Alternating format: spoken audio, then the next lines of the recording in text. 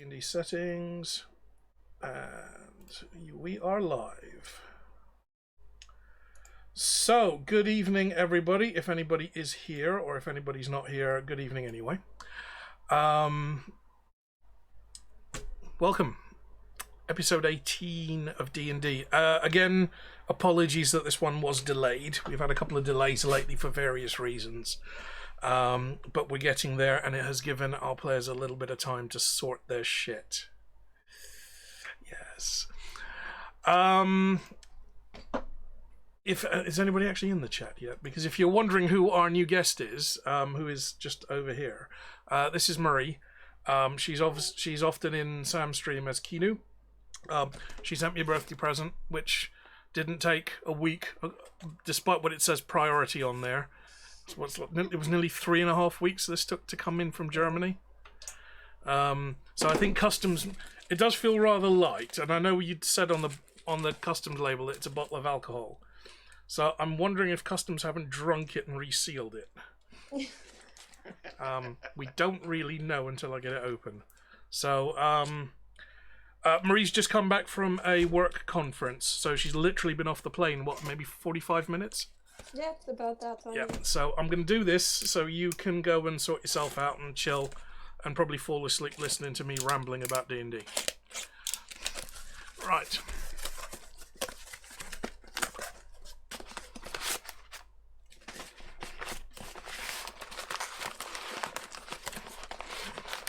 Something square.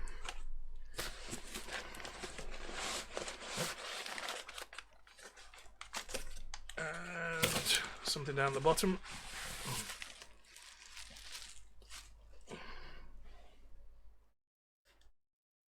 Oh, hang on, there's a note. I opened the wrong end. I went in the wrong end. It's not the first time I've done that. That's what she said. Now, I'm pretty sure that's definitely what he said. I will read that later. Don't want to do that on stream. So that's just packing material. That, I believe you said was going to be, yep, bottle of Ikahari. Happy birthday. Thank you. So, for those of you that have never had a handwritten note or letter from me before, this is my ink of choice. Do I have any way of showing you what it looks like? Because I know you guys aren't going to be particularly interested in fountain pens, but if I break out my notebook. Okay, so a couple of drawings from a little while back, didn't you? that is Vikahari, and I don't think the camera's going to focus that close, but there is a green shimmer to this reddish, brownish, purplish ink.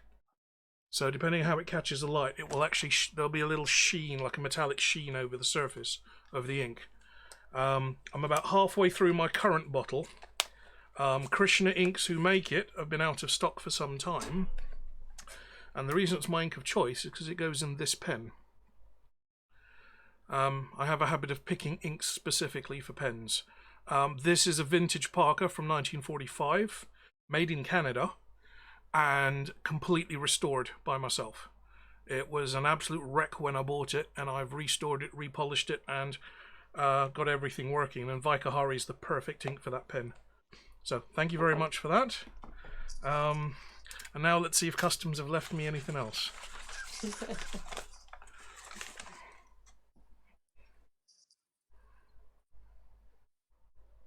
Tinted gin.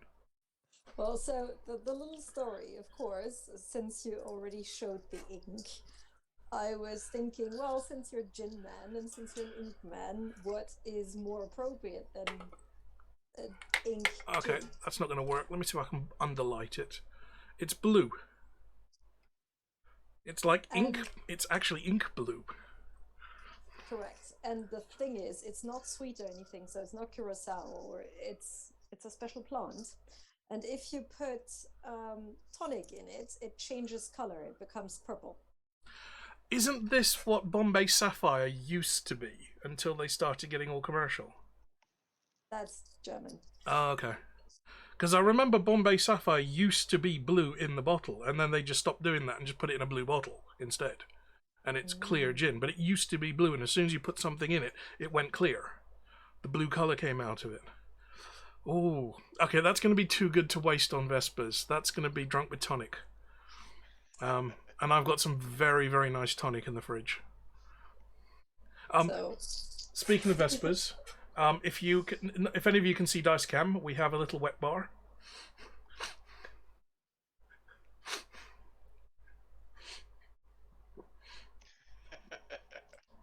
So just in case things gets a little bit raucous, we have a wet bar. Okay. I've never heard of this, which is I hope you like it. which is surprising. So I can't. My German's nowhere near good enough. The writing on the back, are these like the flavor notes?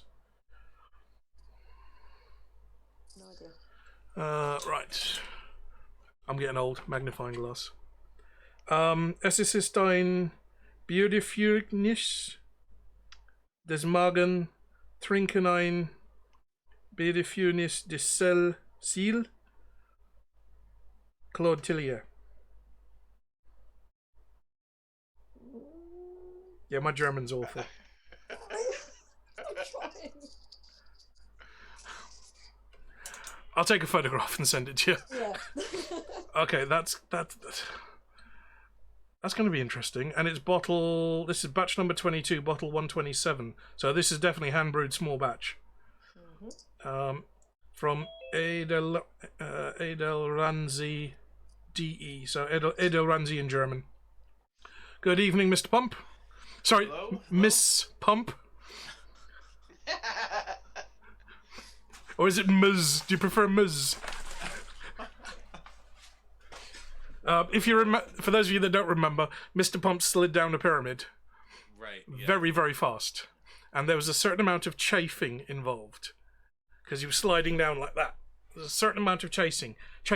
He has a glowing red tushy, and he has carved and, should we say, glazed himself a little front bum. So we may have to put Mr. Pump in a kilt, just for modesty's sake, and have Google hanging out in a little sporran. So that you can't see the label now, but that I'm going to have a drink of. I'm going to open this up a little bit later. So when you watch the replay tomorrow, Marie, I'm going to open this up tonight and have a drink later. But this is ink blue, which is lovely. I'm not going to write with it. That would be a waste. So, are you sticking around for a bit, or are you going to... For a little bit, if you have me. No, that's fine. Okay, so, Sam, you are dribbling from orifices. I'm guessing you're not going to be on cam. She's also muted, so she's probably sneezing. Audience, bit of a recap of last episode.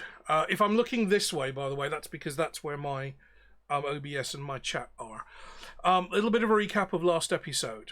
Our adventurers decided to explore the great city of Djeli Baby, and they were summoned almost immediately to the palace by His Highness King Tepikaimon, the 22nd, Lord of the Heavens, Charioteer of the Sun, Steersman of the Bark of the Sun, Guardian of the Secret Knowledge, Lord of the Horizon, Keeper of the Way, the Flail of Mercy, the Highborn One, the Never-Dying King. And he asked them to help out the pyramid builders with a teeny little task. They've been slowly cheapening out on the capstones of the pyramids, and the capstones are designed as almost as a magical version of an electrical conduit to allow magical energy to flare off.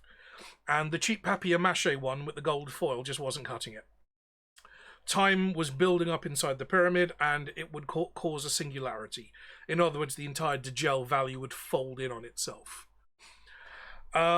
They were asked to climb up somehow get the new capstone up to the top, and they managed to replace this after an awful lot of finagling.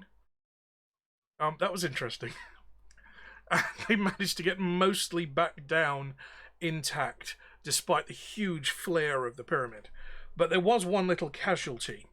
Our wizard, our little Iron Man wannabe, was tempted to use magic while he was up there in an incredibly magically charged environment, and poof, disappeared. He was transported to one of the other planes of existence, and it turns out he was transported to the spirit plane. So he's going to be dealing with ghosties and wraiths and all of that, unless you guys can get him back. Now, partly we did have to work out some kind of an exit because Bart wasn't going to be staying in the game for the entirety. He was just in for this chapter.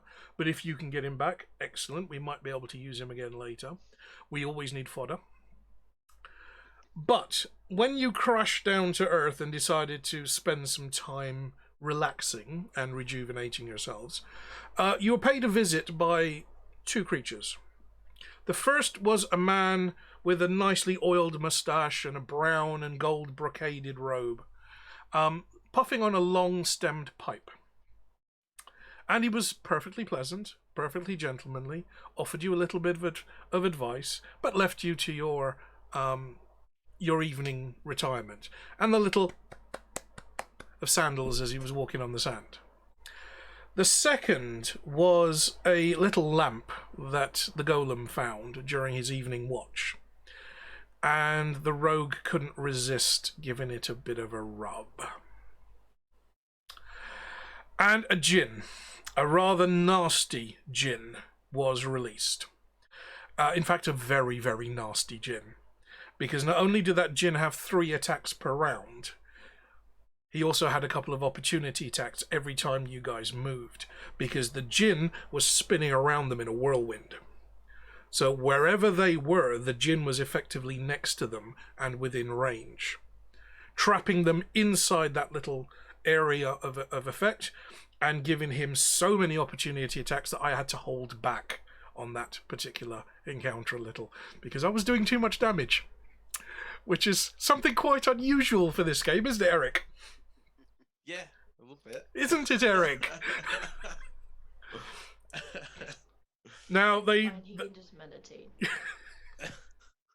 they did determine that attacking the lamp would be the best solution to free the djinn and hopefully gain his favour, which they managed to do. The djinn was set free, and he has granted them each a wish. Not 3 wishes for the whole party, which was the original thought. They have a wish each. And none of this wishing for more wishes nonsense. That's not in the terms and conditions. I wish I could wish for more wishes. Is that... I give you the ability to wish, but you have no more. Damn it. You can wish all you like, matey boy. So, we have left our players contemplating, because this really dragged out last episode. We left our players contemplating how they were going to best use their wishes. Really dragged out is an understatement. Yes. I think that added, nearly 90 minutes to the runtime? Yeah, at least. Sam, you need booze. Get some booze in you. It'll definitely help you sleep tonight. It'll also either improve or clash with the medicine. We won't know until you try. Oh yay! I'm a big to be the experiment. I'm a big fan of both, to be honest. So, I have told our players that they have a limited amount. They've had 4 weeks to determine how they're going to word their wishes, and I will give them a limited amount of time to make those wishes at the start of this game. So, at the start of today's episode.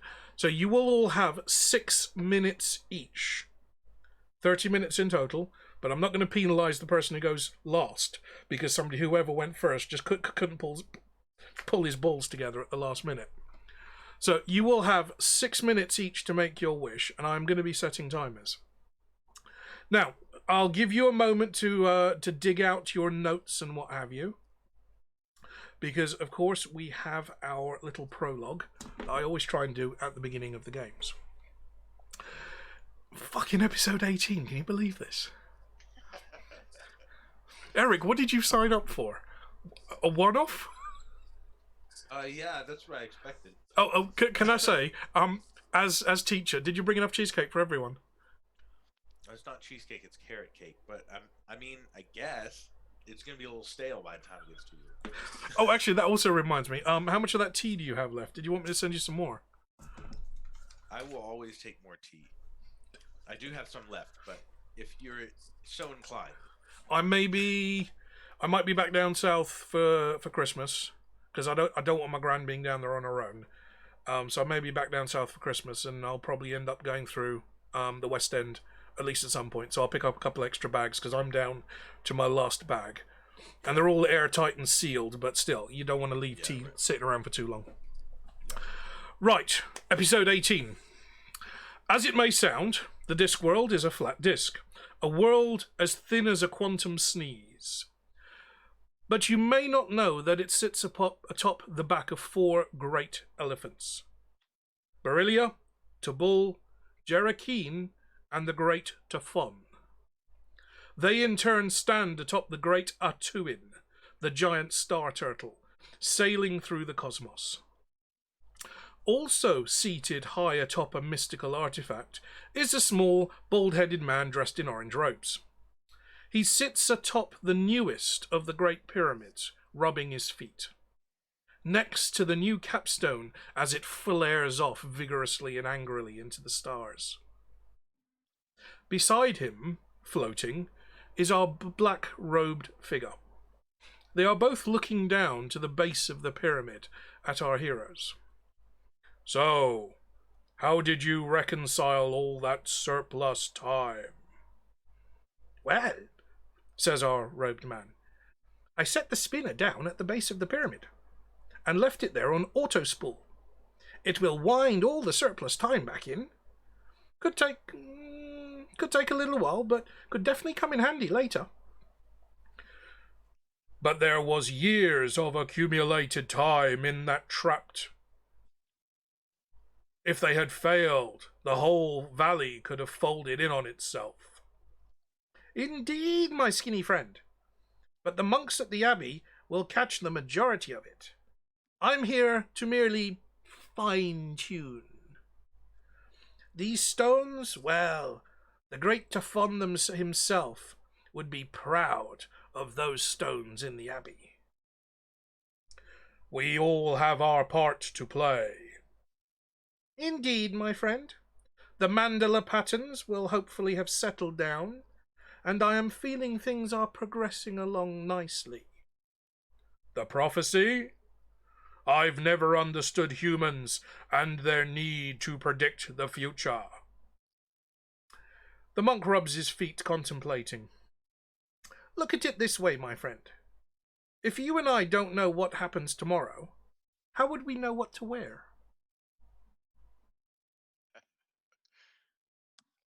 Interesting. So, we shall begin. Who is going to go first? And I will start the timer.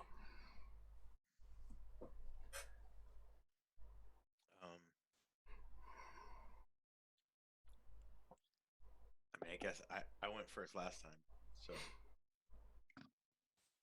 Is that you saying that you're not fucking going first this time, or that that you want to go first this time? Okay, while you guys argue about that, everybody in chat, welcome. Sorry, I've not been watching chat while I was doing that. Welcome, Mudzy. Welcome, T-Roy. Welcome, Brian. You're already here. I mean, dude, seriously. So, and welcome, Diamond. Okay, so Eric is going first. My wish has changed quite. I'm starting the timer now. What? So, I decided after much contemplation to go for a more in character wish. So, I imagined that upon hearing about wishes, Mr. Pump would consult Google because he's not exactly sure what that means, and when Google tells him that he could ask for anything, he will of course ask for the most important thing he could think of, which is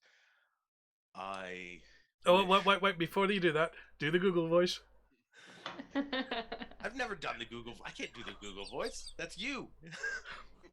Hello, insert name here. Name here. Well, a wish is a statement of desire, usually something that you would never normally be able to achieve on your own, but if somebody's granting you a wish, then you can basically ask for almost anything. The opportunities are infinite. Would you like to see some more information? No. Okay, I boing. wish for bun bun.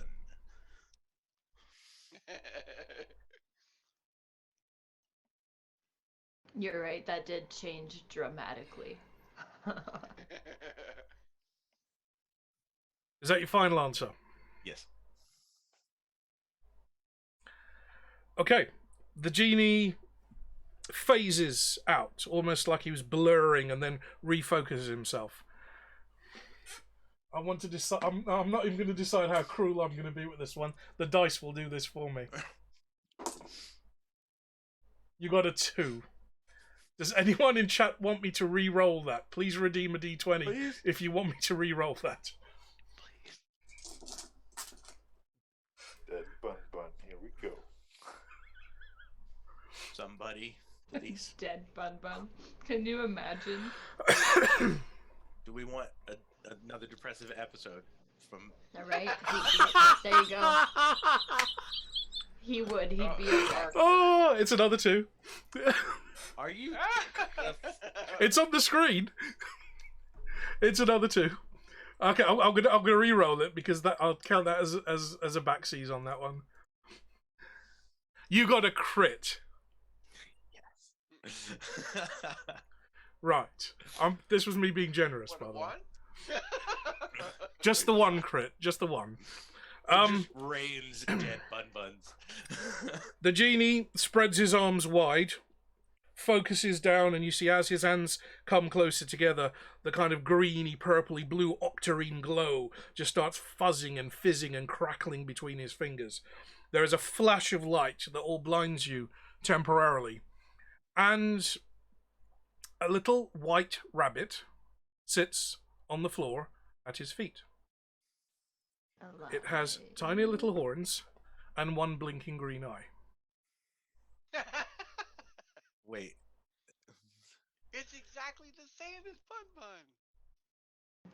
And we shall call it Emote. Is it gonna attack me? I'll tell you what we should call Why it. did you just? Uh, Why would you put that into his head? I'll tell you what we shall Call call him it. George. You can pet him and squeeze him. We shall call it Dahlia. Dahlia. Oh, probably. Really? You have to be watching the chat. My lord. That is a look and a half. I pinched that off our Discord. I couldn't help but repost that. Yes, you have a little white bun bun with the one eye and the little tiny horns, looking at you curiously, and then sees everybody else, and then looks up at the gin and goes on the floor. What are the odds of that one? Looks like Dahlia just went live.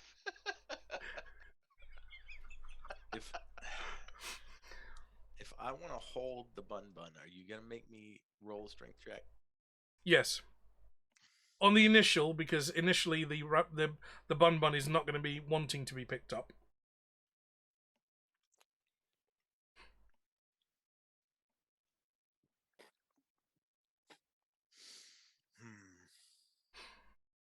Boing. Hello, insert name here. I saw a huge white flash of light. I thought I would come and see what's going. Oh, one of those. Is this wise? Bun bun friend. The imp makes a very gentle twittering noise, and the rabbit stops bouncing his foot on the ground. My dialect might be a little bit off, insert name here, but I think I've managed to communicate that we're not a threat. Of course, it's against my programming to impersonate a deity. Wait, what? Sam won't get that joke.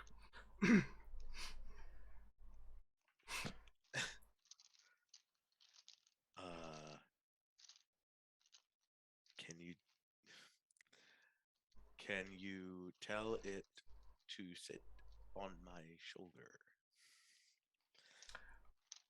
he makes the twittering noise, and the rabbit just goes.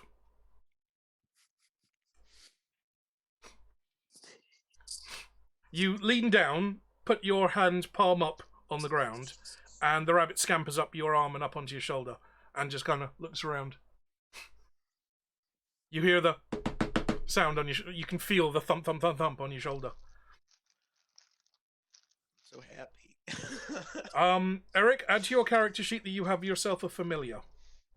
Yes. You won't be able to give it battle instructions just yet. That's going to take time, but you do have a familiar.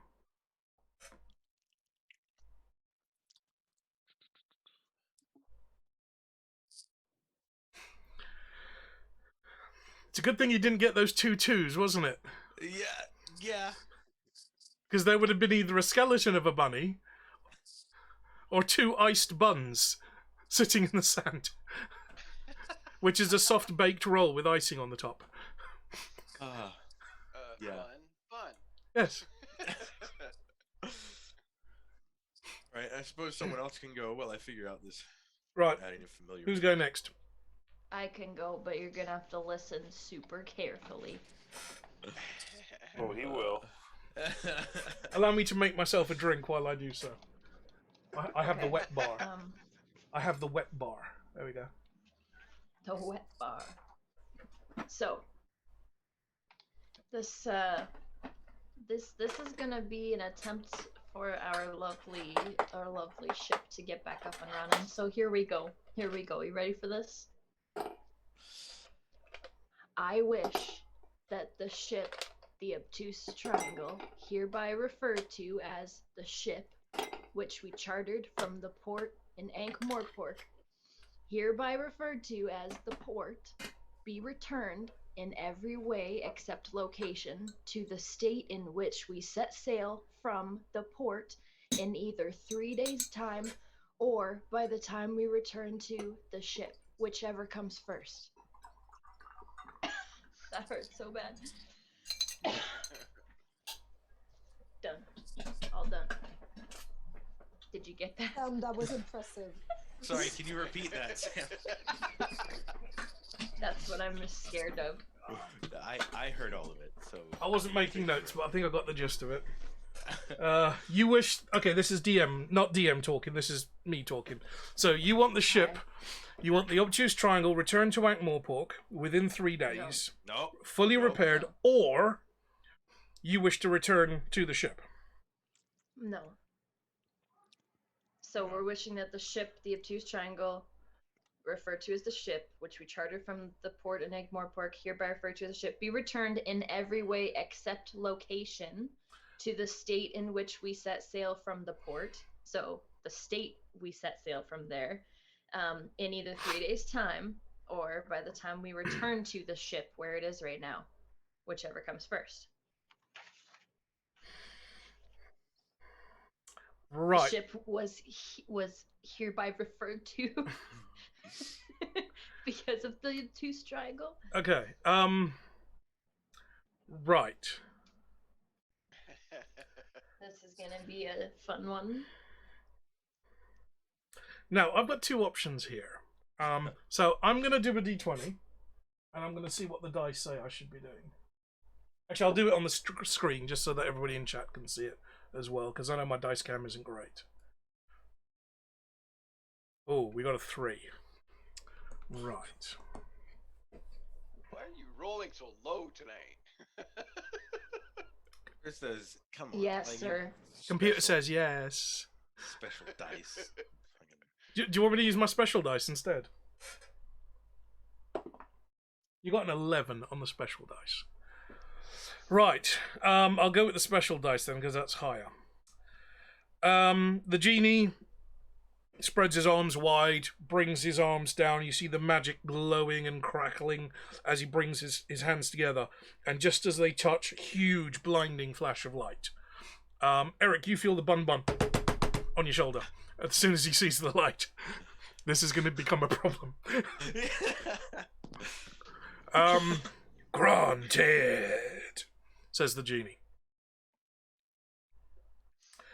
The 4 of you do not. Sorry, the four of you, because Moko's not here. The four of you do not disapparate out of existence. Because you did specifically state the condition that the ship was in when it left Ankh-Morpork. Yeah. Not the crew. Well, that was. And that was a... Yeah. So, supplies, no. Crew, no. Ship, yes. So the ship is being returned to Ankh-Morpork within 3 days. No, it's not. Or, unless you get there first. The ship will be fully repaired, fully regassed or refueled, and whatever crew are still surviving will be able to operate the ship. Hopefully, none of the crew were working on the ship when that spell was cast, because if you happen to be leaning over a splintered board that suddenly reapparated, you're going to have what Ron Weasley referred to as the splints. Literally.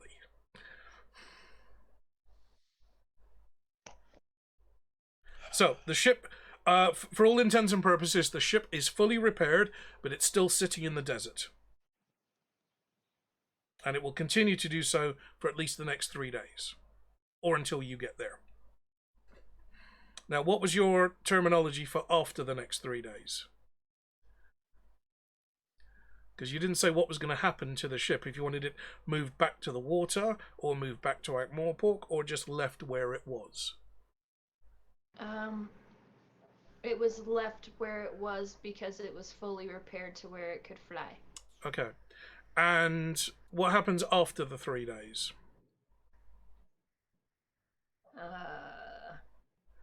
Does the wish wear off?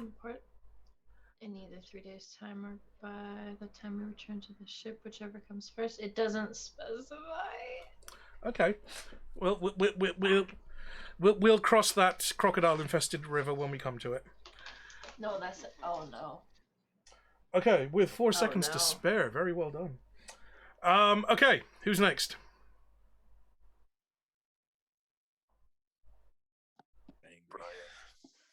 Brian, you've been volunteered.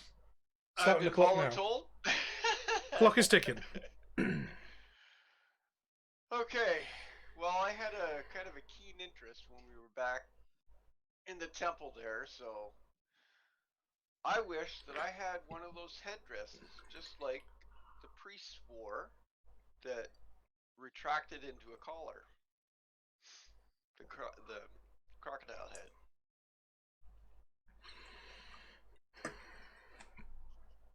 That's the end of your wish, yep? Yep. Genie does his usual stance, spreads his arms wide, brings them in. You see the crackling, glowing green and purple and blue, and then the huge white flash of light, and the on the golem's shoulder. Brian, you are wearing the headdress, and you're entirely in darkness. You can't see anything through it. What? You'll need to learn how to operate it. Oh. It's currently in the up position. While it is in the up position, I'm going to allow you to raise your AC by 1. So it will be a piece. It will be considered armor, and it will be considered masterwork. So whatever helm you're currently wearing has been replaced with this. Otherwise, you're going to need a crowbar to kind of get them both off Brian's head. Do any of you have adventurous tools in your inventory? Well, Sam's got lockpicks. Oh, we could just get Mr. Pump to unscrew it. Just go, like a bottle cap of pop. Can we ask Google how to figure it out? I don't know if you're going to be able to get, unless somebody wishes for some duck fat. Okay, so if Brian, Sam's a rogue, she might have a crowbar. she may have a crowbar. There are probably easier ways to do that, but yeah, Brian, your helmet has been replaced with one of the high priest of Offla's headdresses. So it's a stylized golden crocodile that you're wearing on your head. But at the moment, it is you can't see anything out of it. You don't know how to operate this thing yet. Well, I did see him press the button, so I'd be looking, like, feeling for the button on the collar. Okay, we'll do that after the final wish has been done. Okay, Dustin, timer starts now. I wish that from now on, Mr. Pump will heal from healing potions and healing spells in the same way that I have been able to.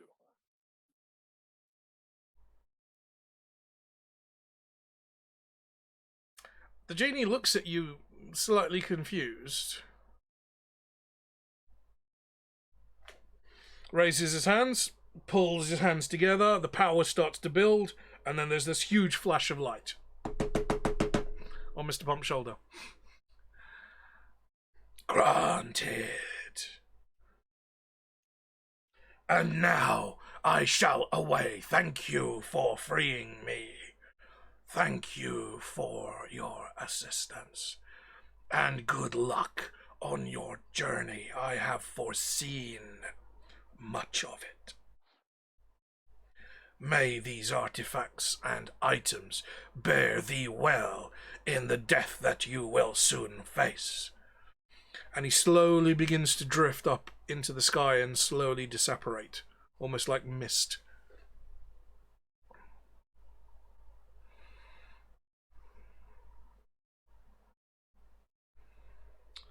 So what happened? What happened to me? Well, I'm thinking Dustin wanted to remove that 50% heal. Yeah. So you get 100% heal. So Dustin's wish was for Mr. Pump to be able to be healed through potions and through spells in the same way that Dustin's character is. So magical potions and magical spells of healing of all sorts will have an effect, a full effect on Mr. Pump. Is it that, or is Mr. Pump slowly becoming a real boy? So it's just that's it. Like I get full health from potions. You get to drink potions, and drinking a potion will have an effect. And magical healing or healing hands or healing word will work at full power on you, whereas before it was half power only. But full power of healing, right? So you heal as normal as the rest of the party does now. Yay. What's the roll d20 for duck fat?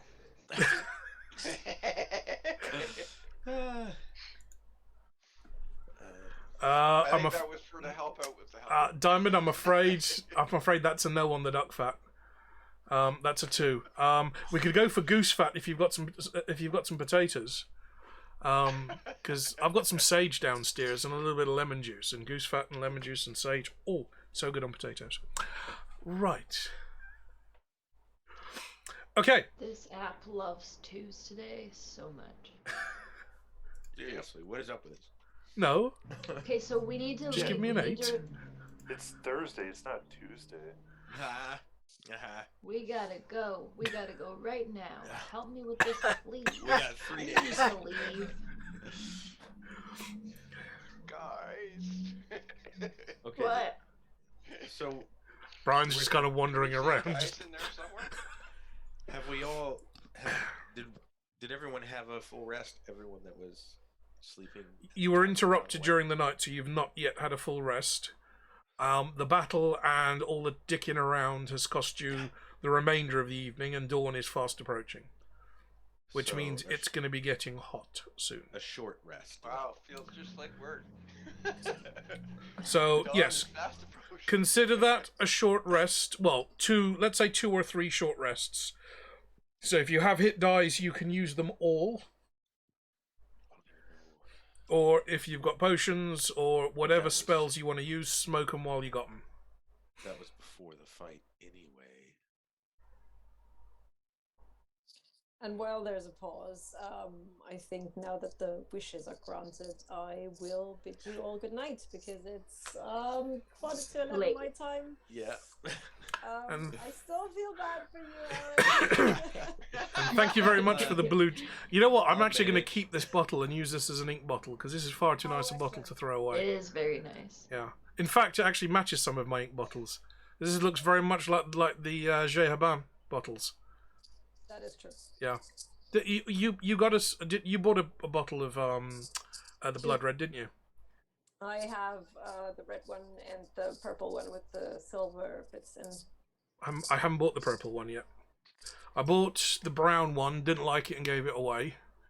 And I haven't bought any more. I was considering buying their Atlantis, but it had the silver sheen instead of the gold, and silver sheen not for me. Right, thank you very much. I shall let you know how this tastes later. Excellent. It was Thanks. nice actually seeing your face, Marie. Yeah. Nice to see you, Marie. Good to see you, Absolutely Marie. likewise for everybody. Yeah. Thank you for having me, and keep on playing. And we'll chat tomorrow afternoon after you've Absolutely. we'll chat tomorrow afternoon after you've caught up. Will do. Good night. Good night, Marie. Thank you. Bye. Bye. Right. She is so fucking sweet. What is the drink? The booze? Marie Oh. in general. she. Hang on. When did I meet Marie? It would have been 2012. I was working for a Microsoft affiliate, and I was the training manager at the UK office. So I was delivering all the training for the new starters and also writing training content on new products and things like that. So Marie's actually half French, half German. She was living in, I believe, Switzerland at the time, and she came over to the UK office for her basic training. So a week of basic training with me, teach her all about the products, teach her all about the systems. This is SharePoint, Microsoft SharePoint, but SharePoint plugins. So we're talking level 4, level 5 tech training. And she actually went into what we call the compliance space, which is making sure that when you've got a corporate system, that the corporate system is following the rules.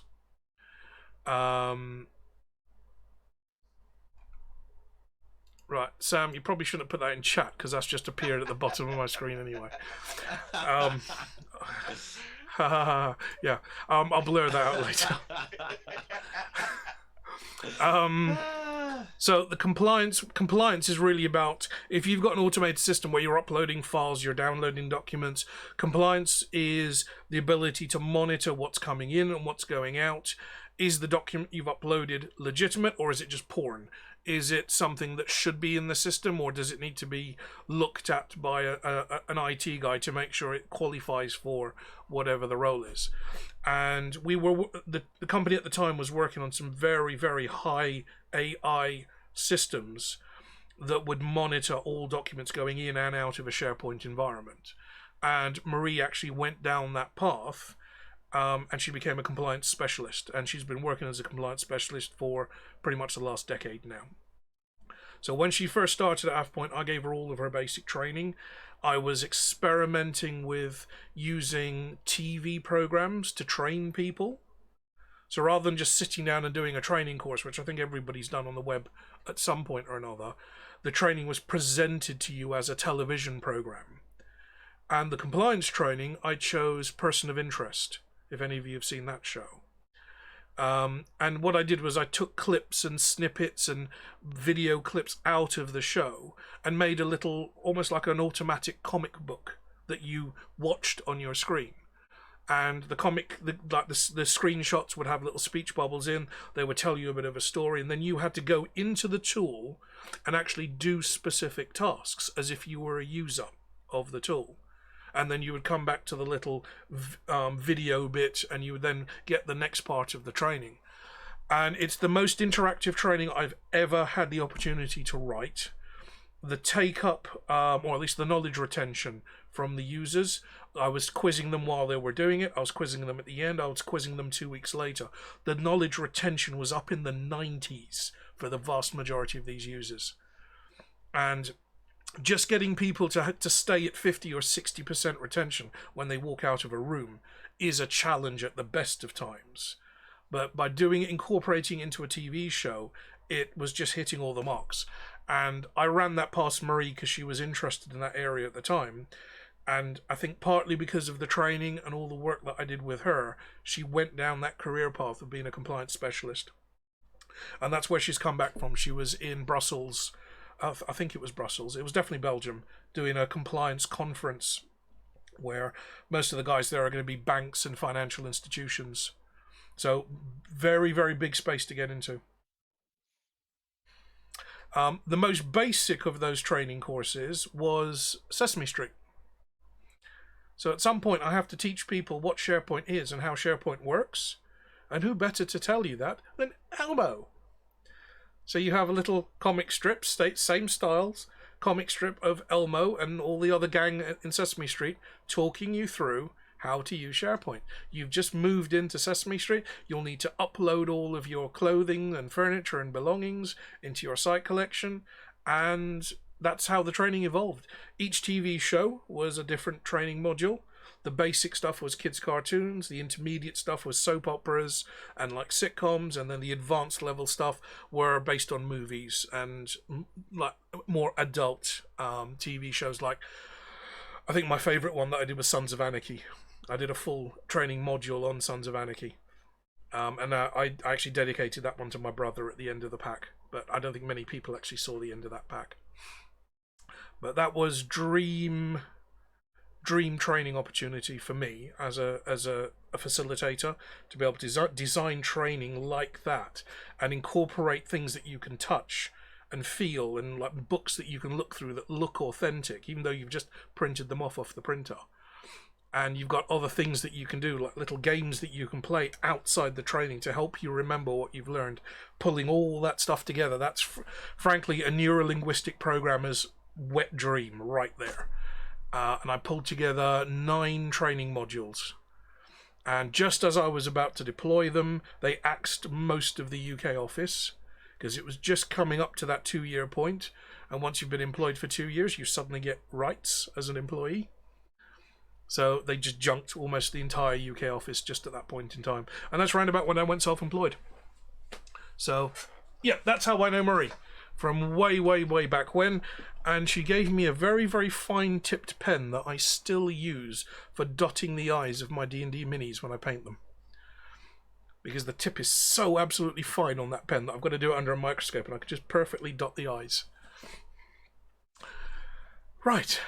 But yes, that's Marie. I think for the past pretty much 2 years now, we talk at least 2 or 3 times a week. She has a son. It's really good. It's good to have a friend like that. She has a son, Felix. I think he's 8 now. He looks like a baby version of Timothy Chalamet, and he's going to be beating girls off with a stick in a couple of years. I can tell you that for certain. But she lives in Germany, in Bavaria. And yeah, I got her hooked again on fountain pens when the pandemic started. I sent her a few pens. I sent her some samples of inks. And, I mean, she learned to write with an ink pen in school, not like biros like we did in the UK. In Germany, you still have to write with an ink pen in school. And I got her absolutely hooked on fountain pens. And I've sent her some of my vintage stuff to add to her collection. She's bought me a couple. This was my birthday present last year, which is a Faber-Castell with walnut wood barrel, because I do like my wood. That came out wrong. So, yeah, that's... Marie's definitely been a sanity check for the last 2 years. She's also been the sounding board for this campaign, because whenever I write something, I always bounce it off her to make sure it doesn't sound too stupid. So she knows what you're coming up against. She doesn't know how, she doesn't know when, but she knows the entire plot of this campaign. And no, she's not open to bribery. She works in compliance. I mean, come on. Shit. So, usually what I do is I'll download the recording at the end of the game, and then I'll upload it to YouTube. So that's about 4 o'clock my time, 4 a.m. And then she's usually awake about 6 a.m. my time, so just as the upload finishes, she starts watching it.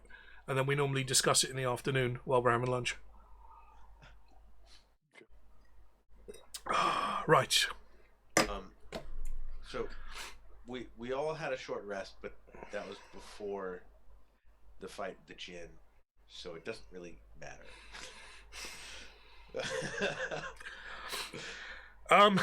If Brian can get the helmet off, we'll figure out how the helmet works. He might be able to use some magic, or at least dip into some potions. But the main thing is, it's almost daylight, and you will know that you can already feel the temperature starting to creep up. Night in the desert, the temperature will drop down to almost freezing. I don't care what that is in Fahrenheit. I work in freedom units, so it's Celsius over here. So But it's probably like close to 33, 34, because 32 is when it goes to freezing. so in the daytime, you are going to be looking at temperatures of maybe 150 Fahrenheit, 50 or 60 degrees Celsius plus, and that's out in the sun. I work in that temperature. Of course, it doesn't bother Mr. Pump. So I guess, well, no, yeah, we gotta wait for Mr. Headdress. Mm-hmm. So I'm trying to remember where that button was. So. All around the front of the collar. Brian, roll investigation with disadvantage. You don't say. Can I help? You can help. Okay, so Brian, Dustin is helping. So just do a straight roll. Oh, okay. Well, it didn't really matter because they were like super close. They got like a 13 and 11. Okay, we'll take the 13 then.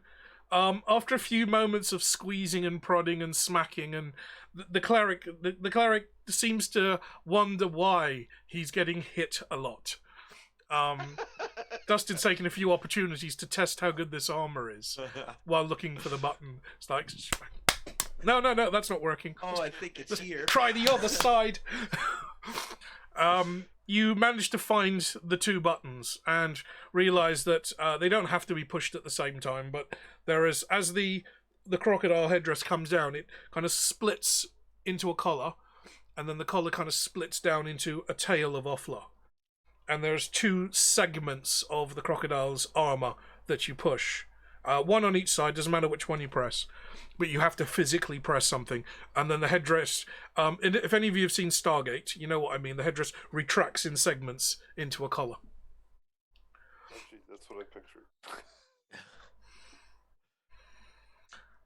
There may also be an activation word, but at the moment you found two buttons. Is the act? I want the activation word to be pamphlet. So bad. Hello, would you like a pamphlet? Oh fuck! I can't see. What was I saying? Oh, would you like a pamphlet? So I gotta figure out how to turn the damn thing on so I can see. Right. So Brian, you can see now. It's slightly less claustrophobic once you've got the thing open. As the headdress is retracting, you notice some little blinking lights in your field of vision.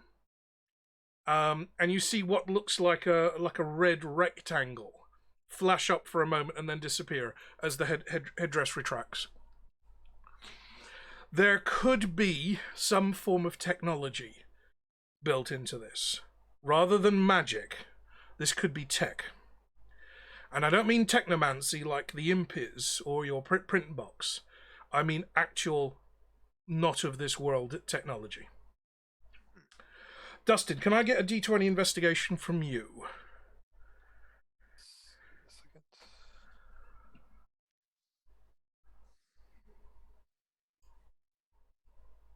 14. As you were fiddling around on the collar, you actually found several other buttons that seemed to depress, but at the time they didn't do anything. At the time, I hope they're not like there's not like a delay. It's not going to do anything yet. Right, but I'm thinking maybe if I push him now, it will. Now that it's not up. You're going to push his buttons. I'm trying to think if I would. I would not. Simply because I was worried about getting it off, and I think the buttons don't do anything. So, no, I'm not going to. It's like that random light switch in everybody's house. And just like Yeah. don't know what it's connected to. Meanwhile, your neighbour is thinking, "What the fuck? I've got a poltergeist!"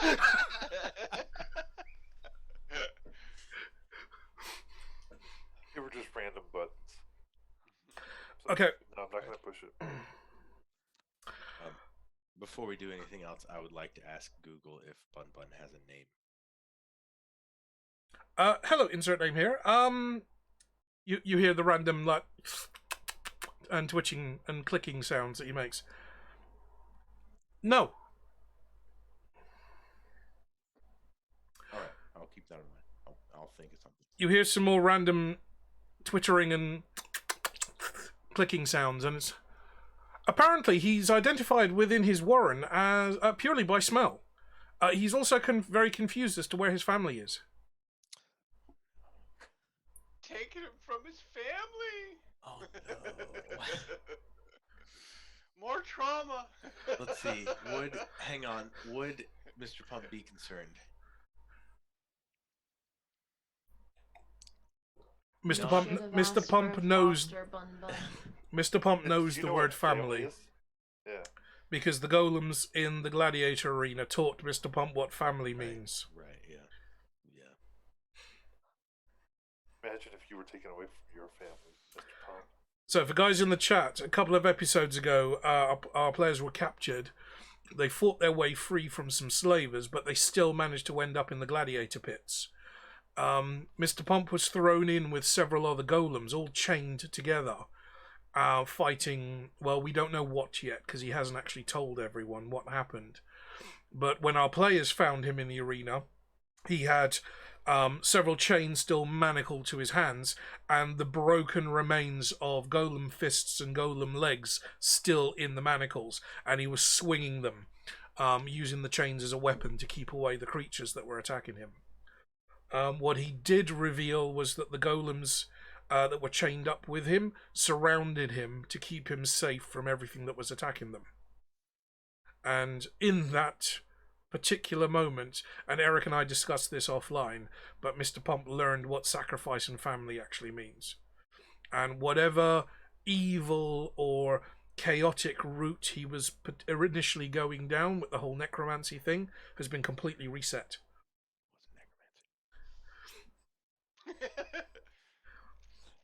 No spare parts. It's a good thing you didn't wish for spare parts. You'd be walking around with a third leg. Oh god. Jeff just appears out of nowhere. Just dead golem parts. Boing. Oh, hello, Jeff. How are you today?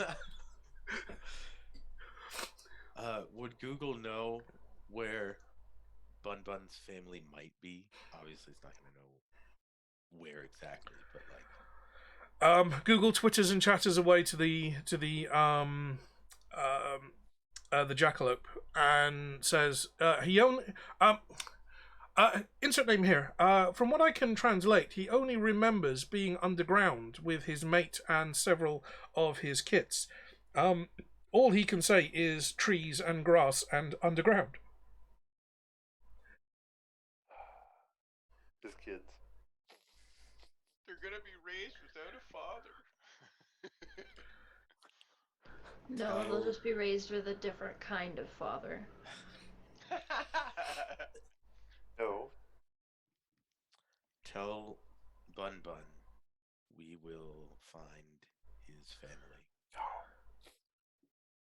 It's gonna happen. No. He's got a new family. Tell Bun Bun he's got a new family. Bye, Bun Bun. I hope you You're find gonna give your up dad. your wish? You gotta keep it now. You hear the chittering sound of Google as he translates, and the Eric, you can't see it, but the rest of the party sees the jackalope just cock his head and go once on Eric's shoulder. Oh, my hubby's Listen, gonna guys. jumped and chat. all I'm doing is creating spin-off material. Okay. We don't have to do this in this campaign. It's spin-off show. The second campaign is Watership Bun Bun, is it? Pump and Bun Bun. Yeah. Oh man, I'm gonna have to get a soundtrack made up for second campaign. Right, okay, it's gonna be some sad music. Just make sure it's not copyright. Well, not if I sing it, it won't be. I'll definitely get a takedown order, but not for the MCA. Okay, so we need to heal, right? I assume. Don't look at me. I'm good. Right, yeah. You just slept through the whole thing. The gin is just whirling around and ham sandwich is just like... 5 more minutes. Woke up in time to give us. Oh, choke me, Daddy, choke me, choke. Oh, 5 more minutes. Well, I guess we can try one of those healing potions or spells on Mr. Pump now. See how Probably a that goes. potion because it's early in the day. Yeah, right. You sure we didn't treat that as a long rest? Because I only have 1 point of damage against me. And I was almost dead. I gave you the opportunity to heal after the combat, and I think you did most of that. You were also healing during the battle. Okay. Because I rewatched the last episode when I was driving back up from London last weekend. Alright. I think Eric was probably the only one that didn't get to heal. Yeah, that For would make reasons. sense. For, reasons. Well, yeah, I can grab some potions then. And give him some potions. Okay. Brian, you hand Eric one of your lower level healing potions. Eric, it's 3d4 plus 1. Okay. We're just trying it out, see if it works. Yeah.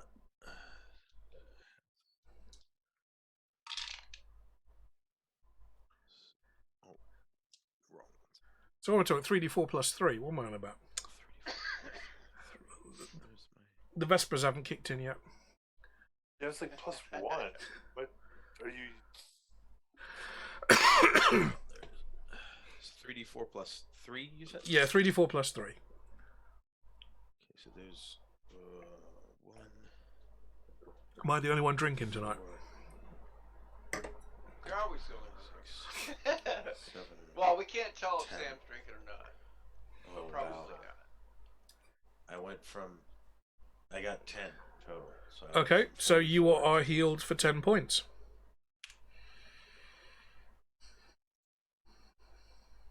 How's your health looking?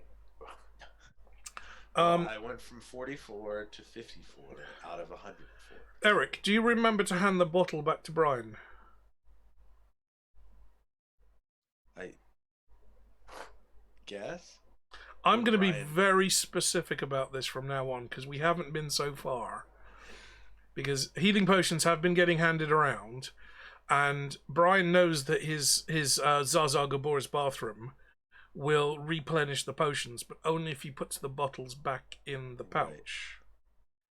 Would, So- would Brian ask for the bottle back? Okay, no. Because I wouldn't know what to do with it otherwise. So I feel like that would be my reaction, is like, here you go. Well, I'm going to give you a pass on this one. After you drink it, Brian takes the bottle back from you, and Brian, you put that back into your pouch. But I'm going to be very specific on this going forward. For every healing potion you use, you have to specifically tell me that you're returning the bottle to your pouch. Well, for any potion that you use. Otherwise, that potion will not regenerate. It's not just any bottle. Yeah. It's the same bottle it came out of. It has to be the bottle that's taken from that bathroom. So up to now, it hasn't mattered because I didn't call you on it on the flying potions and the potions of the other healing potions you've used. But from now on, yeah, we're upping the level a little. So I'm gonna be specific about that one. I feel There like have we been just. instances where I've stated that I put it back in the pouch. Yeah. Yeah, a couple of them. Yeah. I think about when I was a kid and my mom would like give me a piece of candy from her purse or something, and then I would give the trash back. Like, I feel like this Yeah. is Like a it's good the same boy. situation. Yeah. Like, here, Yeah. Mom, I don't know. You know how to. I don't know what to handle do trash. with this. I don't want this. Yeah, right. At I least, just wanted the at candy least you to don't have- do what kids these days do and you just fling it over your shoulder. Yeah. Well, Little I was shits. most of the time I was in church when that happened, so she was giving me candy to keep me quiet, I would assume. Oh, the manipulation started early, didn't it? Oh yeah, yeah. No, I don't mean by your mother. yeah, Blackfire Mike's in the house. Oh, welcome, Blackfire Mike. Welcome. I'm like, Mr. Pump. Mhm. Brian, Diamond wants to know if Greater there's any healing. bottles of hair tonic.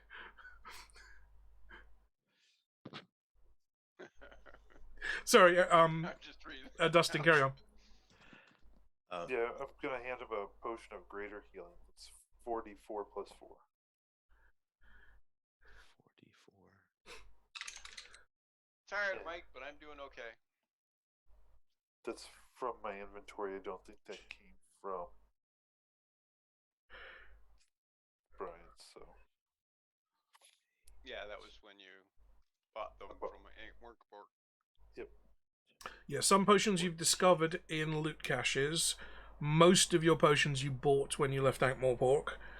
A couple of the potions that you were dishing out at random was from Brian, but we're assuming that he's put those bottles back into his inventory. I'm over half health, so that's good. That's good. Are you going to keep chugging it like you've got a potion problem? Yeah. Like an Aston Martin. For addiction. It's like an Aston Martin I drove once. That thing had a serious drinking problem. I think I'll be okay for now. So we need to continue to the pyramid. I drove in my lifetime, I've driven 3 cars that have had serious drinking problems. One was an Aston Martin V10, which was the old DB9. That was a rental car, one of those like high-class rental cars that a friend of mine borrowed. It was for a wedding. The other was an Audi RS6, which had the Lamborghini V12 in it. No, V10. Had this was just after Audi bought Lamborghini. So it's an Audi, pretty much the same as mine, but it's an estate with rock-solid suspension and a Lamborghini engine up front. And if you see it on the road, unless you know what to look for, you wouldn't know there was anything special about this car. But my 30th birthday, my dad, who had an A8 at the time, and you get special like concierge service if you have an A8, even if it's a shitty, busted up one that you bought off eBay that leaks oil everywhere, you still get that concierge service. He took me over to Manicourt in France, to the Le Mans circuit. And Audi were doing the launch of the RS6, and you were able, basically you went round the Le Mans circuit with a test driver, like a professional race driver in the car with you. He took you around for a couple of laps, then you went round under observation, and then you got to kind of go around on your own. And my dad taught me to drive on a racetrack when I was 13, using an old Opel. It was an Opel Senator, no, an Opel Carlton that he had at the time. That was a former police car, and he bought it at an auction. So it had been super tuned by the police, and he taught me to drive on a racetrack in that car. And all I know is that when you're driving a race car, that is lock to lock. So that is full lock left. And the very first time I got into a tiny little Ford Fiesta for my first driving lesson, it's like, why is your car not turning? Well, your car's broken. Why's your car not turning? And the instructor reaches over. He's like feeding the wheel like crazy in case I run into the back of a bus. Yeah. Big engines. Not going to be getting those ever again. A toast to the V10 and the V12. Right. Sorry. Naturally aspirated joy. What are we going to be doing as a party? Still continuing to the pyramid, yeah? So the instructions that the golems gave you is that if you follow the river, you will eventually come to the... Well, I suppose what is the equivalent of the Valley of the Kings? It's the Valley of the Great. So, I don't know if the light's going to catch this. So that is, well, up here is Bismir, where you started. Let me tilt that. Okay, that works. I think you can see that. Up there is Bismir. You crossed over into Dajel. You're now here by the Great Pyramid, and if you follow the river down, you will come to your destination. The golems didn't say how long this was going to take, but I'm going on the basis that between the Great Pyramids of Giza and the Valley of the Kings in Egypt, if you were traveling that by road, it would be about a 4 or a 5 hour journey. Because if any of you have ever done that day trip out, if you go to Egypt and you visit Cairo, you spend half the day getting there. You've got an hour to quickly dash around inside the Valley of the Kings, and then it's a half a day drive back. And you'll be lucky if the coaches are air conditioned. My gran told me that story. So, travel-wise, it could be a number of days if you're taking it slow. Do we maybe want to go back to the ship just to make sure that it's okay? Like, so that we don't get caught up doing pyramid stuff, and then, because the pyramid's not going anywhere. Well, that's going to be 3 days back in the other direction, over a mountain range and across the desert where the sandworms are. But there's always the chance that we don't make it back in time, which, sounding by the sound of the distance of the trip, is pretty it's pretty good chances.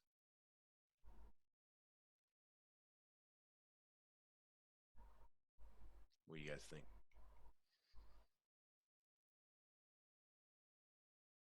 I'm grinning because I know what the great power is. Maybe the great power is a way to... Nerdy Northerners are in the house. Thank you very, very much, guys. I didn't see a raid, but thank you very much for joining us. I don't know who was actually streaming. Was that Evan streaming today? Or were you doing one of your craft streams? I actually don't have Twitch up at the moment, and I really should do. So, pardon me, I'm a very unprepared streamer. Who is ever really prepared, though? I don't know, it depends if you ask me to roll dice or not. You don't get to roll any more dice tonight.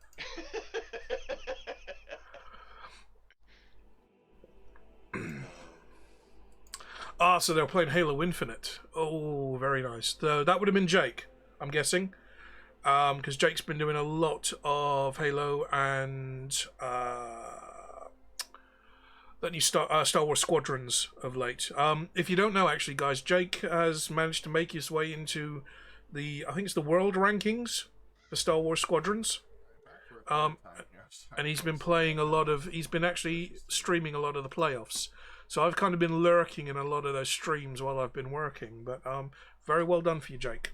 Great work. I don't know how far into that you are, or if the whole tournament is over, but very well done, sir. Should we just continue on to the pyramid and hope for the best? Yeah. By the way, just a quick aside, I rolled my two D20s to see which was the best today. And one of them rolled a 1, and the other rolled a 20. So they're very decided. Okay. Because you've already got the 20 out of the way on the one. Right. And you've got the 1 out of the way on the other, so... Yeah, exactly. So kind of between a rock and a pump place, really, aren't you? Yeah. What's the difference? That's my point. Is the 1 good because you've got it out of the way, or is the 20 good because that kind of speaks towards the future? Right. Yeah. It's really, I don't know. If there was a bald-headed man in orange robes, you'd be going, prophecy.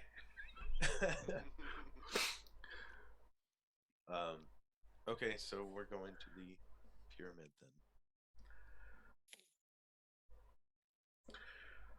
Any input from Sam, or is she passed out? I'm here. Say that one more time. What'd you say, Eric? I said, I guess we're going to continue to the pyramid then. And hope for the best. The ship. Sounds good. Well, everything else that you asked for the genie has come to pass. So there's, I wouldn't say there's any reason to doubt that the genie has not done Well, exactly as asked with the ship. I'm not saying that the ship is not repaired. I was saying that we should go back to the ship to make sure that we get there in time before it's teleported back to Ankh-Morpork, even though I don't agree. Because after 3 days, it might turn into a pumpkin. Even though I don't agree with the interpretation of the wording, but okay. I'm a little biased because I came up with the wording. So What was that? You don't believe in genies? Because it said in all except location. So there, but not. I mean, what port, you know, I don't even though it's in the condition that it left the port. DM is the DM, so I don't know. Just gonna enjoy my. Yeah. Mumble, mumble, we mumble, get the- cake. the- Mumble, mumble, it the- mumble, genie. Mumble, mumble, mumble, DM, yeah? Is it the lawyer versus the rules lawyer? Is that what we're dealing with here? I think so. Yeah. Something. Could be worse. I mean, to be fair, it could be worse. I didn't know that was coming. Some of you could have said something very poorly thought out or poorly worded involving the dragon. Yeah. And then you would have been categorically fucked. Oh, we stayed away from the dragon. Yeah. To be fair, until you came in and talked to us, that was a strong possibility. Yeah, and that's kind of why I thought coming in and talking to you might be a good idea. Because not only would that have potentially derailed the campaign, and I would have had to rewrite that would have extended the campaign potentially by another 10 or 15 episodes and involve a frantic amount of rewriting on my part. But you don't know where the dragon is. And I'm keeping a rough idea of where on the disc the dragon is going from episode to episode, and you didn't want to be where the dragon was right now. Right. It's But not also, about the destination; it's about the journey. if we had asked for the dragon, if we had asked to talk to the dragon or something, maybe the dragon just appeared where we are, and he's like, "The fuck." Or You he can would have talked die. to us in our head. You already have the ability to talk to the dragon. If you don't mind the I was headache. just using an example. Yeah. No need Okay. to get literal. We're not making wishes, okay? Okay, I see. It's yeah, okay. I'm sorry. Wishes frustrate me. A lot to do. Okay. Give a man a fish he eats for a day. Oh, sorry. Give a man fire and he's warm for a day. Set a man on fire, he's warm for the rest of his life. He could Yeah, live. totally. You don't know that. Well, Mr. Pomp would live, at least. Mr. Pomp would be toasty. Be hard to set Mr. Trump on fire, though. I don't know. Pretty sure I just saw it. Okay. Just a liberal dose all right. of carrots. Are you choosing to travel during the day? You can all stand in my shadow. You can all just walk in my shadow. Yeah. They'll be cowering under your buttocks by midday. Right, yeah, that's good. Unless you've got a tutu. I can hold my arms out. Sam, unless you've got a really opaque tutu in your bag of holding. Oh, that would It's be not in, that would it's be not great. in the rogues' costumes. It's not something she usually goes with. It could well be. That's for her role playing time. She's like, I'm gonna be a lady today. A better option, because you're still on a building site, remember, you do have equipment and materials around you. Yeah, good point. So we're gonna make a palanquin. Or another covered wagon like you rolled into the city with, perhaps. Yeah. Parasail. A parasail. Parasail. Okay. Can you imagine seeing a golem parasailing? It'd be so funny. No. The golem's going to be pulling you. Mr. Pump, what's your land speed? 40. Right, okay, so it's above average. Yeah. Brian, have we investigated your other unknown shaped potions? Maybe we have a potion of extreme speed. Haste or speed? Extreme speed. I want to see what that looks like. Drink 3 of them and Pump breaks a land speed record across the desert. There's a blue streak. A blue streak, right? Purple streak. It'll probably be more of a rosy glow, remember? Oh, man.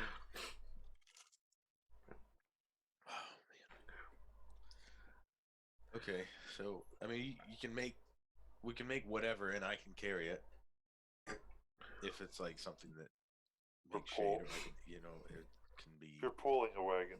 Yeah, exactly. It can be that.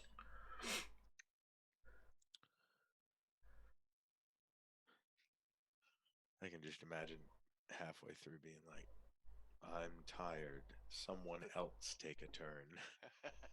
You're a golem, though. You wouldn't be. Yeah, I know. It would be a joke. It would be Mr. Pump's first joke. Should have wished for Jeff then, shouldn't you? There is a wagon in Sam's backpack because we use that to haul the treasure. But it's not a covered wagon. But it's not covered. And it's also still attached to a dead donkey. Well, It's that's also easy to broken remember. to shit. Yeah, because everything that's been thrown into the backpack has landed on that wagon and slowly crushed it over however many thousands of years that bag of holding has existed. You are on a building site. You're at the base of the Great Pyramid. You've just put the capstone on. You are still technically on a building site. There'll be plenty of wagons and equipment, tools, supplies that you can use here. We should probably ask the guy. Yeah, let's ask permission. What the... So since we replaced the capstone, can we like take one of these wagons on a little rental? in the name of Offler, right, Brian? In the name of Offler. Yes, in the name of Offler. Yeah. I'll leave you a pamphlet. In the name of In exchange for a we're taking pamphlet. one of these. We're You doing Offler's work. after a little while of looking around, and as the sun begins to rise over the river of the Gel, you see the two architects that you spoke to in the palace. They come wandering out of the pyramid, assessing the state of affairs, because at this point most of the human labour is going to be going away and retiring for the day, and everything will be handed over to the automated processes of the golems.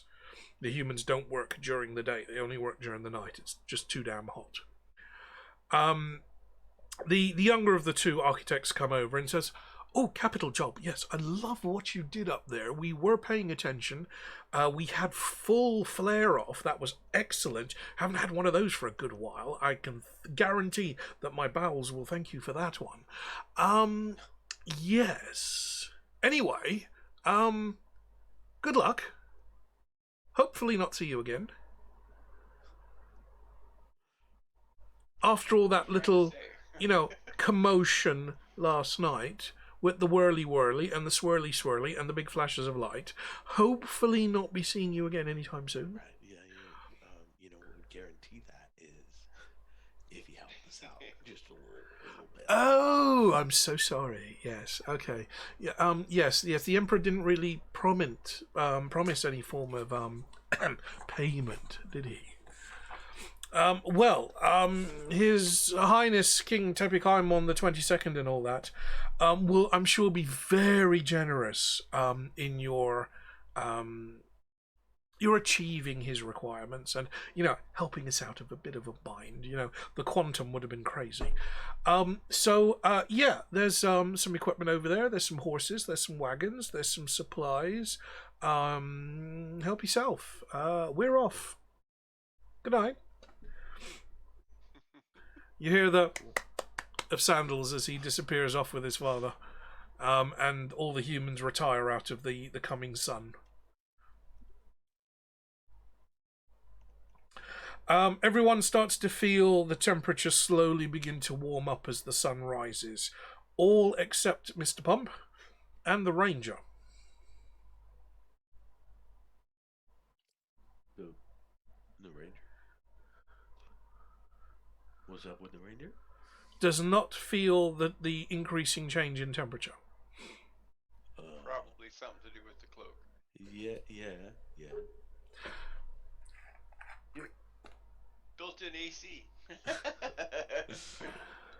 She got it installed last month. It's room temperature. Ah, yeah, right. Very comfortable. Does it have a thermostat? Stop messing with it. Who changed the thermostat? Yeah. Lifts the right side. Hey guys, look, it's snowing in here. Yeah. Very nice, sir. Mustache wax. All right, so horses and supplies. I'm gonna guess that the horses will the cart with Mr. Pump on it, or if there's enough. Unless there's Horses. Clydesdales. Right. We need about 6 of those. If they're Clydesdales, they're probably going to be steaks within about 3 hours. Yeah, that's a good point. I've got a lovely recipe for some béarnaise if anyone's interested. I do look like... The reason I don't wax this is I look like a bloody Victorian villain. I need a top hat and a... Slightly whiplash. That's what I was thinking of. Not again, Penelope Pitstop. Oh. I do actually have a top hat. While you decide. What are we deciding? Damn you, Dudley, too right. Well, I guess we just need to see what kind of like stuff there is. I mean, they said that there's carts and horses and supplies, but like we don't know the extent of that. Oh, I thought we just grabbed a cart and a horse, Yeah. and you were gonna walk alongside with us. Yeah, that worked. Oh, hang on. I need a monocle.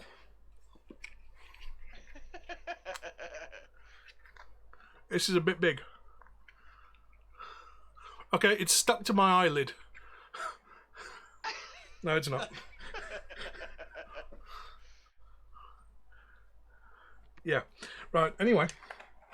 Oh, I've got wax in my eye. Oh. All right, so the carts that... Oh god.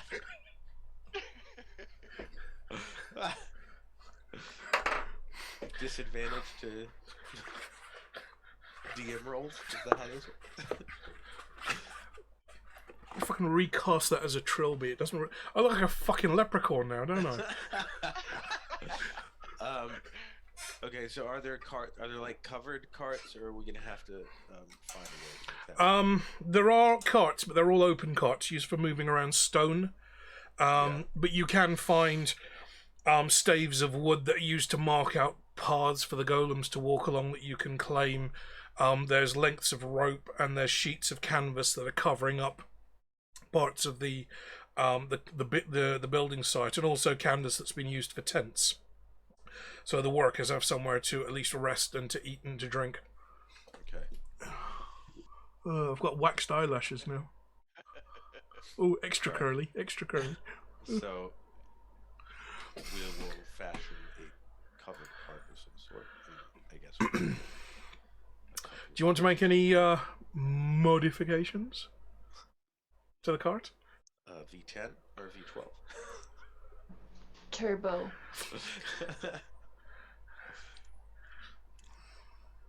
A well-greased axle. That's what she said.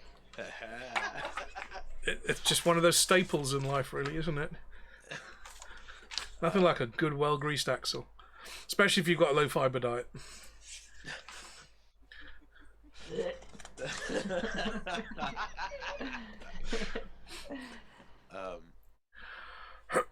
Okay, so like what kind of modifications could we make? I don't know.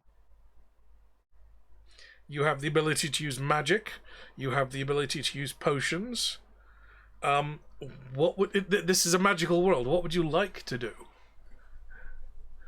I have suggestions that I could make, but obviously that will be kind of tainting the game a touch. Um, Can it fly? Everybody likes Can a it good fly? taint. Well, that's definitely what he said.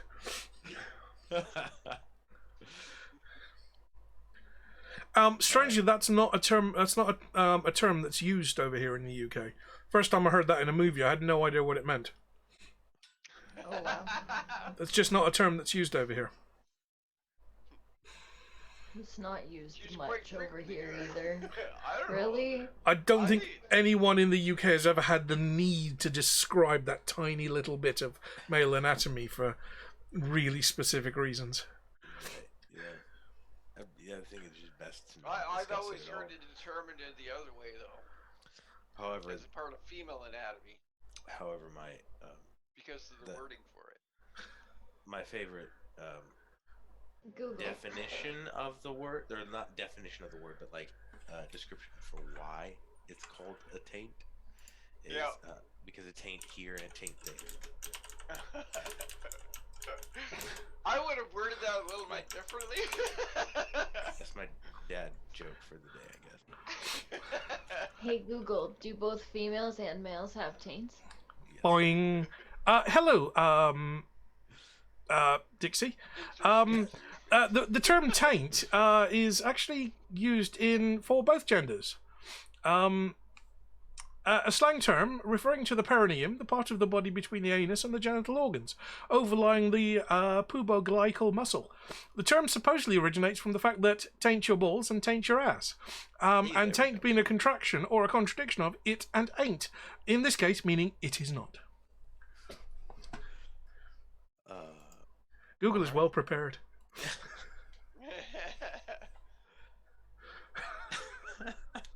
Right, God. Diamond, That was let's very see. well prepared. Let's see That's how a that better answer works. than mine. Oh yes. Whatever modifications you do to your cart, it will, however, have a horn that goes "Awooga," Oh, What is can it, I do that, Buster's Ooga? Hearse? which the bun bun will be using constantly. Right, yeah. Hopefully, scare away those sandworms.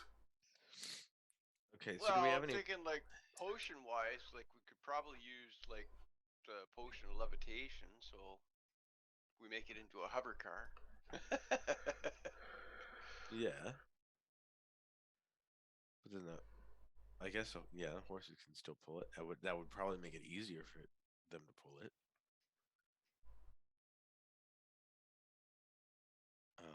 But how long does it take to soak into the wood? Do you apply? No, like the question is oil, how long or- does it take to soak into a horse?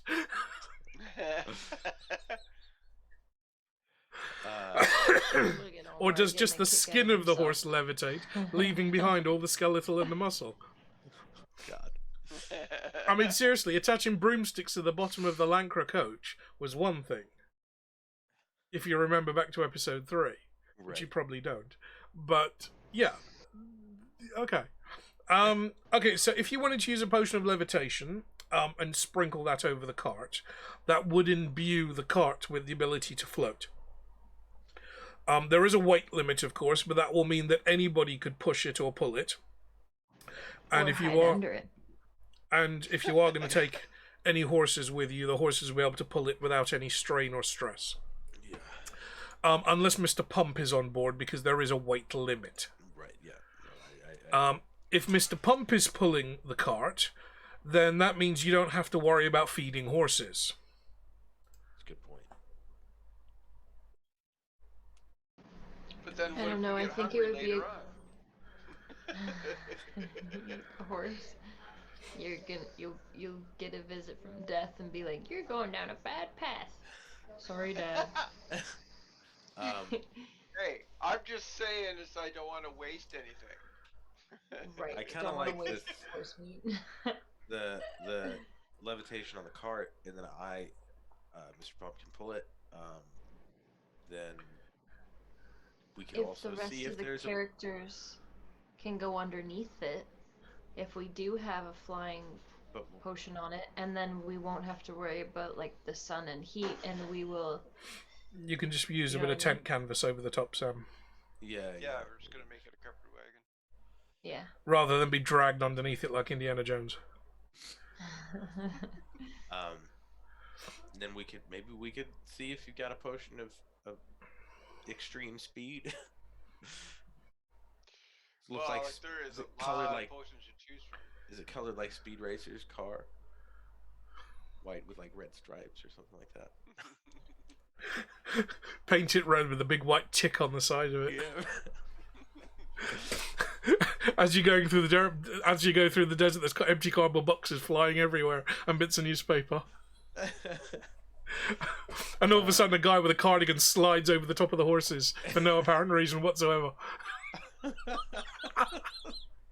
Oh, that's such a niche reference. I can't believe how old I am. Fuck. Yeah, the question is, could I use my insight to get a rough idea what a haste or a speed potion would be? Well, no, the question is are you Starsky or are you Hutch? Because if you're Hutch, yes.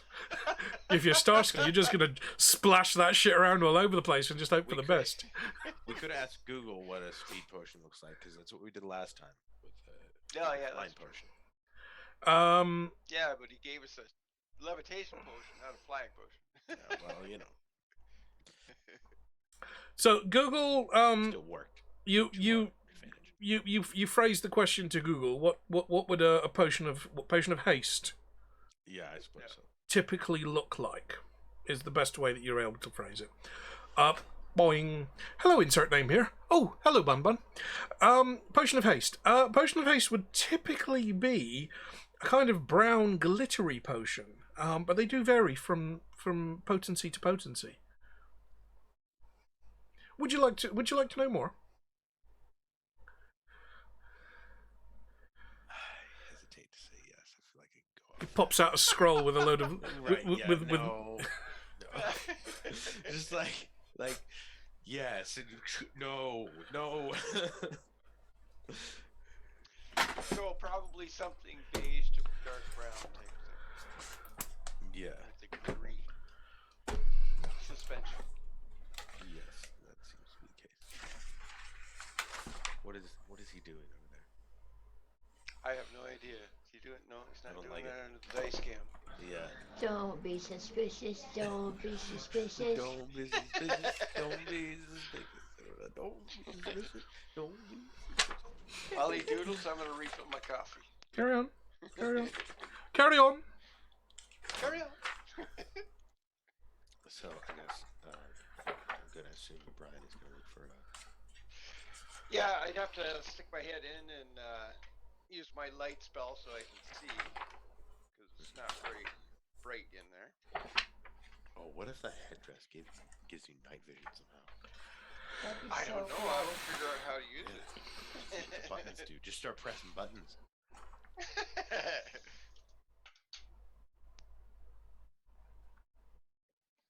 Okay. Now the question is it intelligence checks or wisdom checks? Right. Very important question. What are you checking for? Well, I would probably be looking near to where the levitation potion was, because it had kind of like that glittery suspension in it too. So I'm looking for anything that's going to range from like a beige color to a darker brown.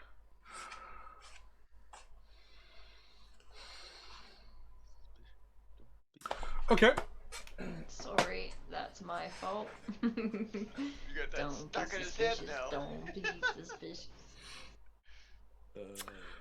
You find a potion that's basically you find the exact same potion that you were looking for before, but this time it's got that kind of white marbly look with the little glittering sparkles, but it's on a different shelf.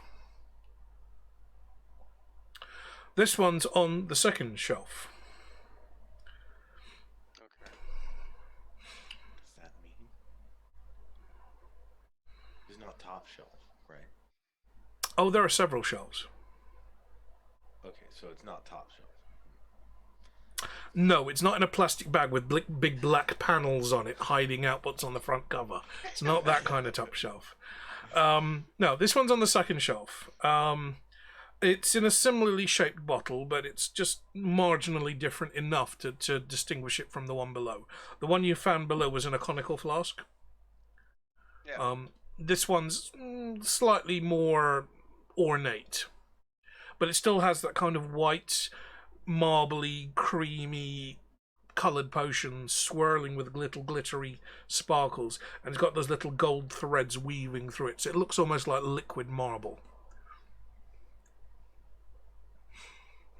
So it's kind of like those fancy cappuccinos that you get at the coffee places, right? Yeah, or baby puke, one or the other. Well, yeah, that's true. Okay, so I'll grab one of those. Okay, you grab a potion of flying, which will be usable for 1 hour. Or effective for 1 hour. Potion of flying? Yes, it was the shelf right, further up. that's what he was, yep. Sorry. I was still on the haze potion. Not bad. So, you, where are you sprinkling this? The cart, or the horses, or the pump? Because you don't want to put the cart before the pump, and the pump before the cart. Well, I was going to focus on putting it on the cart itself. Diamond, Brian hasn't spent enough time in Zaza's bathroom to know yet. If you missed the episode, Brian has a pouch of holding that he found in the Lich's hoard. And he did actually investigate by kind of holding the pouch open and sticking his head in. And he basically emerged in a beautiful Victorian-style black and white tiled bathroom. The little sink with the 2 taps, not the one, the 2 taps. Monogrammed towels, there's the toilet, there's the bidet, there's wash basins, there's a whole shelf full of potions.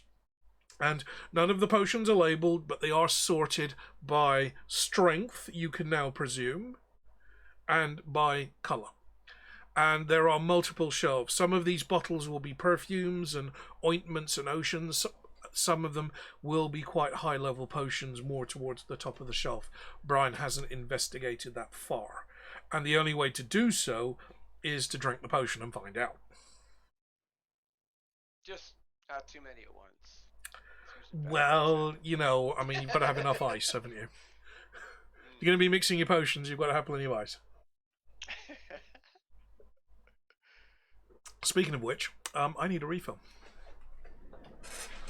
So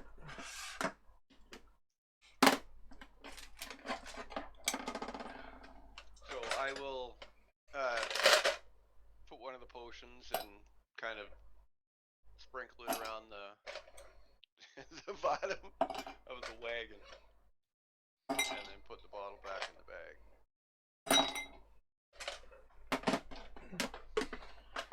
And I'm going to try looking for one of those haste potions.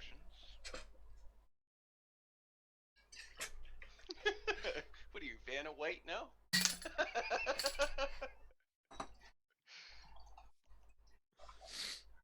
So I mixed up 1 litre of Vespa. I'm already over a third of the way through it. And I skinned an entire lemon and put that into the bottle. Now that was bright yellow because these are organic and unwaxed lemons. It's now white because all of the lemon oil has leached into the drink, which is exactly what I wanted. And that's been held here in my cool bag. Very nice. That's a cool bag. Very nice. I will never get that. Yes, in Soviet Russia, a cocktail comes to you. It just saves me going up and down the stairs. Question, Omar. So again, go on. I have a very random question. Is it about cake? No, it's about photos. The photo that you printed off, the one of me inside the triangle. Yep. The Silver Streak one. You didn't adjust that from the file you sent me before printing it, and it printed off okay? That one printed off fine. It's the one with the car in the background that was a bit wishy-washy. Right. And that's the one that I boosted the contrast a little. Okay. I just wanted to know. For those of you that don't know, let me see if I can get these off the wall. Sam gave me those 2 cyberpunk images. I turned one of them into that because I had to erase all of the bookshelf behind her, and the other one into this. Oh, that's the same one that I got. I love that my one. birthday. Except That's my backwards birthday. and backwards and remade completely. Yeah. The original, you were standing in front of your bookcase. I'm On gonna the put left these, side, not the right side. put Yeah. these down there for the time being. I can show the original if I've got the originals on my computer if anybody's interested. But I think the original is behind Brian as well. Yep.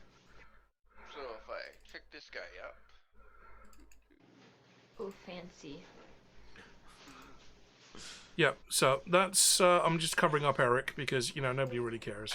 Oh, okay. Yeah. That's one of the originals. And digitally, that was the other one. Wow, I got way more. Popping the collar.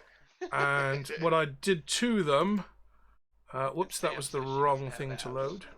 I don't. Omar gave me trouble. He's like, you have to suck your stomach in. It's like tummy Suck in, it dear, tummy in.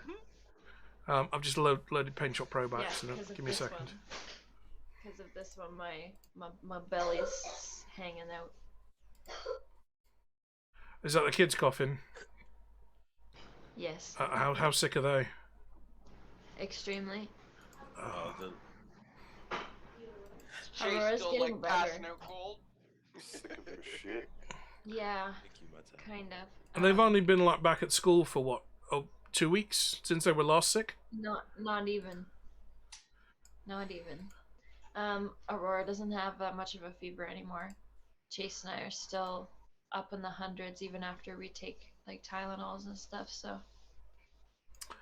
So that one turned into this one, as well as that one, because I wasn't sure which color scheme Sam would want. I was doing these on stream, by the way. I don't think anybody was watching, because fuck you all. Oh, I did. We were watching. This one, which frankly the background was an absolute nightmare to pull out because it's so washed out, I turned into initially this, which is a Silverhand.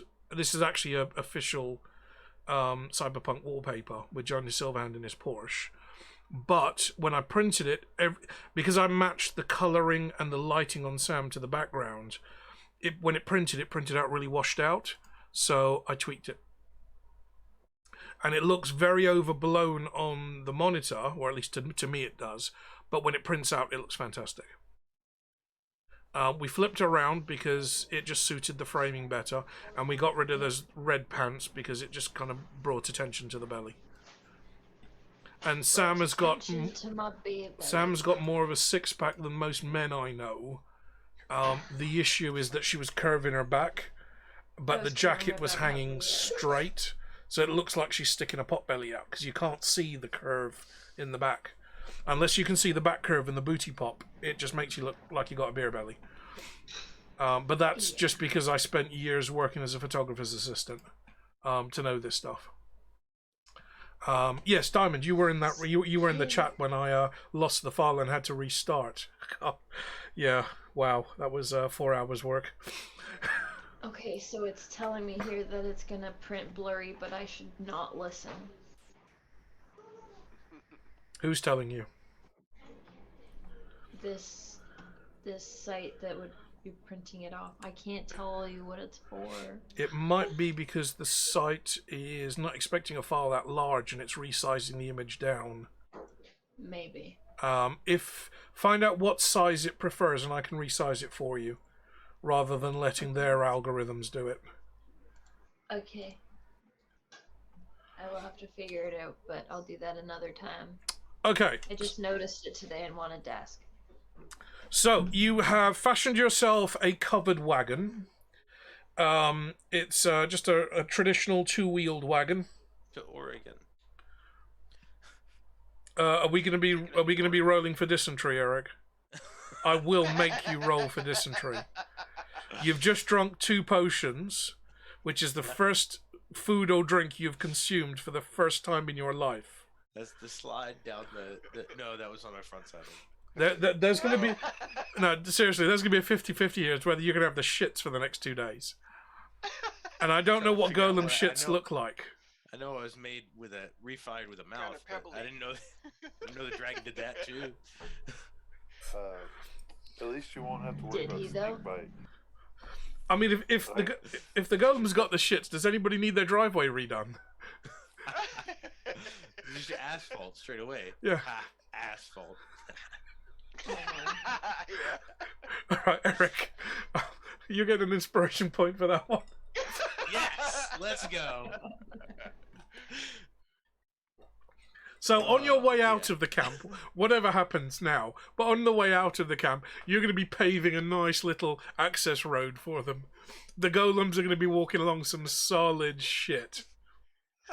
And only the golems are going to know what that is. Right. Everyone, all the people in town are like, "Oh, this is great." The golem's like, "Oh, who did this? Clean this up." You know what? I need that redeemable of Cleveland. It's like, oh, this is nasty. That's nasty. This is just nasty. Let me write that one down. I still have to go back and clip George there so I can copy that sound. Hello? Has anyone seen my inhaler? I think I dropped it. Right with this. I'm not okay with Just a this. second. Oh, George. Okay, so you have fashioned yourself a covered wagon. Brian, you've been experimenting with potions and realized that if you do sprinkle the potion of flight over the wagon, it will bear as much weight as you can put on it, including Mr. Pump.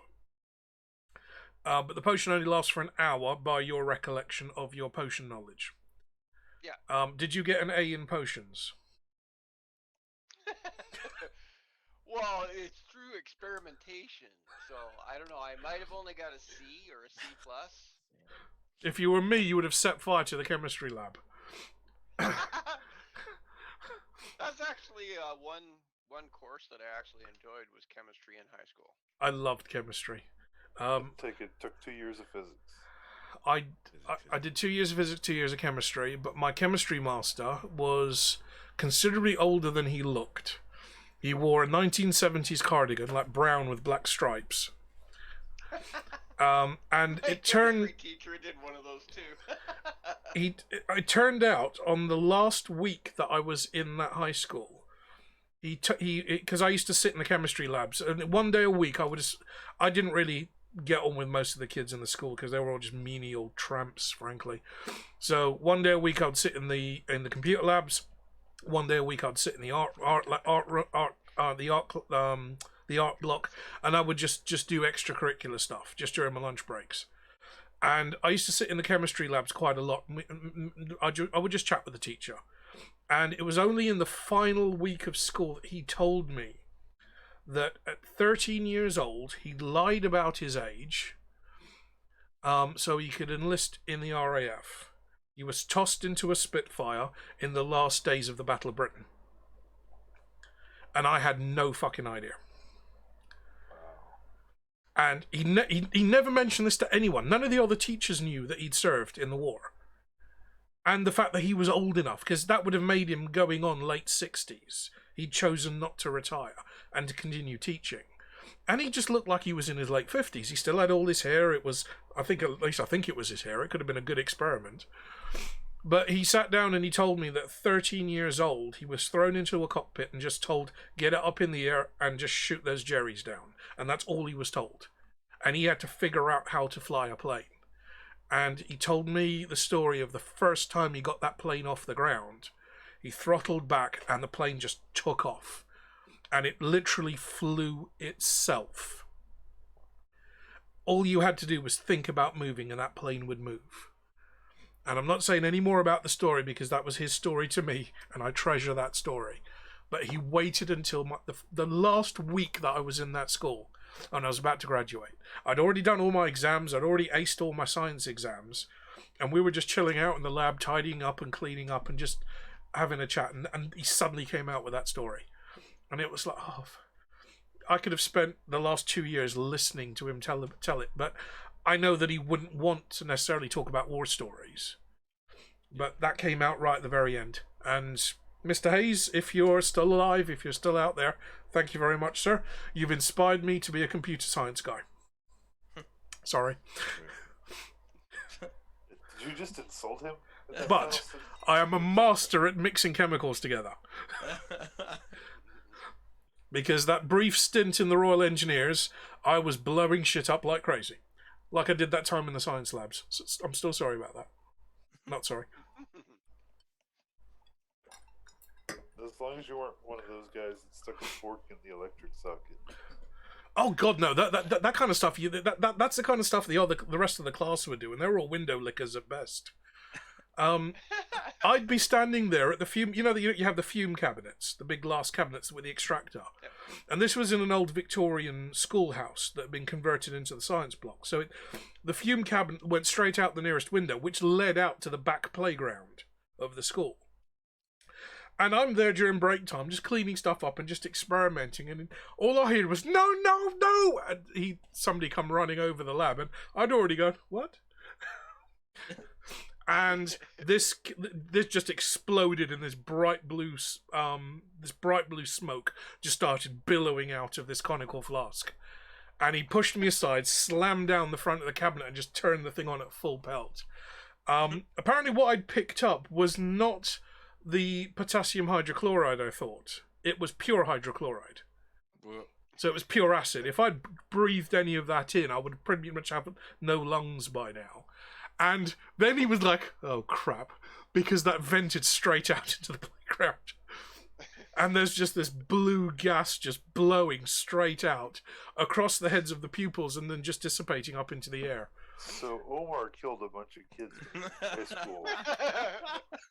I may have given most of year 3 and 4 asthma, but that you can't prove it. Nobody saw me do it. You can't prove anything. Somebody clip it real quick. But yeah, just weird stuff like that used to happen, and it's just because we'd been doing experiments during the lesson. And all the stuff had been left out. And I was just kind of, well, what happens if you do this? And his general approach is, look, as long as I'm here, just you experiment and I'll keep an eye on you. And it's just that one time that he didn't quite have his eye on me.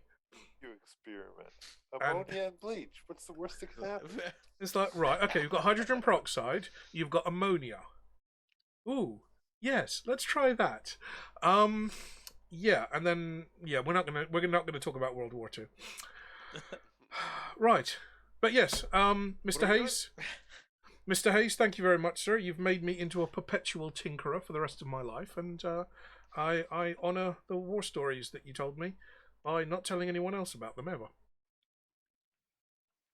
Till after street. I think it was Veterans Day in the US last Sunday.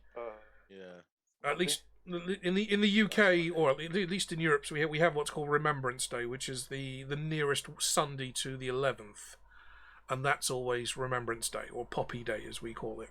Yeah, that's what we call it here too. Yeah, but I've been a lifelong supporter of the Royal British Legion. You kind of are when you any kind of military service, and you're pretty much a lifelong supporter of the Royal British Legion. Actually, I think it was Thursday.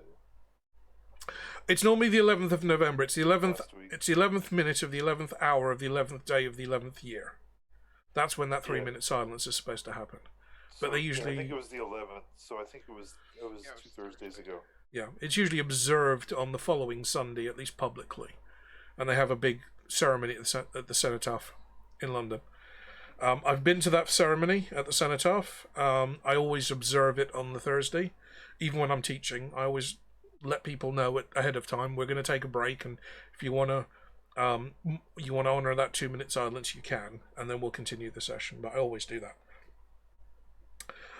Right. Diversion aside. Okay, we are coming up to 11 o'clock my time, which means we are 2 hours in. So I'm going to say that you have fashioned yourself a covered wagon. You have a wagon that will float with very little concern about the amount of weight that's placed on it, but it will do so for an hour. If you push the wagon, it will continue that forward speed until either it hits something or the potion wears out. So I'm applying Newtonian physics to that floating wagon. A friction-free environment. So it's not a potion of flight because the wagon itself can't determine where it's going to fly, Right. but it will hover over the surface of the ground at a fixed amount, say that much, let's say a foot off the ground at all times, and if you push it in that direction, it will continue moving unless stopped. Okay. So, with that, while you guys figure out how you're going to do that one, we are going to take a short break. We are 2 hours in. I don't want to make tonight's session too long because we had a really long one last time. I fucking wonder why. So, we are going to be right back, and we will see you shortly.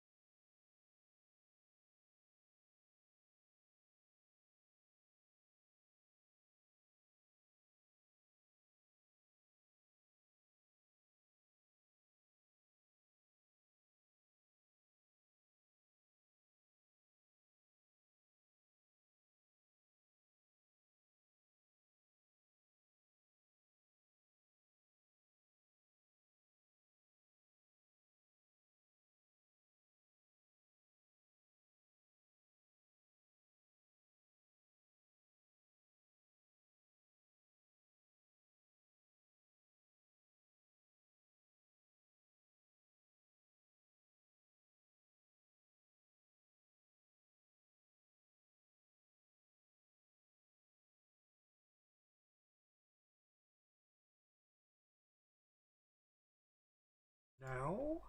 And welcome back, everyone. We're just kind of chit-chatting away just in the break there. So, Two Dads Kissing. Dude, you redeemed a hello there. Thank you very much. It probably wouldn't have played during that Be Right Back scene, so my apologies for that. I don't think I've got the sound alerts set up for all of my scenes, but we can at least get another one going. If that's working. Is that working? I'm not even sure if that worked. Maybe I need to check on my sound overlays. But anyway, yes, welcome, sir. I hope you're having a good evening. We are hopefully midway through our game, hopefully. And then things go dramatically wrong. Right, you have a covered wagon.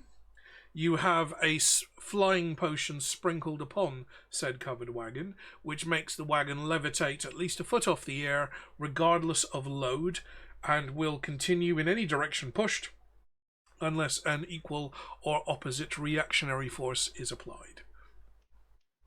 I didn't know Newton was born yet. It's the Discworld. I mean, some crazy-ass wizard is... To be fair, you know, probably... to be fair, Leonard of Quirm may have come up with said stuff. He did invent the helicopter. My mom just dropped off a care package. Okay, does it include booze? Yes. I was going to say that too. Not quite. Bourbon. Does it have chicken noodle soup? I have chicken noodle soup, but it has Vicks Vapor Rub, 12 boxes of Kleenex, more children's Tylenol, children's Buckleys, adult Buckleys. She loves me. You need paracetamol. Hot toddy? Right now, you need paracetamol, which is, what, Advil in the US? You need paracetamol and you need decongestion. And that's the two things that you need to hit up hard before you go to bed. I've been taking Advils and Tylenol back and forth because the headache is so intense. Like, you move your head and it pounds. It's so crazy. How much fluid are you taking in? Because that's normally dehydration. No, a lot. You can ask the whole family. We've been recycling the water bottles constantly because we just, like, finish one, fill it back up, put it in the fridge, grab another, finish it, fill it back up, put it in the fridge. Sounds like COVID to me. No. Well, it better not, because Matt can't We'll afford see it. how. You've already listed like at least three of the symptoms. She hasn't got the cough, though. The COVID cough is very distinct. I heard coughing, fever, and headache. Those are like the three big ones. Yeah, all of which The could kids still are be... coughing really yeah. bad. I only have a tiny bit of a cough. It's more that as they like hack. It's more the pain in my chest. Yeah, hacky cough That's what isn't COVID. sucks. It's the dry, tickly, wheezy cough. That's like an asthmatic cough. That's COVID cough. Because... I'm wheezing, not coughing. yeah, that's just because you've got phlegm in your chest. COVID cough I know very well because I was listening to my dad with it for a solid 2 weeks. So, yeah, they've probably got chest infections. Or maybe on the way to a chest infection if they've got phlegm in their chest. If you're wheezing, Which, of you course, definitely Matt have never fluid. gets. You definitely have fluid in your chest if you're wheezing. So if you've got access to an asthma inhaler, that will help. But Vicks on your Vicks Vapor Rub on your chest before you go to bed, and any expectorant cough syrup will help you cough out that crap in your lungs. Yeah. Because that's what's going to make you feel worse the longest, is not being able to breathe properly. It's like having a fat lass sat on your chest. That's exactly what it feels like. Yeah. You try to move and then you're like, Yeah. you're trying to take a deep breath. I also have a vaporizer that Vicks goes in, and Yep. then I put that in the kids' rooms at night, and it keeps them sleeping longer. For anybody with asthma will recognise those. That's daily symptoms for an asthmatic. That's just day to day. Yeah. Having a fat person sat on your chest all the time. So it's me sitting on my own chest, and I don't even swing that way. So, I mean, yeah, I'm well out of luck. I mean, a fat lass would actually be preferable. But, yeah, anyway. God. So yeah, any expectorant cough syrup to help you clear out what's in your chest. So you want cough syrup specifically for chesty coughs. I don't know what brands there are in Canada, but one of the most potent ones in the UK is something called Cavonia. I don't know, but it's probably just Buckley's. It's probably the Buckley's same as Buckley's. maple syrup, probably. Yeah, Maple syrup? just gargle maple syrup. That'll sort you out. That's like the Canadian. Just rub yourself in maple syrup and gargle a bit, and you'll be fine in the morning. Yeah, ginger ale there. Just as long as you're not. Do I have ginger ale? No, Canada Dry is sold everywhere but Canada. You know that, Dustin. We have Canada Dry. Here. But nobody drinks it in Canada. I have I drink it, but I cranberry have an ginger upset ale right stomach. now. That stuff's good. But yeah, It's any Matt's favorite, and it only ginger comes ale. out at Christmas time. any expectorant cough syrup, any Vicks feed, just rub that into your chest before you go to bed. And if you've got access to an asthma inhaler, use it, because that'll help you that'll help relax all the tissues in your lungs and cough out all that phlegm. It'll take a couple of days, but it will help. But it sounds like regular flu. If it kind of smacked you around the back of the head and nicked your wallet, like just came out of nowhere, then it's flu. If it crept up on you, then it's... up with it. Yeah, if it crept up on you over a week, it's a cold. If it just like mugged you and ran off, then it's flu. So yeah, as long as the kids have got like as long as the kids aren't running too much of a temperature, they should be fine, and it'll work itself out in a week. 101, and then it went back down. Yeah, holding Chase's head in the toilet is not considered like keeping his temperature down. It would probably work. Are you sure? It would I work. was gonna say it would work fine. Yeah, I mean, actually, if you did Aurora and poured some shampoo in, I mean, that's like two birds with one stone, really, isn't it? Or one flush. You know what? With the hell that they've been giving me, I'm ready for it. So I'm ready. Aurora, hold your breath. While washing your hair, flush. And this is why Aurora's going to be cosplaying as Cortana, because you use the little blue tabs in your water tank, don't you? Right, you have a covered wagon that has the power of flight for at least the next hour. And you have plenty of supplies and equipment. Where do you wish to go? Follow the river south. So you will be following the river roughly south-southwest. The river does meander quite a bit. And there's always the question about taking magical items over water, because frankly nobody's proved that that's an issue, but you know, superstition. You travel for the best part of the day. I'm about to tell you if it's uninterrupted.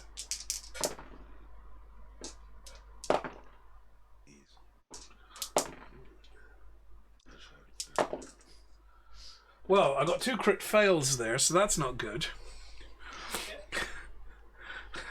And the dice keep rolling low. Yeah, seriously. Oh, but wait until we fight something, guys. That's gonna crit the other way. Yeah, right. See, remember, guys, I spent a lot of money on these dice, and these dice favour me very well.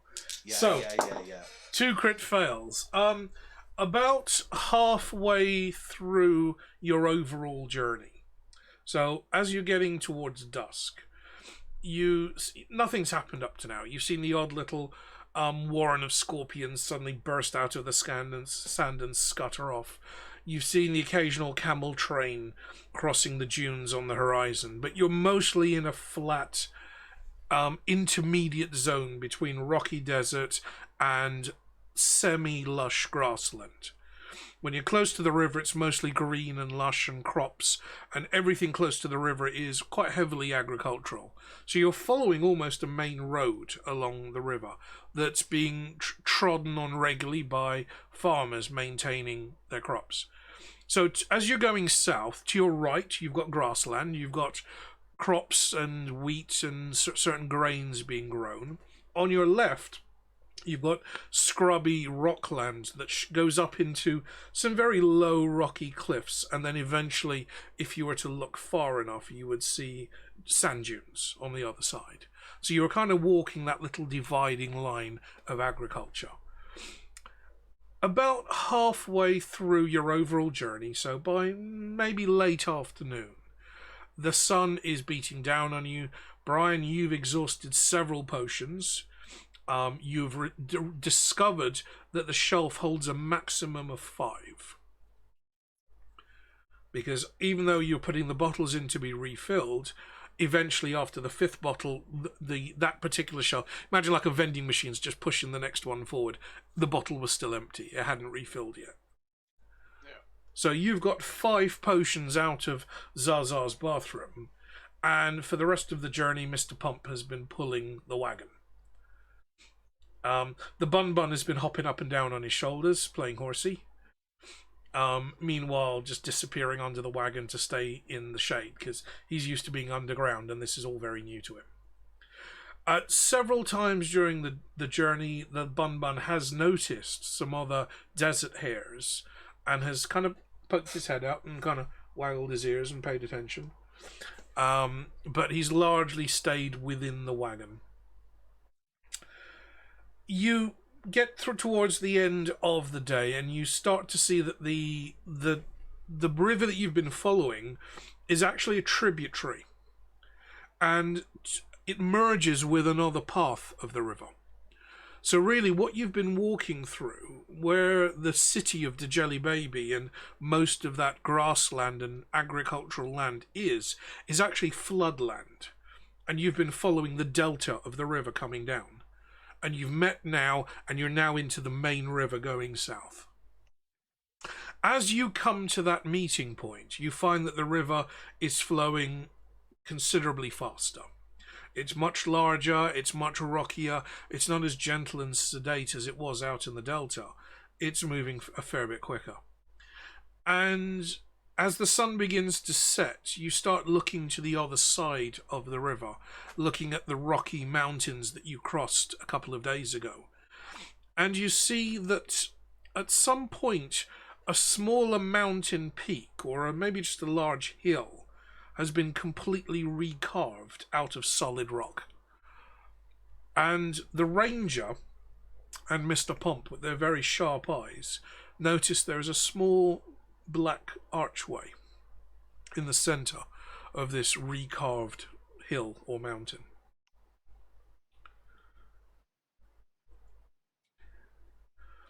Boing! The little box around Mr. Pump's neck pops open. Hello, insert name here. By my rough estimation, we are approaching the village of Quinoa, often mispronounced as Quinoa. It's a small agricultural village that really thrives on trade up and down the river Dajel. Now, is there a specific grain that they actually grow there? What do they trade? Rice. In this particular region, it is mostly variations of what we would now call wheat or barley. If I were playing myself as a character, I would say I can tell just by looking at it that I don't like it. Well, you're not a fan of quinoa. I don't care either way, but it's just like why do we need so many different things for like? Because already. Because vegans. No, bacon. I mean, quinoa only exists. Quinoa only exists to satisfy California vegans, who have decimated Southern California for their demand for almond milk because they're lactose intolerant, decimated some of Central America because of their demand for avocado, and are now decimating parts of Southern America for their demand for what do they call archaeological grains? You started shit, Pump. I did. I just especially since Dustin said vegan bacon. Are we all familiar with Parks and Rec? I'm not. I've never watched yes. it. Because there's a part. Okay, Ron Swanson. If you can just watch like the first. Oh, two I think episodes, I've seen the clip. Ron Swanson is my spirit favorite. animal. He's my mentor. Like yes. Is that the one where he keeps like getting free samples? Yeah, they're at like a Costco or something similar to that, and the guy's like, there's like this teenage kid giving out samples, and he's like, "You want it? Hello, sir. Would you like to try vegan bacon? Some vegan bacon?" He's like, "Yeah, sure. I'll take a slice." And he takes it and just puts it in the trash. And he's like, "I'll have another, please." At risk of getting He just puts it in the trash again. at risk of getting copyright struck, shall I put the clip up on? Because I've never seen this. Please do. Yes, show it. Please, anything Yeah, wrong. I've seen that meme on the internet. Amber, Annie, Bill, Where he Johnny. just keeps taking the bacon and No, putting it in the I garbage. don't plan to buy It's almost as anything good as here. the one where he's I in the buy my circle. burger ingredients at and he's Food just- and Stuff. Someone keeps trying to Discount walk around the food circular outlet desk, and equidistant from he's my just home in the and my chair work. in the middle. Yes. I came here for the same reason people go to the zoo. Shh. Look at that thing.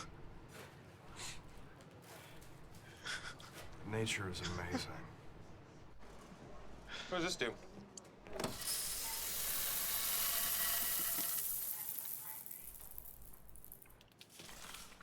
Would you like to sample our vegan bacon?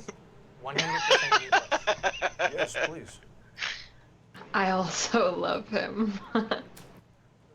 Another, please.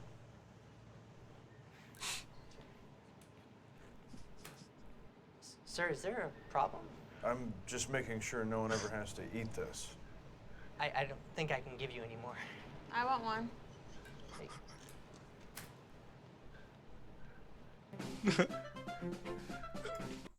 Yeah, okay, so I've just had a little bit of an epiphany here. Is that how you guys see me? No. I much prefer Ron. God. I mean, I'm a bit more direct. I usually take sledgehammers to vegans because they're an affront to my beliefs, and I deem it as a spiritual insult.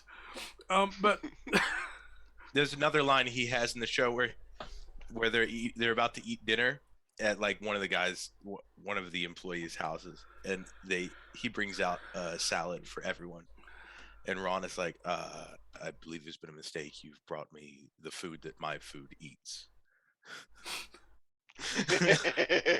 And I'm like, "Yes, this dude." I'm pretty sure he says that a couple times in the whole series too. Yeah, that's his thing. you see, you guys know I'm on Tinder occasionally and all various kind of internet dating.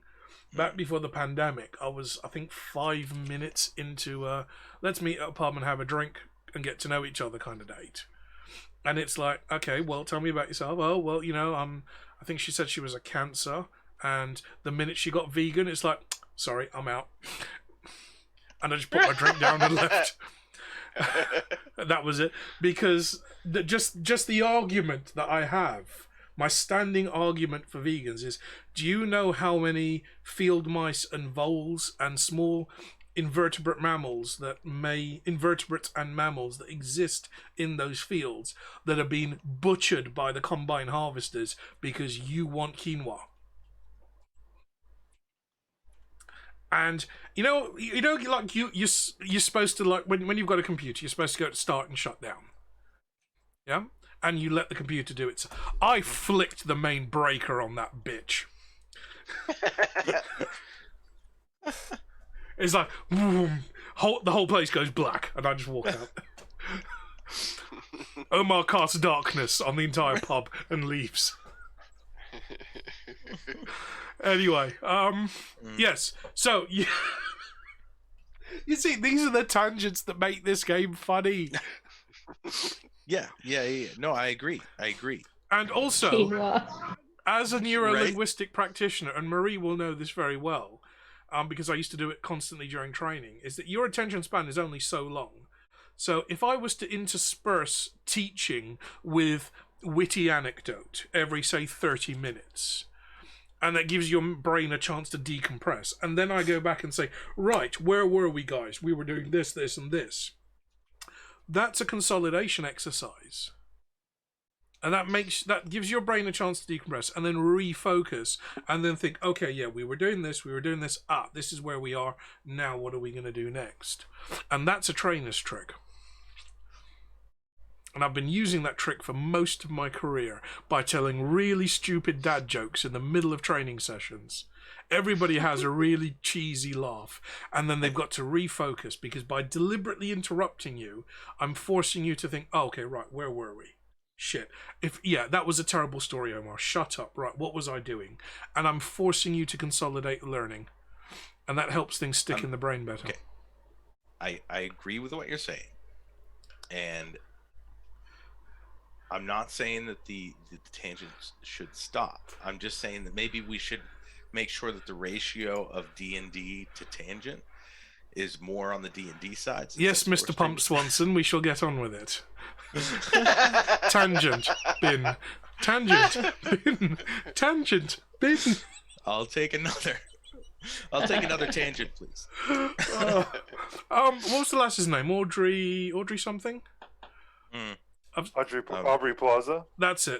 She's fucking hilarious. Yeah. There's so many Americans I just cannot get a laugh with. April Ludgate. But she's just hilarious. The level of awkwardness on her is just incredible. It's so funny. And Zachary Levi always makes me laugh. There's nothing that Zach Levi can't do that will make me laugh.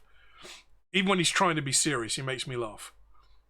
Because Chuck, the whole of all 5 seasons of Chuck, even when he's trying to be serious, it's funny. That whole show, though, I cannot recommend it enough. Like, it just... Chuck? I made one of my TV training episodes on Chuck. Parks, yeah. Yeah, I was skeptical, but I freaking loved it, and I'd watch it again. The last episode hurt. Like, it gave me the feels. Hardcore gave me the feels.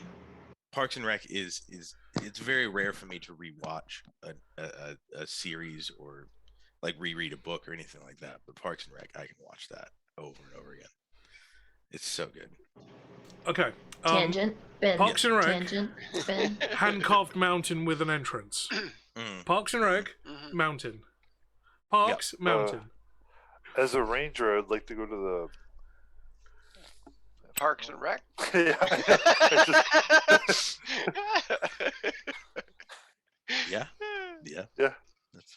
But also the mountain. So you're approaching the outskirts of the village of Quinoa, which is across the river from you. There are several kind of rudimentary bridges that have been built across the river so that the village people can move across and farm the land on the other side. At this point, the river is maybe 50 meters wide.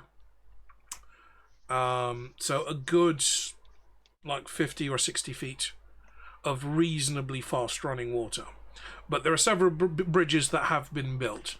You can see that initially they've been constructed of very flimsy kind of bamboo-looking timber. Not that bamboo grows in this region, but as you move downriver a bit further, you see a very semi-solid stone and wooden bridge that was constructed, and that's taking the majority of the traffic.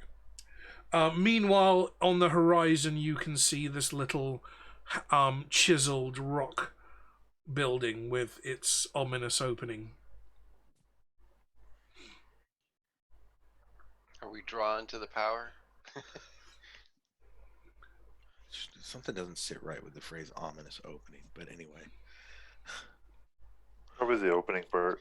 There's a portent of omen coming out. Yes, but that's what every virgin boy has said, hasn't it?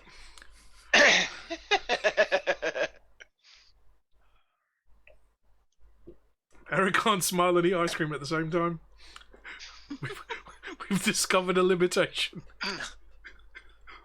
Oh, okay, now he's got milk mustache. He's gone completely the other way.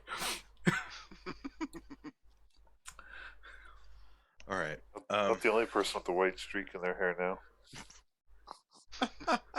Just an ice cream dribble down the beard? I can't say it hasn't happened before. My hair's all multiple times. My whole head is basically starting to whiten at this point. Children will do that. That's probably too much Vicks Vapor Up, Sam. Not true. It's supposed to be just a thin layer. And on your chest, not like all over you. Yeah. Slather it on and swim the channel. Okay, no. I'm going to skip that tangent. Anyway. Skipping. I'll type it in chat. Anyway, so what are we doing? We're going to that opening? The ominous opening? Yeah, or are we avoiding it?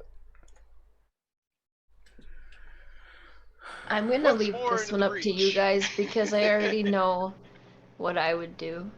Okay, As so we rogue. head to the So opening. run in as fast as you can and pull the lever. Yeah. Or press the button. Or jump in the pool.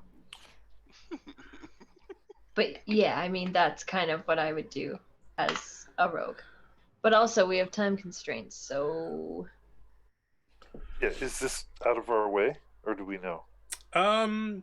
From what you can estimate with your ranger's eyes, it is about, I would say, about a mile away from the outskirts of the village where you're kind of standing now. So it's about a mile away to the west. You're heading, at the moment, the river's flowing roughly south-southeast. So it's not really out of your way, no. Why? Eric, why? You're typing why? I don't. Did she just mistranslate the label? Yeah, like, you're feeling sick? Here, eat this. I think she just thought that's how it worked. She just thought it was beef tallow. I guess maybe it I works mean, better that technically, way. you can put a wick in a bottle of Vicks VapoRub and light it as a candle, and it smells really fucking good. But I still wouldn't eat it or cook bacon in it because I don't want menthol fucking bacon sandwiches. Is that like a newfangled citronella candle then? It's worse than vegan bacon. Something like that. So It's menthol bacon for the menthol bacon Okay. for the guys that Yeah, are really trying hard I think to we quit. should go They're towards it. really trying hard to quit smoking. Agreed. No, wait. I've got menthol sandwiches. I've got menthol bacon. I've got menthol cigarettes. You know, I'm trying hard. Brian and Pump, do you... Oh, wait. Are you second-guessing your decision, Dustin? I'm trying to think. Are we on a time constraint? Well, I mean, the 3 days that we have Yeah. for the boat. Yeah, but we're going the opposite direction. That boat's that's sailed. Yeah. I see what you did, huh? However, judging by the way that Omar mentioned the power, we might not have to worry about the boat. So, just to give you an idea, If we get there. what you're seeing is something akin to this, but with more mountains in the background. I've been wanting to go into the mountains, but if it's out of our way, then no. So everyone in chat can see this, but I can't pull up chat, unfortunately. The depth perception is really messing with me on that. I know, like, is that huge or is it Yeah. just very small? Yeah, it looks pretty small to me. At When- first, when- it looks like it Me was just too. slightly taller than the dude. yeah, we're not talking about Petra here. That's what she said, by the way.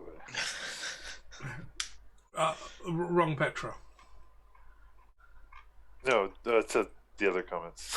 Surprisingly enough, I've actually heard that. Smaller than I construct- thought.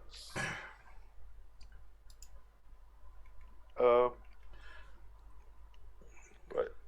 So this as a phenomena. This is quite common in Saudi Arabia, where whole rocks that are like the pillars of stone you get in Death Valley. Well, those single columns of rock are carved into tombs or monoliths. There are quite a few of them in Saudi Arabia, but this is what you're seeing. But it's not desert; it's right on the edge of a rocky plateau. So as the mountains break down into rocky land, the odd few have been carved into this kind of into this kind of shape. Yeah. So That's Petra is probably the most recognized version of that, which is where you have a valley that's been carved into a tomb. And that was the valley that was shown in the last Indiana Jones movie, Indiana Jones and the Last Crusade. This is where the Grail was hiding. in Petra. It was Petra. Yeah. Yep. It So was that- also in one of the Transformers movies. It was, yeah. Because this is The in third Jordan. one? Second or It third wasn't one? one of the good ones, no. Oh, Because okay. none of them are any Yeah, I good. think it was Dark of the Moon. But yes, it's very common in the Middle East anyway. Petra was inside a valley, so you're in a canyon, and the end of the canyon was carved open and turned into almost a place of religious worship. You're seeing something similar, very small entrance, nowhere near as grand as these, but the outsides have been chiseled smooth and flat and made to look more architectural, even though it's coming out of solid rock. Ooh. Could these be followers of somebody else than the crocodile guy? Followers of the great Google Maps. Boing. No, Is that Google's dad? but that was just the This is only yeah, my second. I'm not drinking anywhere near enough, am I? Oh, I'm willing to go towards, but if people don't want to, that's okay. What? If you ever, I mean, like, if you just feel like it's a bad idea, then we'll just not go. I'm just saying, I will vote for if people want to go there. Does anybody have an argument for? Can I make a suggestion? Sure. Maybe ask one of the local villagers, since the village is only a mile away from it. Yeah, I guess that's a good point. All right, Great point. you guys do that. I gotta step away for a second. I'll be right back. Yeah. Okay. Maybe we To could the find village. something interesting in the village anyway. I don't know. I mean, this is why I put a village right next to it, just to give you like an obvious clue. Yeah. It's You know I we're was bad so at obvious. tempted to say YMCA. it's called the Village of Exposition, really. I just called it quinoa for giggles. Okay, you steer yourself towards the more solid of the bridges, just in case the magic was to give way partway across. And you stop one of the locals. He's dressed mainly in a loose, like cotton cloth shift, like a giant nightshirt almost looking, and he's carrying a big basket on his head. He's got like head wrappings, and balanced on it is a big basket. It's not a pretty dress. Ja haltva, timad nuon. Shamali tak tak, boa. Google. Bless you. Google Boing. Translate. So Google can translate in his kind of pig degel.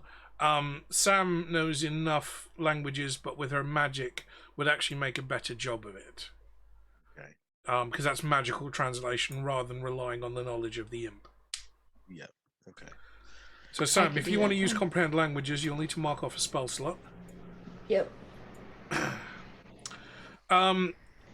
He basically says, it's harvest time, we're bringing in the grain, get out of the way, you foreign idiots.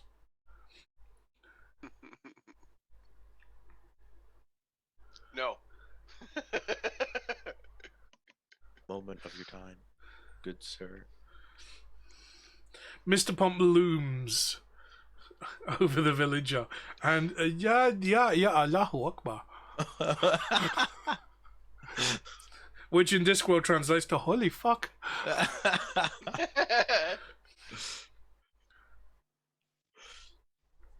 Only I can make that joke, by the way, chat. Don't worry. Oh yeah. So, we just want to ask him what the thing is? Is that it?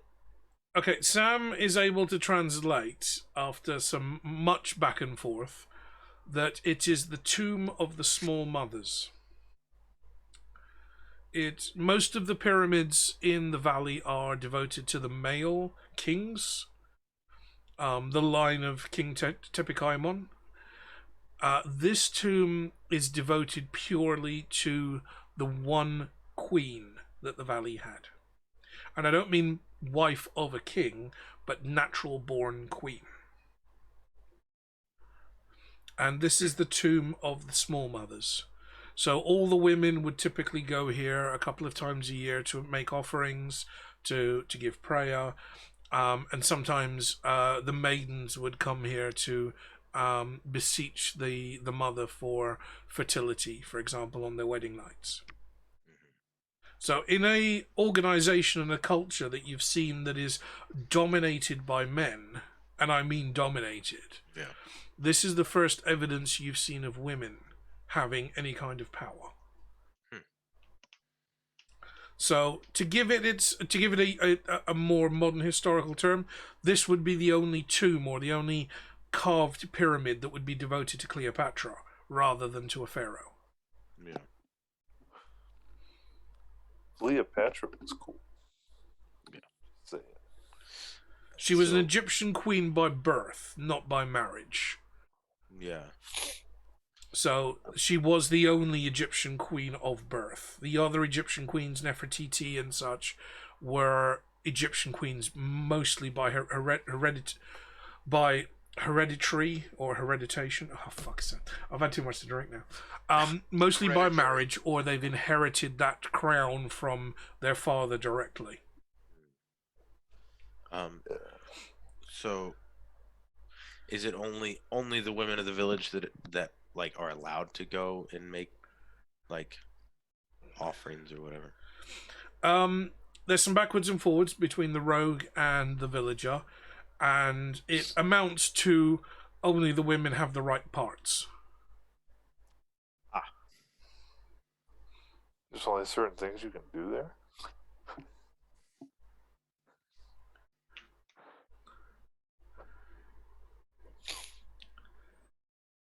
Okay, so I guess we just continue to the pyramid then.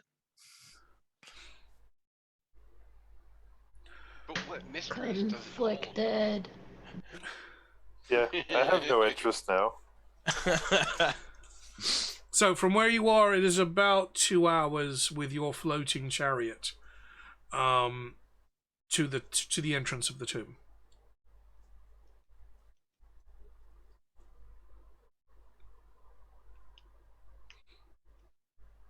Of this specific tomb that we're talking about. Just for this small carved tomb, yes, the tomb of the small mothers. Oh, As the one female of the group, does Dixie have any input? Really? Maybe not the only female of the group anymore. Did somebody else just join? No, Mr. Pump. Right. Yeah. There's that. Oh no. Mr. Pump has himself a front bump, so he may have the necessary parts to enter the tomb.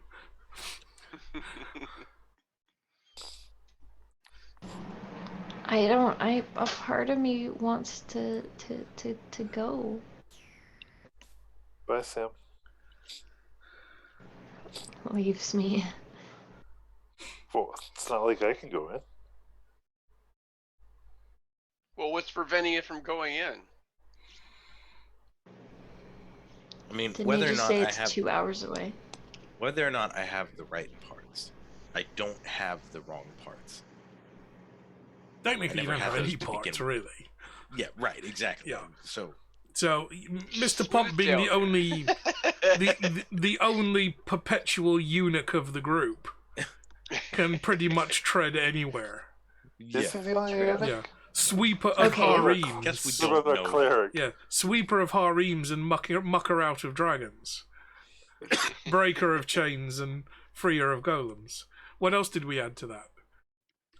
Crusher of urchins and squisher of bun-buns. It's a long list. Okay, Puncher so of horses. you being the one that can go anywhere, what do you think? Because it would have to be you and I. I mean, we could if you are interested in checking it out, then we can go check it out. Okay, let's do it.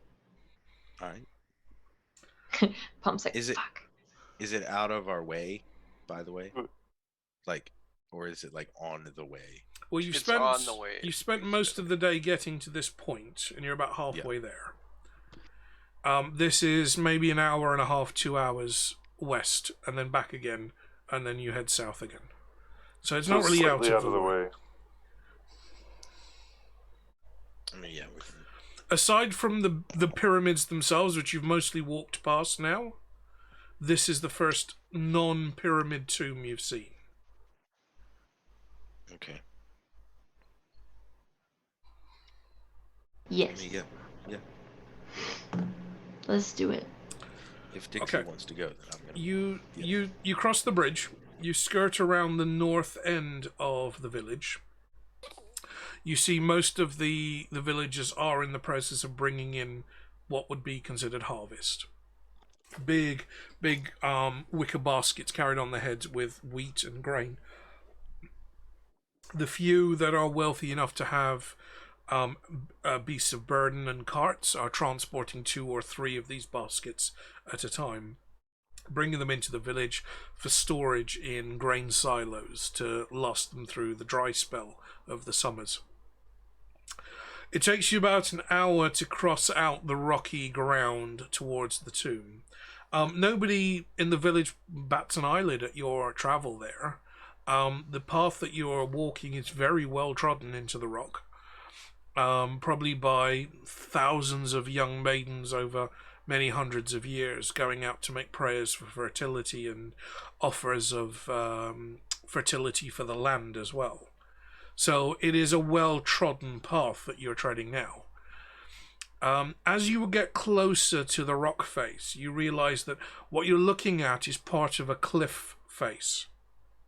So where the mountains start to rise up in the distance, this particular bit of rock has kind of plateaued and has been washed away by the river, and it's washed away the dust and the sand and the dirt, and has left almost a sheer cliff face, maybe 100 feet or 200 feet tall. And in that face, that's what's been carved. Now, what you can see is what should be a very irregular rock face makes way to a completely smooth fascia. In that fascia, a doorway has been cut, but also stone columns have been carved, and you can see the carvings of 2 what appear to be female sphinx on either side. So, bodies of a lion, but the breasts and the head of a woman, carved almost as if they're guarding each side of the doorway. You approach to within 50 feet. You have seen only 2 or maybe 3 people coming back from the tomb while you've been doing so. So people have been coming back from the tomb as you've approached it. But it's a busy time of year, and there's better things to be done than offering prayers right now. Yeah.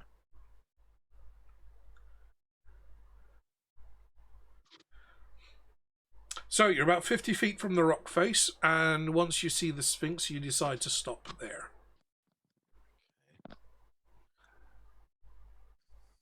I'm gonna pet one.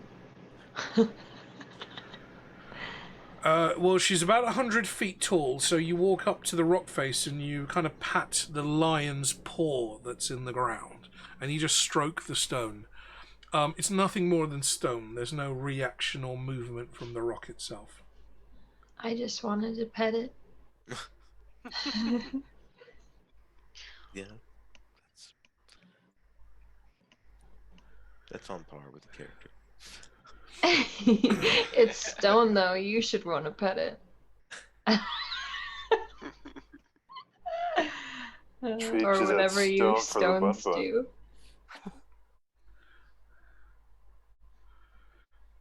I have no. Is there anything Huff else is one with around? the Like, rock. are there signs? Are there, anything? The only you can writing read, that or- you can see carved in the stone is over the doorway, and it just says tomb of... As far as you can translate, it says tomb of the small mothers. So no cliff notes? There is a smaller sign that points to the right that you think is gift shop, but you're not quite sure. Okay. Let's go in. This is a gift shop?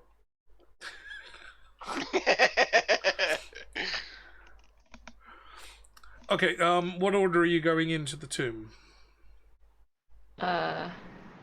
Like, am I going in first or is he going in first? I think we decided just the two of us are going in, right? So only Sam and Mr. Pump are going in. Yeah, just to be safe. Okay, you step into the entrance, and you step into what is essentially pitch black. Now, both of you have magical or dark vision. So, after a few moments, you make out that it is a long, narrow corridor that's been carved into the stone. You can see about 20 feet in front of you before the darkness takes over. But as you walk down this passageway, and Mr. Pump, for the first time in any kind of rock-carved crevice, you're not having to crouch and squeeze through. This is quite spacious. All along the walls, you can feel that there are carvings in the wall, but you can't quite make out what there are. There isn't enough light spilling in from behind you for your dark vision or your magical vision to make out exactly what these carvings are. But certainly, Sam, as you're running your fingers along the wall, you can feel that there are drawings or depictions that have been carved in the walls.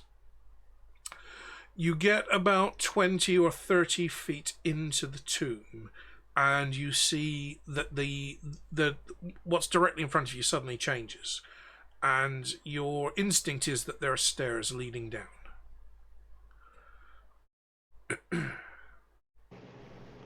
Do you want to check out the rest of the top first before we go down, or? There is nothing else to this. This is the corridor, and it leads down into the stairs. Ah, I see. Okay, so can I see the depictions on the wall? There's Like, not, can I see well enough? even with your dark vision, there's not enough detail to make out what the carvings are. You're essentially seeing in black and white, almost like night vision, but Right. without any light to illuminate the area. So you can see like faint outlines and little sparkles of what's there. You can see that there are carvings, but you can't make out what they are. Not unless there is actual light in the tunnel with you. Did we see anybody? And I don't have one. The people that were coming out of the tomb, did they have any sort of like torch or anything like that? Not that you noticed, but they tended to be more younger women.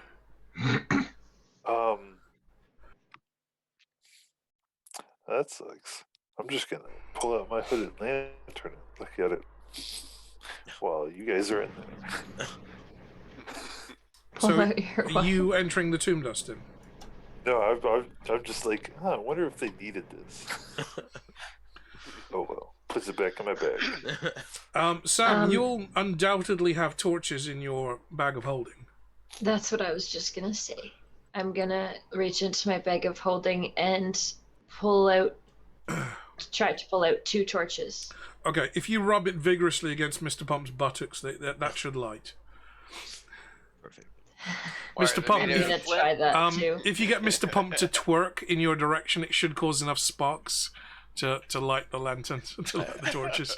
You don't even need a Is that- torch for those sparks. Is that like a Pokemon command? Pump, twerk. Pump, use, twerk. Pump uses twerk. Nobody knew until now that all golems in Discworld have that match, the stuff that matchbooks have in like boxes of matches. Yep. That's what golems have on their butt. That's what the crack That is same- made out of. Okay, Yeah, exactly. Eric, can you add a new attack onto your list of your weapon Yes. Oh attacks? no. Can you add twerk Oh, to your no. list? Is this a spell or is this a? No, treat this as a weapon attack. Okay. We'll discuss the details when you use it for real. But No. I need to know if he does it with the front or the back. that's the bit I haven't decided yet. Because we all know I'm just making this shit up as I go. So Mr. Pump now has a twerk attack. So depending on whether Mr. Pump is assuming a male or a female gender in that combat round will determine the effectiveness of said Toric Oh attack. god.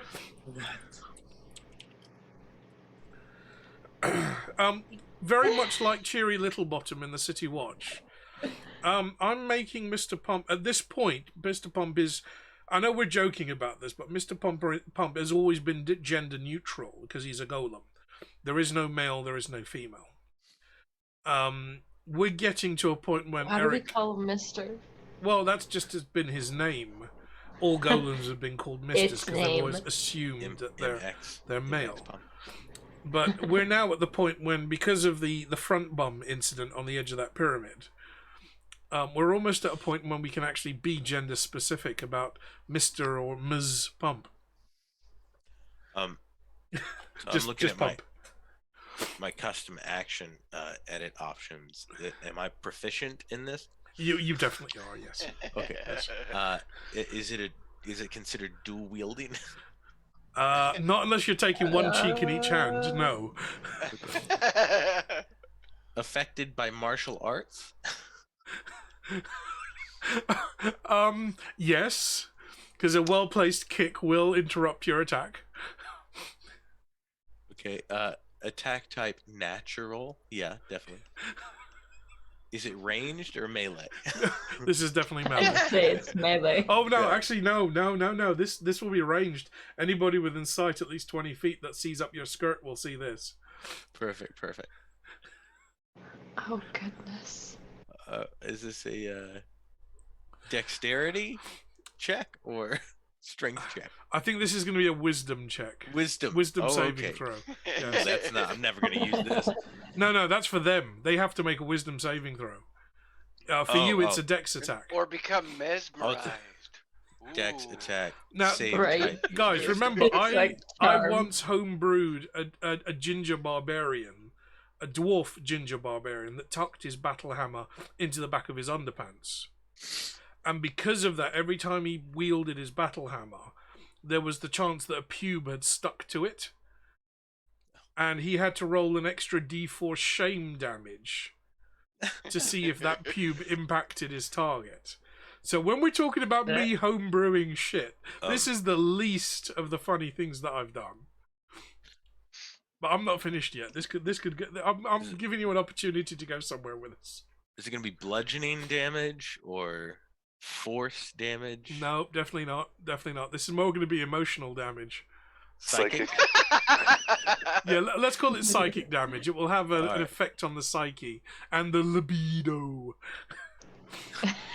Oh, okay, that's going to be that could be a Constitution save then, anyway, couldn't it? If it's libido, it's like all the blood rushes somewhere and they just faint. Area of effect. Cone, cube, cylinder. Cone, 20 feet. Peach. God. It's like two boulders in a handkerchief. Not two pigs in a blanket? Depends how greasy Oh the pigs are. no. Oh no, Brian. Are they vegan pigs? Apparently I went there. If they're vegan pigs, they're probably quite comfortable having a little picnic. Action. Okay, so you've got a set of stairs in front of you.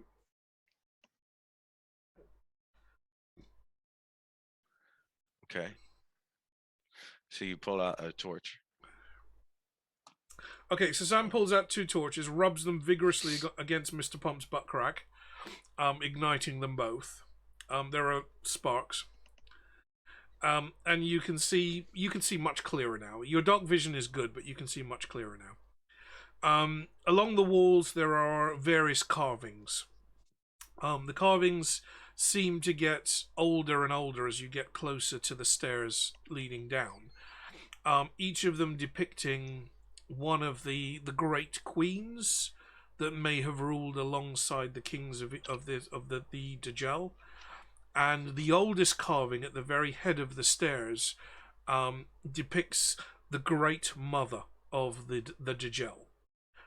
It's almost as, you know, like how there's this female personification of Earth, some people call Gaia. We're getting very much into the vegan zone here, I'm sorry guys. But this is the female personification of the Gel River. That the river itself is the mother that brings life to the land. So what you're seeing is not only carvings of a queen sitting on a throne, you're seeing carvings of a queen sitting above the entire valley, and that she's giving life to the valley. That the river itself is the queen. And that depiction begins to change as you get closer to the entrance, as newer and newer carvings are added, and they become more literal, more literally female ruler, rather than the mother of the land. Diamond Anvil, are we hydrating water or are we hydrating booze? Because you need to specify. I'm hydrating water. That's it.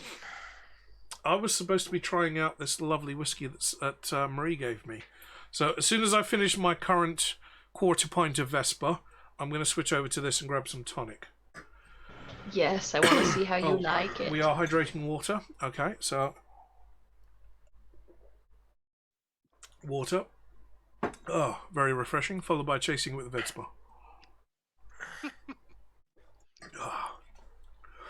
Oh, that's been marinating beautifully in the fridge for like 3 weeks. And I it love how you have to tastes chase the water. perfectly. You drink the Right. water and you're like, ugh, God. The water doesn't help the game. The Vespa does. Okay, so your impressions from the carvings is that the small mothers is maybe a mistranslation, and that the tomb is really a tomb to the river itself, or at least that's your impression, Sam. Unless you want to roll a d20 and tell me otherwise. I believe you. Well, when's that ever worked out for you? It doesn't work out either way.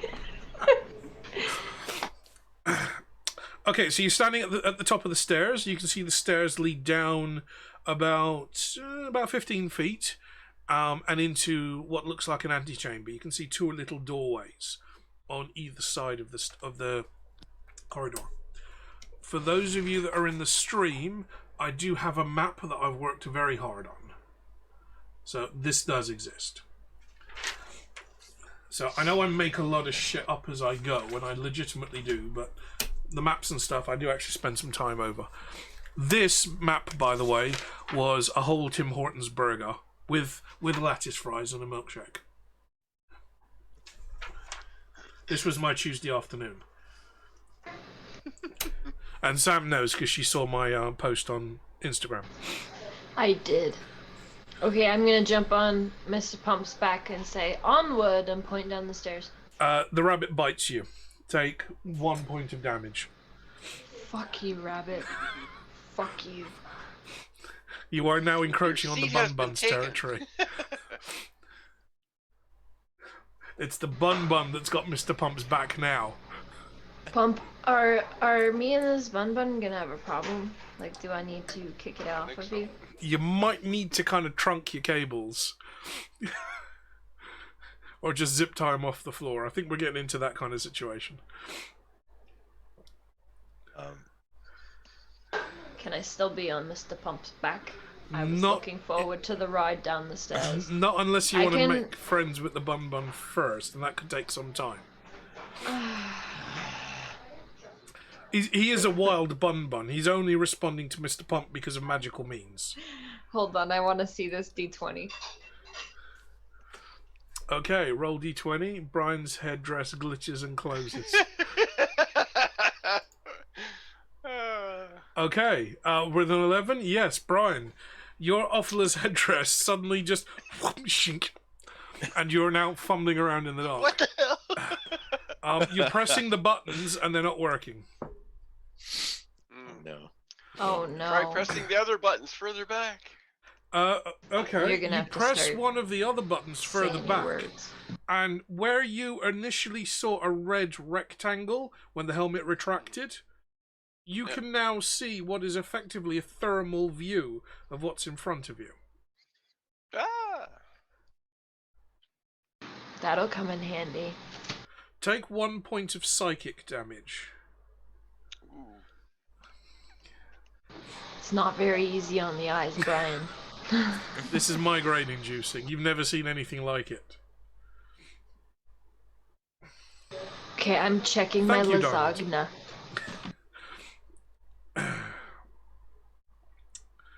Okay, so you get to the bottom of the stairs. It is smooth carved stone. It's been very well trodden.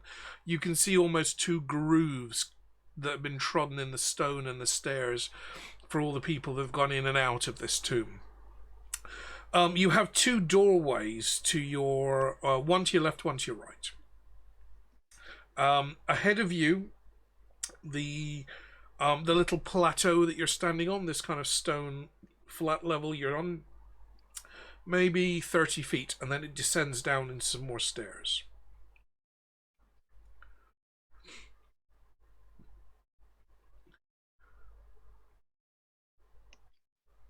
Do you want to continue? Brian, can you give me a D20 investigation, please?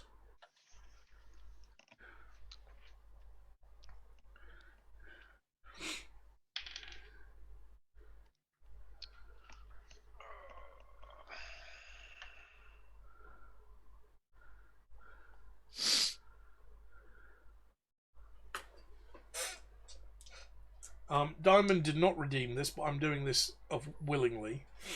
I'll be right back, guys. So I got a 10. 10, okay. Oh, double 17s. Well done. Brian, you're flailing around trying to find a button that's going to get this headdress back off you. But instead of turning it off, while you're in this kind of thermal imaging view, you turn around and you see the Ranger glowing yellow in the center and glowing, gradually getting colder, except where the cloak is. Where the cloak is covering him is completely black. No heat is being emitted, no heat is transferring through. You hear a little beeping in your ear, your right ear, and you see 3 little dots start to close in on him. Okay, I moved my head away.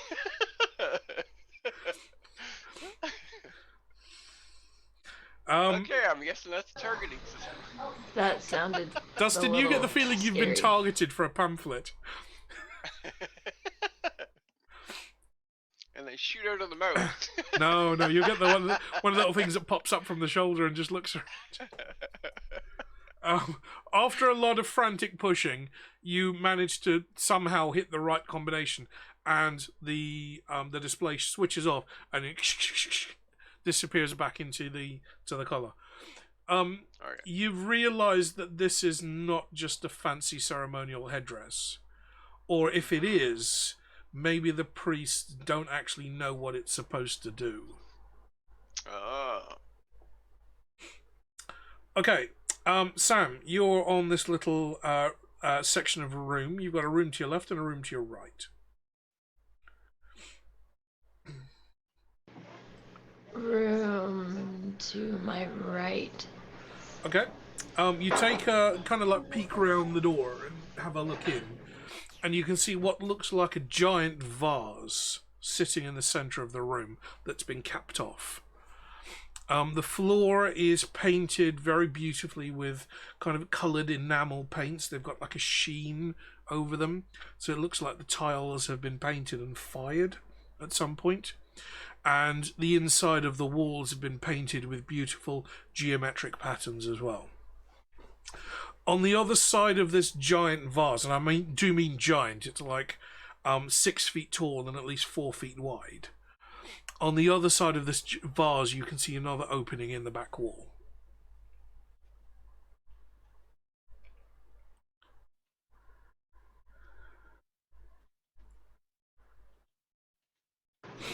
Sorry, Aurora asked me a question. Is there? Sorry, what is the design on the vase itself? The vase itself is actually quite plain, but it's made of what you think looks like glass, like very cloudy glass, because it's misted. It's not ceramic as you would expect. So it looks like frosted glass with a kind of a greeny, translucent colour to it. Around the widest part of the vase, almost like the hips of the vase, you can see there are traces of interwoven silver strands wrapping all the way around the vase. And then as it comes into the shoulder and then flares out, there's almost like a circular cap that's been put in place. You said it's kind of translucent, though. Can I see like anything inside of it? What little you can see is just dark. There's no light penetrating through Right. the vase. But what light you've brought into the room that's bouncing off the walls is making the glass very, very gently glow as it kind of ricochets around inside the glass itself. Oh, did we ever get those torches out, or did we stop in the middle? You're using the torches now. Oh, okay, perfect. There are some wall sconces on if you want to light the torches on the wall. Yes, I will do that.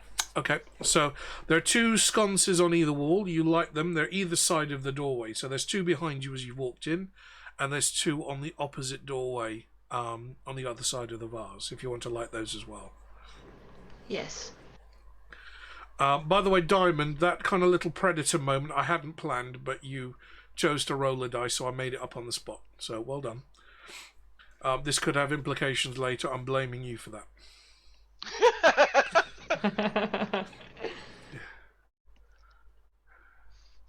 So you're gonna keep Mr. Pump away from that vase? Oh Might no, need to. no, pump smash. Yeah. What happened last time? Mr. Pump and Holy Relics, not a good idea. So there's nothing else in the room that I see, just that vase, and then another door. Just that monstrous vase, the beautiful geometric paintings on all of the tiled floor and the walls, the wall sconces, and then the doorway through to the next room. The Okay, room you're in is about, I would say, 5 meters by 5 meters. The ceiling is quite low in this one. Now, is it a vase or a caponic jar? What's that mean? Well, in Egypt, they use those types of jars to store organs in. This jar would store would store several humans in, if it was a canopic jar. That's... No, I don't like that at all. But Okay, next room. Following that logic, as you move into the next room, you see a room that's lined with tables. There's one large table in the center of the room.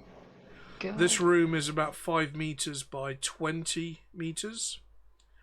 On your right hand side as you walk in, you can see 3 tables, one in front of you, one to the side, and one kind of coming up against your right hand shoulder. And then as you look to the left, there's 3 more tables lining that, and in the center is one huge preparation table. Along the walls you can see that there are various tools, wooden handles with hooks and blades and spikes and all kinds of things laid off around one side of the room. And on your left hand side on the wall you can see there are stacks of bandages and wrappings. You can see that there are empty jars waiting to be filled. This looks like some form of preparation room. Pickled pharaohs. It's the pickling chamber, yes. That's so Pickle gross. Rick! No, it's actually quite hygienic because if you remove all the organs, there's not going to be as much a rapid decay. Well, also, I mean, if you're going to live forever, do you really want to be taking a shit twice a day? No. So, yeah, I mean, there's bonuses both ways. And by the time you get to 90 and you're getting mummified, you're probably taking a shit like 4 or 5 times an hour. So, I mean, you just don't want that kind of hassle getting in the way. You just want to... I mean, life's supposed to be easy in the afterlife. I mean, this is the kind of conversation I'm having with my grandmother constantly. And I'm not joking about that either.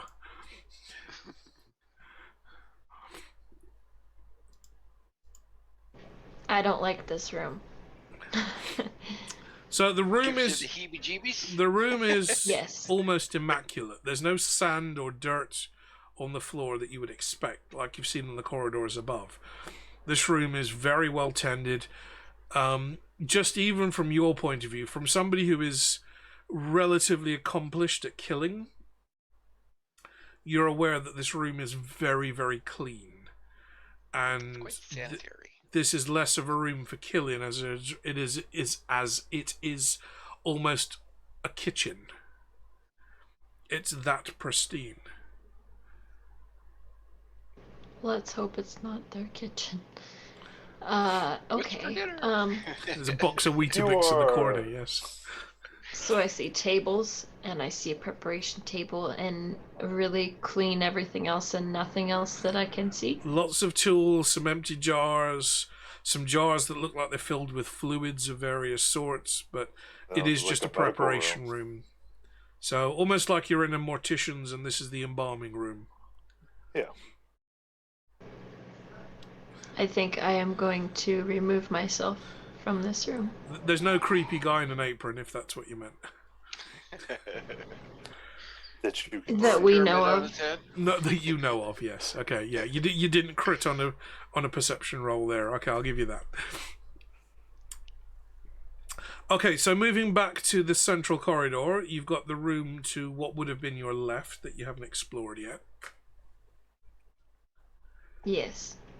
Okay, this room, as you step in, you see it's about the same sized as the giant vase room. It's got the same beautifully painted, enamelled floor tiles, wall tiles, but this time there's just no jar. There is what looks to be some form of a drain or a hole in the centre of the room, but this one just doesn't have that jar. You can't immediately see anything else in this room, but if you want to roll an investigation check, you can have a closer look. I will do that. Now, I will also mention that rolling for investigation is always an option whenever you walk into a room. I'm just spoon-feeding it to you this time. Oh, okay. Yeah, you should have definitely investigated the previous room. There's lots of Yeah, I jars. should have. Well, I just figured that since it's 6 feet tall, I wouldn't be able to get into it. Like, I wouldn't be able to see. Uh-huh. Yeah, but that's when you roll for investigation in a room, you're kind of running your hands over every bit of the wall, looking for secret switches, or looking for hidey holes, or looking for loose tiles that something may be hidden behind, and that's how you find treasure traditionally in D&D. So that is different from me saying, is there anything else that I see in this room? Very much, yes. Right, okay. You're actively hunting for anything out of the ordinary, rather than just having a quick glance around. Okay. Whoa, that was a 20. Oh, and I have a 7. We got 27, holy ball sack. Okay, all praise to the holy ball sack. Yeah, as you move to the opposite wall, where the other room had a doorway, this wall seems to be completely solid. Until you start running your hands over the enameled tiles, and you feel a slight bump under your fingers as you go over what looks like a little diamond shape. As you look at the tile, you see that what should be 4 tiles joined together with that diamond pattern radiating out is actually one large tile with a diamond pattern in the center radiating out. And as you brush your fingers over, you feel a little ridge, and then a click as you press on it. Oh shit. You've pressed on the button, but you haven't yet released it. What do you want to do?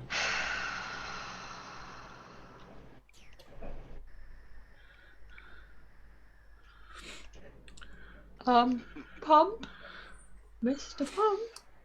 What We have literally had this before. Did he take his headphones with him or not? That's the question.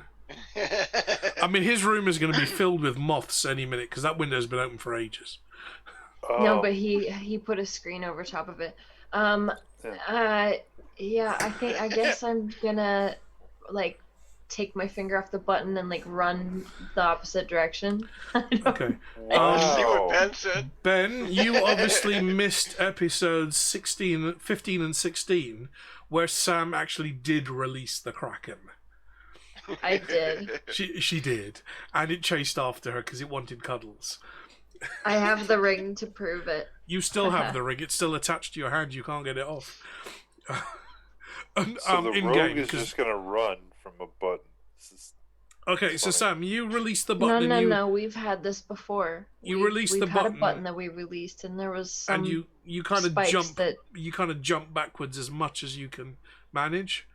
So like almost like a standing rear long jump. Yes. As you leap backwards, you see that the panel of the wall that you were standing in front of kind of moves forward, splits, and then slides sideways. Oh, I didn't get wrecked. Yeah. Okay, I'll walk back in and towards that. Okay, so what's in there? you found a secret door, obviously. You have another room that's again about 5 meters by 5 meters, and in this room seems to be a variety of holy relics. There are canopic jars, there are statues, there are offerings to what would be various gods. There are little golden statues of people standing on the kind of flat-bottomed canoes that the Egyptians used to use, the barks. Various statues of the gods, all gilded or at least covered in leaf gold and all glinting at you. There are Don't touch them. various jars. Some of them have lids on them, some of them do not. We're not there, Brian. The canopic jars are typically the glass or the kind of more vertically shaped clay jars rather than the bulbous vases that we would be used to in the West. But you've got several dozen different relics, different jars, different holy symbols, different statues, all of which are glittering to you with gold in the torchlight. And that looks beautiful, but should we really move it? Are they on something specific that I can see? They're all kind of laid on the ground, so they've all kind of been shoved in this room. In some cases, they've been piled on top of each other. If you want to give me a D20 investigation, I can see if you can determine more.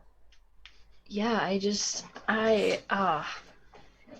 it really great to take holy relics from a, like, is this morally okay? You're a think rogue. that would be morally okay? No, Yeah, I'm sorry. you're No. morally ambiguous. I'm stopping everyone there. She's a rogue. This is what happens when you let the rogue in the tomb on her own. You two, I know, this is your fault. Brian and Dustin, this is entirely your fault. No, She's a this rogue. is not our She's fault. gone into a room on her own. This is Eric's fault. She has no. What's even worse is Eric's she has supposed- a bag of Eric- holding. It's not like she's got to grab up what she can fit in her arms. I can literally take it all. I feel like it's maybe not okay to do so. It's just, it would help us. This is why you occasionally Don't see a smash toddler. them, okay? This is why when you go out, you occasionally see a toddler, but it's got like a dog leash on a little harness because that kid can't be trusted. Don't encourage her, Ben. Oh god. Good evening, I'm gonna roll investigation first. Oh, that was not the roll I got last time. That's for damn sure. Okay, I only got a 10 in total. You got a 10. Okay, a quick cursory glance shows that nearly all of the idols or this human-shaped statues, they're not the gods that you would be familiar with in the Valley of the Gel. These are all female. So they're not real. Okay. That's Do you as wanna much as you punched? can tell with a roll of 10. Now roll sleight of hand.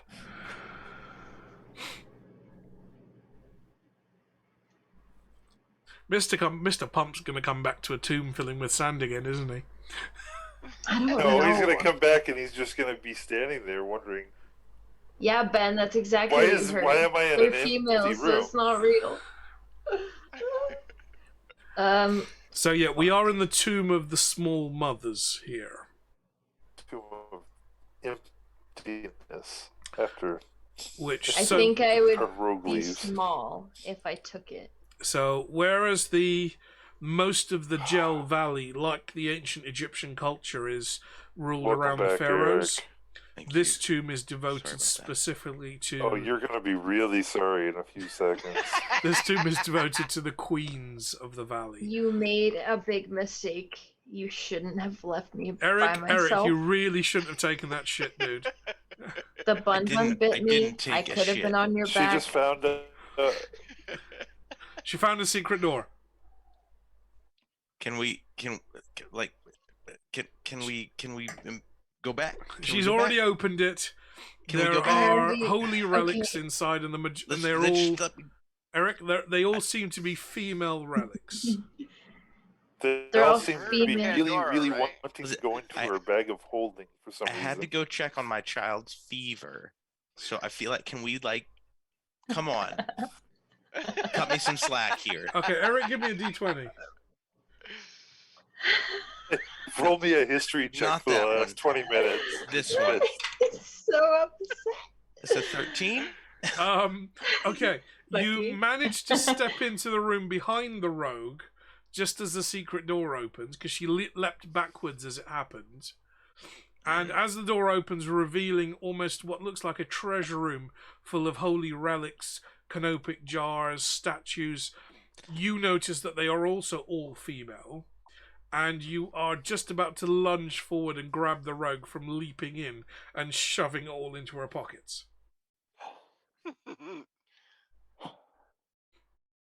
To be fair, I'm wondering if this is morally okay or not. No, you're not. It's a No, you're treasure not. room. No, you're not. Yes, You're a rogue. I am. No, stop thinking like Sam. Oh, Yeah, that's right. Yeah. I'm thinking like Sam. Yeah, but You're a yeah, treasure I guess. hunter. You're a Correct, treasure right? hunter and there's treasure in front of you. What do? You've got gold fever, bitch. You are the biggest Okay. gold digger on the disc. Yeah, And that includes the patrician's girlfriend. yeah, because I went for the dragon. I get it, but however, what about the safety of my party? You're That not. is a thing I'm thinking about right now. You are a rogue. That is That's what way Mr. down the Pump's list. thinking about. That's way down the. What you're thinking of is my bag of holding big enough to take all this shit? You gotta It is. And which of these things should I grab first? Mr. Pump is thinking about the safety of his party. So, Mr. Pump. Okay. Okay, Eric, can I get Sam and Eric? Can I get an opposed strength check from the two of you? Good luck, Sam. This should be strength. easy. Oh, What's See, an this opposed isn't gonna be like strength a- check again? So, Give me Sam, your- you roll strength and add your strength bonus. Eric, you do the same. You're proficient. Oh, this no. is not the same as a saving throw, is it? In your case, it is, yes. Oh, okay. So then it's a 19. So, Sam, you've got to roll and add your bonus and see if you beat a 19. Roll a 20 or higher. This is not gonna be good. Oh no, I got a 12. Okay, so as the door slides open and the torchlight from the little flickering torch that the rogue is holding illuminates this golden glittering, what the rogue would describe as a treasure trove, what the rest of humanity would describe as holy relics, glints in the torchlight. Mr. Pump, for some reason, just instinctively reaches forward and grabs the back of her leather motorcycle-looking racing suit. I can see like an animation of me trying to run in place and Mr. Pump holding me So, by the coat, you know how being like, "You're not fucking leaving." So you know how Sam has these two bandoliers that cross over her chest filled with potions and poisons and all kinds of things? Eric's just grabbed the back of that and just standing there holding. And Sam's feet are like spinning Scooby-Doo style on the sand. Where's the bongo player when you need it? I'm gonna, Yeah. I'm gonna, And you would have gotten Turn away around. with it if it wasn't for you pesky priests. I'm gonna turn around and give Mr. Pump like a pouting face, like, why? Well, we can't see it because your camera's off. So Sam, I know. as you stop trying to run forward, realizing that you're not making any progress, and you just kind of sag, and you look up behind you, you see both Mr. Pump and the Bun Bun looking at you, scowling. Hey, what's the big deal? Sure. No shiny this time. You're the one that broke everything last time. To be fair, he did, but he has learned his lesson. That's because I listened to the rogue. Actually, no, you listen to the ranger. Actually, it was the ranger. Oh, You it was the listen to ranger. the ranger. Oh, Oh, I yeah. thought it was me that told them to knock them over. Well, Regardless actually, it's a of what. safeguard because it was actually out of Mr. Pump's control. He Was that not still- at fault. Mr. Pump was not fully. You weren't released Conscious. at that point. Oh, yeah, okay. You Ah, just cool. did what we told you to do. Yeah, that was literally my fault. Yeah, okay, cool. Cool. And but the gods I- noticed, but I- remember. Yeah, that's- Guy, you haven't let me forget, really. Yeah, no, seriously. For the audience, for those of you in the audience that have been following along, I always do the little prologues at the beginning of every episode. The gods did take notice of that. And the ranger has been punished for that by the gods on more than one occasion for the desecration of that tomb. Mr. Pump has also been punished for that by the gods on more than one occasion. Huh. However, since Mr. Pump has become a bit of a celebrity, and following his fight in the arena, Mr. Pump is bordering on becoming a god himself. Because in the Discworld, the rules are, if enough people believe in you as a god, you will manifest as a god. I believe. No, this ain't no R. Kelly shit. There's no legal battle at the end of it. No, this is more like the Freddy Krueger stuff. Right? So if enough people believe that Mr. Pump is a god, he will become a god. And this is a dangerous position now for Mr. Pump. Now that Mr. Pump has learned what sacrifice means, we learned what family means, when all the golems have given their lives to protect him, he's kind of in his Gandhi stage. All he now has to do is die and elevate himself to God stage. Does it Wait, have to what? be people that believe in me, No. or can it be like all beings? No, any being on the disc that believes that you are a god will slowly grant you powers of a god, and eventually you will manifest as a god. All right. Now, does it do different creatures? Look at Adam. If there is a death of rats, then there can be a god of rats. Right. Wait. Well, I'm just curious. If a dragon believes him to be a god, does that give the- him even more power? The dragon believes himself to be a god, and he's a high enough being that just his belief alone could Right. maintain So if the that. dragon also believed the golem was a god, that Then would be enough. This could be a battle amongst equals. I'm going to That's cut my actually lasagna while you argue. That's actually like along the lines of Lucifer. Very 'cause much, that yes. Joe says self-realization. Yeah. So I need to get the buns on my side. That is the basis of the Pratchett book Small Gods. If any of you read that is the basis of Small Gods. That there is a we god gotta that manifests in the desert as a tortoise trying to cross the desert, and that becomes the god Om, which is the Omnian religion, which is represented by the great bull. So one of the statues comes to life and starts saying, "You have activated the emergency processing construct. Please state the nature of your medical emergency."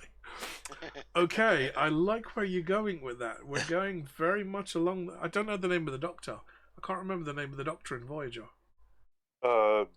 Doctor? It was just Doctor, wasn't it? He didn't It was actually have... the Doctor. Yeah, you're talking about Robert. Oh, Carter, I right? was just thinking of Deep Space Nine. I was thinking. Who was Bashir, the- but it's like, no, it's Who not. was the creator of the Doctor hologram, though? Because that was the name they gave him in the end, wasn't it? I don't remember, but I know he was just the Doctor for the for the entire series.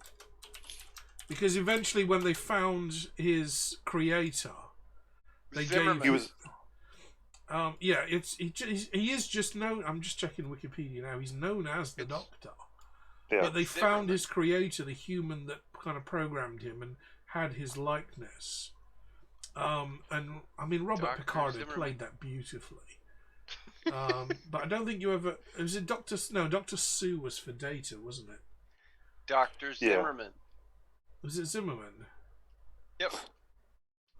But he continued to be called just the Doctor.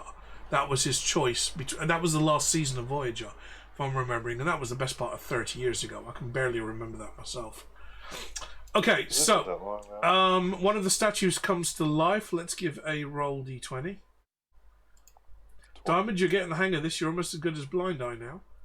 That is a 4, so I'm afraid not. That does not happen. But I like the way you're thinking, and this is how... Dr. Lewis Zimmerman. Okay, well done. Thank you very much. This is how I intended roll d20 to be redeemed for exactly... Oh, come on, I've got an update. Sod off. This is exactly how I intended roll d20 to work. So thank you very much for that. So on this occasion, the statues do not come to life. Eric, you're basically grab the rogue by her braces, and you're kind of holding her far enough off the ground that her legs are just spinning Scooby-Doo style, and then she just relaxes and gives up. Well, I like that. I want that. That's funny. Adam, it could be. We'll have to wait till the later episodes. But could be. Does Google perhaps have like detect magic or anything like that? Google doesn't have any specific spells. No, he's just a repository of knowledge. Okay. Does the cleric have detect magic? The cleric does. Yeah, that's hilarious. So the two of us that should be in there. Right. Well, I don't know why you didn't bother coming in, but okay. We weren't sure. Yeah, Eric, we're gonna have to do your chicken bazooka t-shirt, aren't we? Oh, yeah. I would wear that. I was gonna, but then you guys just You'd said, wear "Oh, the no, you'd just wear us the two chicken are shit coming." out of that shirt, wouldn't you? Well, you have to make those up and bring them to Niagara. Well, I've got the icon in high res, so I can actually have that printed on a t-shirt easily enough. So, but in Sweden, do I want a t-shirt, or do I want like thermal undies, or do I want a full-on hoodie? stick with it. I always wear t-shirts. Hey, actually, yeah, hoodies would be actually kind of cool. Like the pullover hoodies. So we could potentially... Yeah. I could potentially... I mean, I've got an account with Spreadshirt, because I've done... you guys know I play Elite Dangerous, and there's like 3 of us that have been a little combat wing since the game was in its beta stage, which is going back like 10 years. But I've got a hoodie that says Nomad's Hammers on the back of it. I'm Nomad 6. Mr. P, who is regularly in the chat, is one of our pilots. And we've also got Red 5. So the 3 of us are called Nomad's Hammers, and I drew up the little logo and had it printed on the back of a hoodie. And Spreadshirt just lets you print anything on the back of a hoodie as long as you've got a high enough res image. So I can put a chicken with that little flame on the back of a hoodie for Mr. Pump. So Eric, if you decide that we're going to go ahead with, if we all decide we're going to go ahead with SilverCon next year, and do whether it's the last game or just a game of D&D live in Niagara, I'm planning to like do an Airbnb and book an entire like 5-bedroom house in Niagara, and we all meet in Niagara and just do a live game as well as streaming it over the internet. If you're up for that, Eric, I'll do you a chicken bazooka hoodie. What time of the year are we thinking for that? I'm thinking either early summer before the prices get crazy, or very late summer, because Sam's got issues about the kids. Because if it's too late in the summer, she's not going to be able to sort out the kids. I shouldn't have an issue with getting the time off to do that. So when I say early summer, I'm talking like end of May, early June, when it's cheap, or maybe late September, early October when it's cheap. But if we're going either side of that, it depends on price. If I book now, I can get a 5-bedroom house, which will sleep like 10 odd people for less than 1,000 Canadian for like 5 nights, for pretty much a full week. and Chicken can. get. I mean, the idea is to get Cole and Joni to come up as well, and we do like a little mini SilverCon, and Sam can have loads of her prints and sign them all and do stuff. And if she brings the kids with her, then obviously there's Niagara Falls. I've got friends from, God, like 20 years ago that work for the park authority still. 2 of them are park rangers, and one of them is just works for the kind of like the touristy side of Niagara. There's so much to do in Niagara Falls that I'm going to be meeting up with some of my American friends from Ohio. Will be coming across, because the last time I did this was in 2001 when I graduated, and loads of my American friends, we all met in Niagara, and we just had a big old party for like 3 days. We got wrecked. The fact that you can buy a fucking gallon of vodka in a plastic bottle for $9 is just, I mean, come on. That was where the swimming pool story comes from. I could meet up with my other Canadian friend while I'm there. Yeah, the more the merrier. But I haven't seen them in a while. we're talking about making this like the mini SilverCon, because for Americans, this is something relatively easy for them to get to. Dustin, from where you are, I think it's quite easy to get to, isn't it? Probably. And for Joni and Cole, that's a short flight if they're planning to do that. But get everybody in America, everybody in Canada, meet up somewhere central, somewhere really touristy, somewhere really chintzy and kitsch. And we can do lots of touristy stuff. We can do one proper session around a big table with all my manuals, taking up all the weight in my suitcase allowance. And we can all roll out the special dice. And that's... I'd plan that to be the very final episode of this campaign, but the rate we're going, that'll be like just episode 32 or something. But yeah, it will. Diamond, it will be the Canadian side, yes, because I'm not allowed into mainland United States because I've got a past. Maybe I can make you all some dice towers like this. Bring them along. I was at Comic-Con last weekend and they had a Cthulhu one and I almost got it. I saw a Cthulhu Starbucks style mug on some weird ass dodgy looking kitsch gamer site, and I was so thinking about buying it for Sam. I really was. And they were a Canadian company as well. I just don't have the cash right yet, but yeah, it's the Starbucks logo but done like Cthulhu. So yeah, the SilverCon, I'm thinking more end of the summer, end of the season, when the prices start to drop off, but I'm planning to book it soon, in the next couple of weeks. So if we are up for it, then I mean seriously shit, let me know, because the further in advance I can book it, the cheaper it's going to be. Sam and I were looking at this before. I can get a 5-bedroom house for 5 nights for less than $1,000 Canadian dollars. Yeah, I mean, I shouldn't have an issue. The only times of the year that I need to worry about is Christmas and midsummer. So yeah, I mean, if we're talking about end of May, for example, then Eric, if you're flying over to Heathrow, I'll meet you in Heathrow and we can fly over. Yeah. I'm so excited. I've got family in Toronto that I'll probably want to spend at least a day with, because I haven't seen them in 20 years. And then it's basically a train ride out to Niagara. I've done that train ride before. Yeah, it's funny with my job with them. Like I said, Christmas and midsummer. We're going to the States for 2 months. We've been planning it for a while in February. Okay. And so I made sure to tell them when I had the interview, I was like, I've got this already planned, so I need the time. And my boss was like, yeah, sure.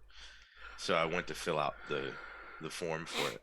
And my other boss was the one that was like, where the forms are. And I was like, yeah, I need a form for the vacation. He was like, okay, but you can't have vacation around Christmas. They talked to you about that, right? And I was like, yeah, this is for February. And he was like, oh, yeah, do whatever you want. Okay, so because everybody's on the chat now, let's just say, let me know by at least Christmas this year whether you're definitely up for it and what your preference is, whether it's early summer or late summer. And then at least go after Christmas, at least between now and Christmas, I can look at prices. We can sort something out. Sam can get loads of prints sorted, and whoever's willing to come, I've invited Joni and Cole to come along as well. Yay! But we'll do some kind of mini SilverCon in Niagara. I will promise I will only spend at least 5 hours in a casino. I do not have a problem. I just have it's really sad. I do not have a problem. I have a strategy. A strategy that has worked well for me in the past.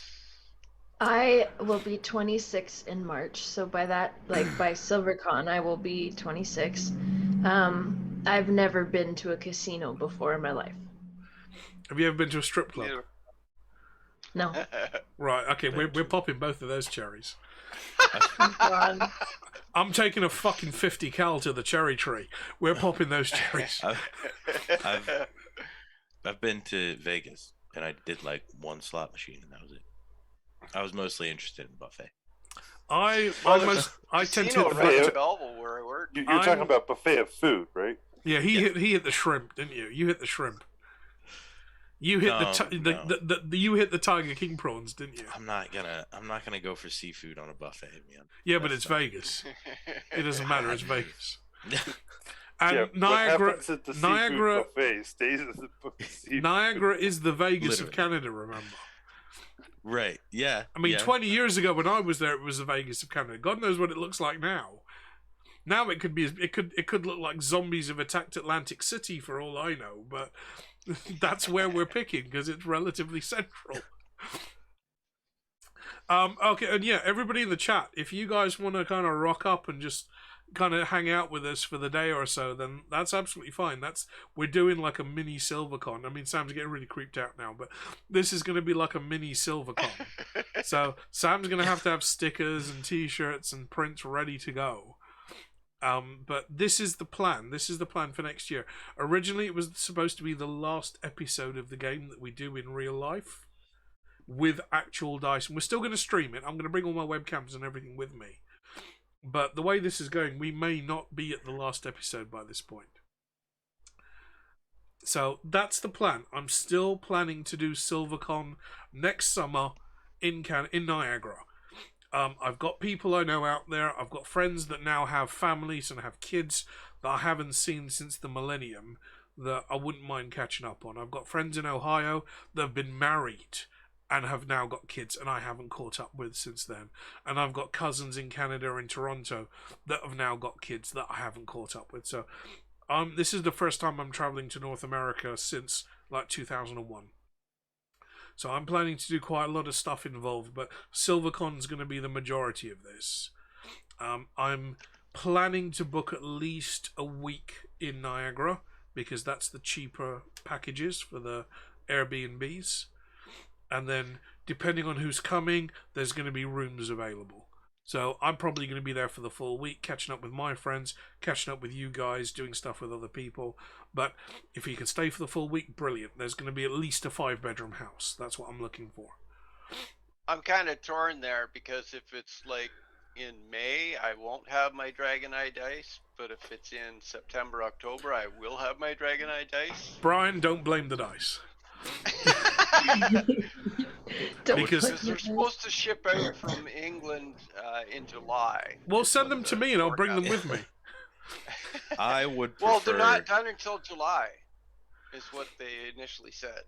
So you'll get them sometime about July 2023 in that case, if it's a Kickstarter. Well, it depends on how long it takes to come from England. Like, I don't know if it would be like a month like it does from the States, or... No, usually it's usually about 2 to 3 weeks. I would prefer end of summer because, like I said, we're going to the States February through to the beginning of April. So like a little bit of time to recover the money not gained from not. Well, keep it in mind. But if I book now, I'm looking at about a grand UK, grand pound sterling. So that's about 1,500 Canadian if I book it now. Yeah. And I'm planning. I've been working 3 days a week for the last month now. So I will have cash available at the end of this month, maybe the beginning of next month. Depends how quickly my client pays. And for fuck's sake, I need a holiday. I really need a holiday. So if you can let me know by, let's say, the beginning of December, Let's give that a hard one as a hard date. If anybody in the chat is interested in attending, let me know if you're interested. Once we've got details assigned, we'll give you some dates.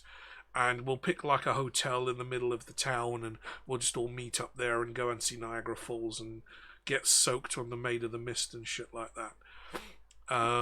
But yeah, if you can let me know by the beginning of December, and I'll make the booking, and then we can work shit out from there. Just the hotel booking, I'll sort flights out and stuff later, but we can work shit out from there. But I fucking need a holiday, and I need to do something for me for a change. Because some of you know all the shit that's been going on in the background, for me at least. So, yeah. Doing a game in real life with actual fucking dice at a table, instead of Brian constantly looking to his left at his monitor. Actual sodding dice. Yeah, that will be the bollocks. And we're going to live stream that because I'm going to bring all my webcams and stuff with me. So we'll meet for the first time, all of us. It would be crazy. Yeah. We'll do a proper D&D session. And we'll do it at a table with books, traditional dice, pencil and paper, and we'll do it the old-fashioned way.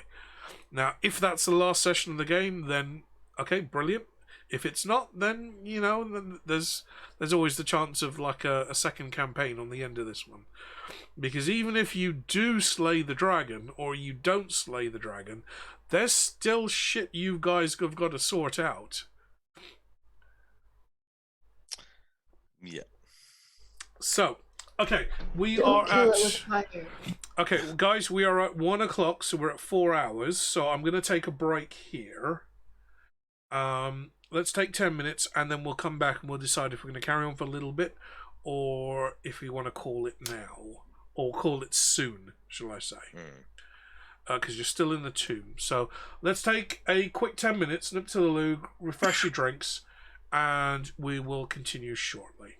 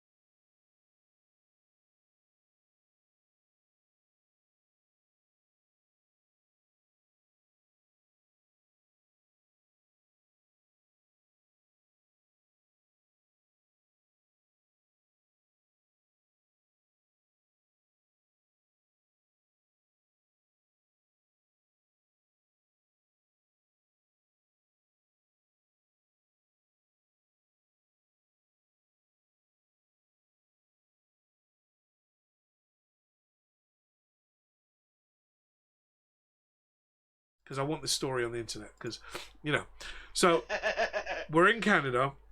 We're in Niagara. We've bought a gallon of vodka for like $9. I was the only one that was over 21 because I had my passport with me, so I had to buy it. And at some point during the night, I disappeared. I vanished. They went They were wandering up and down the main strip, wandering up and down the road, looking for me, and they couldn't find me. And eventually, Danae found me sitting in the bottom of a drained swimming pool, holding this big gallon plastic bottle of vodka. And she looks down at me. She's like, "Omar, what are you doing down there?" And I look up, and I'm just saying, "There's no water in this pool," and I pass out. And they had to manhandle me out of the pool. 6 of them, 3 burly guys that probably played football in high school, had to manhandle me out of this pool. I dived into the pool, expecting there to be water, landed on my arse, and was just sitting there in the pool. Just, what the fuck happened? There's no water in this pool. And that was how that night ended. We were so completely sparko that we had no idea what the fuck was going on. And that was my last time in Niagara, and that was fucking tremendous. And I nearly missed my train back to Toronto. That was a good trip. So I'm planning to do the same again. Thank you very much. Right. So for Marie, who will be watching this on the replay, I have a glass of water. I have some tonic. That probably sounded really unpleasant on the microphone.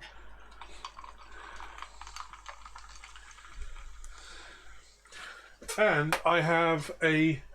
Where is it? I've lost it. No, that's the bottle of ink. Okay, I have a bottle of gin that actually looks like a bottle of ink, which is my birthday present. It is kind of a purpley blue colour if I shine a flashlight through it. Breaking the seal. Empty swimming pools specifically have.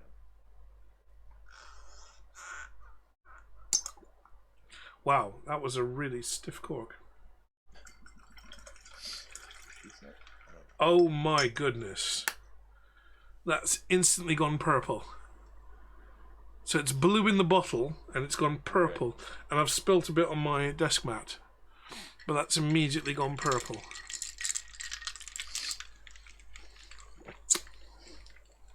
Okay. Nose.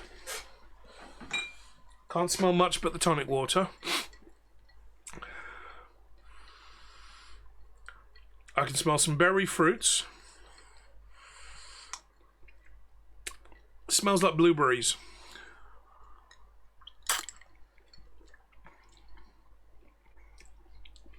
Ooh, okay. That's not floral in the slightest.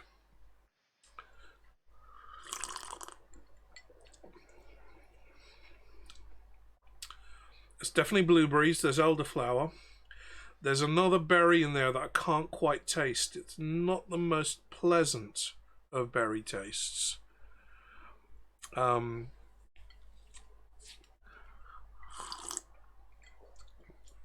it's on the trailing edge. That is really nice. The very first sip you'll get is that unpleasant edge to it. That weird... You know, like when you... Eric, you'll know. When you try lingonberries for the first time, and you're not quite sure what you're eating, because it doesn't taste like something you're used to. It's that kind of feeling. It's, oh, that's different. I've not tasted that taste before. And then it mellows out into blackberry and blackcurrant and almost blueberry.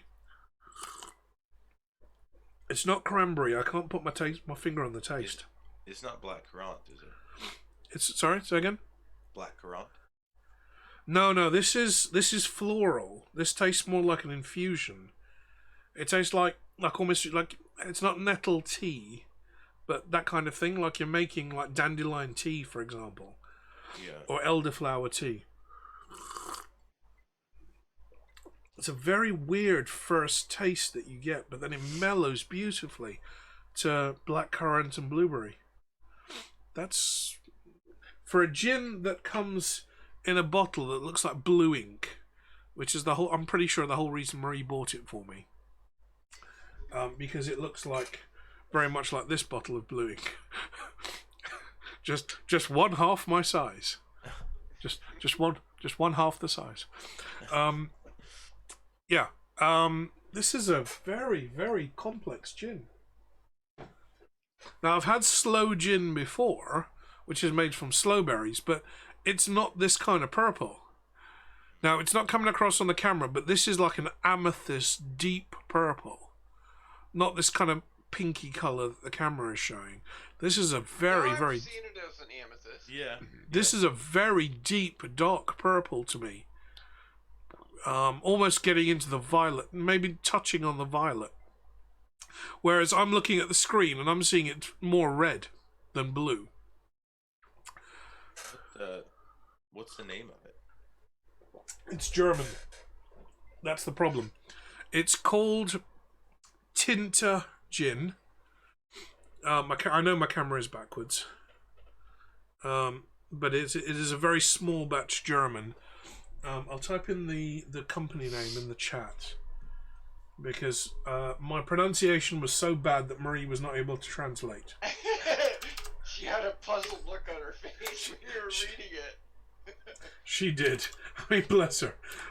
Marie and I have many conversations about German and French translation. And this was not one of them. Okay, that's it. Okay, what happened? We're just trying out the gin. So, for this particular one, it said, hang on, I'm not finished yet. That's the company. 55122 is the batch. And mains may be the brand. So that's exactly the website that shows on the back of the bottle. It says it's unsafe by my web browser.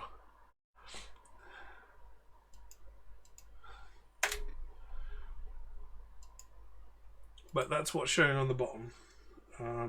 Oh, hang on. There's no dots in any of this. Let me retry that.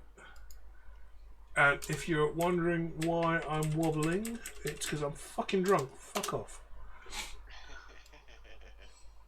I've had 3 double Vespers and I'm now on this crap. So, you know, it's I'm having fun here. It's the only way I make it through the end of D&D sessions. Okay, if you copy and paste that last one that I typed, because it's all text, no dots, it'll find you the bottle that I'm holding. And I'm holding a 200ml version of the bottle, which I am keeping as an ink bottle for later. But this is very, very complex in flavour. It finishes with blueberries and sloe berries and all sorts, but it doesn't, and I don't know what the starting flavour is. Because the starting flavour is really sour, it's really bitter, and it's not a berry that I'm familiar with. Almost like, you know, the kind of unpleasant taste you get from grapefruit or from gooseberry. It's almost that kind of sour, unpleasant taste, but I don't know what the berry is called. My palate just isn't evolved enough. But this is really good. I'm really liking that. Thank you very much, Marie, because you will be watching this tomorrow morning. Right, we are well over time for break, because we've been rambling about gin. Sorry, Dustin. Right, you are... Sam is being held back from the holy relics by Mr. Pump. Brian and Dustin, you're still outside because you're too scared to enter the temple. At no point have I said that males are not allowed into the temple. But you two are outside. It was implied. That's why I stayed here. You two are outside. You Mr. You guys Pump, figured you go on ahead. Mr. Pump being the CK1 of the group, suitably androgynous, is currently holding the rogue back from shinies. You're on the first level of the tomb.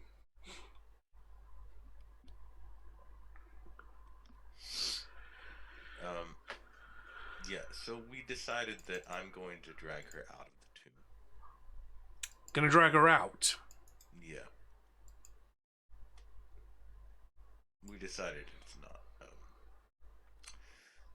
We're just gonna continue to the pyramid.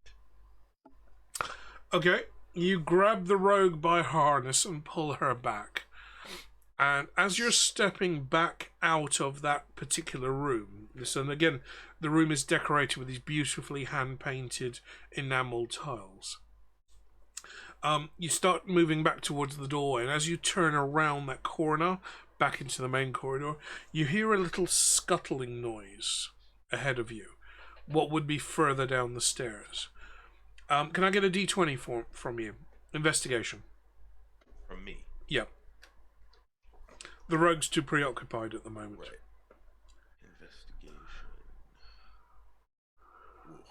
Sorry, just giving a medicine to children. You can stick the children on the Zoom call with us, you know. I'm sure they'll enjoy it. Minus 13. 13. Okay, so Eric, you hear not only a scuttling, but you hear the wispy sound of kind of almost like socks walking on stone, coming from further down into the temple. What are you trying to do? What are you trying to do? He's trying to entice you with socks. Book it, book it.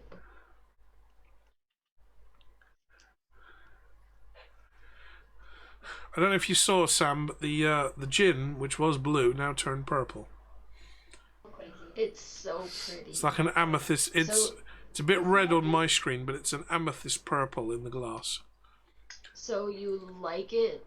There's a bad taste to it. It's got a weird taste at the beginning, but it mellows out into odd berries, like sour berries, which is actually really nice. It's more of an adult gin than a nana gin, if you get my taste. Nana gins are normally floral and Parma violets and stuff like that, but this is more of a very grown-up gin. I like it very much. It's berries I've never tasted before. I will continue One thing to that I pull like about Fresco. Sorry, just real quick. I will continue to pull the rogue out. Okay, so you pull the rogue out. You start backing up towards the stairs behind you. As you do so, Eric, you notice what looks like a mummy, like an embalmed person wrapped in like cloth wrappings, but 1/4 the normal size, standing at the top of the stairs, looking at you.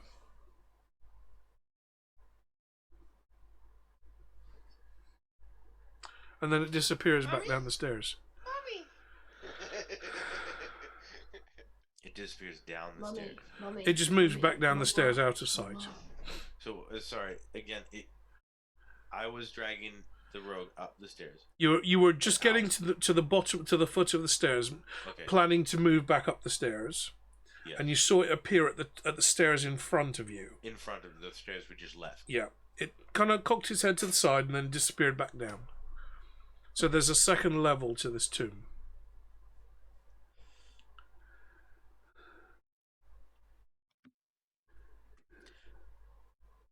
I don't like that. I'm going to continue to pull the rogue out. Maybe a little faster. Still paying attention to the safety of the rogue, though. Sam, you have a choice to react to this. He's dragged you out of the Holy Relics treasure room, dragged you out of the storage rooms and back into the main corridor.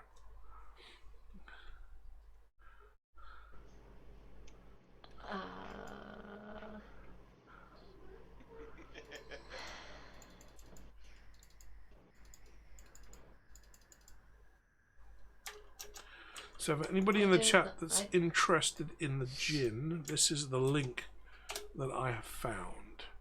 I don't like that mummy. I don't want it in my life. But it's not a full mummy, it's like a baba mummy.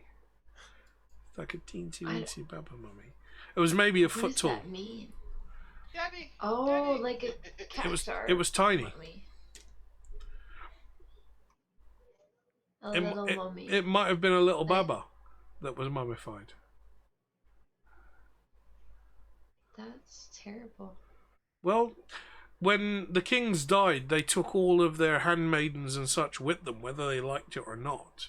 So all the handmaidens were killed and mummified. The wife was killed and mummified along with the pharaoh. So the pharaoh, his family, and his entire family and courtesans, handmaidens and everything were mummified and put in the tomb. That's standard practice. Seems fair. So if you weren't a son that would inherit the power of the king, and perhaps you were a daughter, would you necessarily survive the death of your father? Would you not be mummified alongside your mother with them? I'm just putting that question out there. I'm not saying I agree with it. Oh, you're asking me that question? It's a philosophically open question, as always in D&D. Because, you know, like cultural significance and purple gin. Woohoo! Oh. Yeah, that's really nice. I don't know what it tastes like, though. It tastes like really sour berries and then mellows into black currant and red currant and blackberry. Eric, are you familiar with Ribena? Now that you've been in Sweden. Like a blackcurrant cordial that you dilute in water. I know of it. I have not had it. It mellows into that. Which is like something that you would give to kids, as opposed to Robinson's fruit shoot shit. You'd give them a bit of Ribena with sugar-free, but it kind of mellows into that. But it's more of an adult version of Ribena. And I like it. Okay, so I looked up what was on the back of the bottle. Was my German very bad? I don't know how you pronounce that. I wasn't here for when you tried to say it. I Google translated it. However, Boing. I would like to give my German a shot, and Marie can tell me later how it was. But Essen ist ein Bedürfnis des Magens, Trinken ein Bedürfnis der Seele, which means eating is a need of the stomach, drinking is a need of the soul.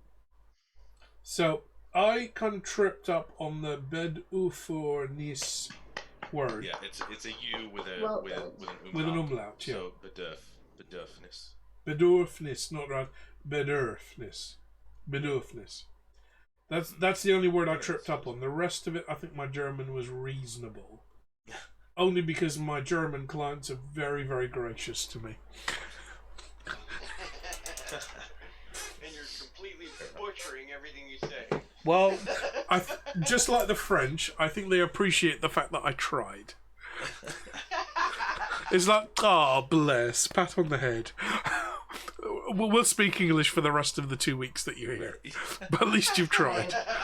I haven't met very nice Germans in total.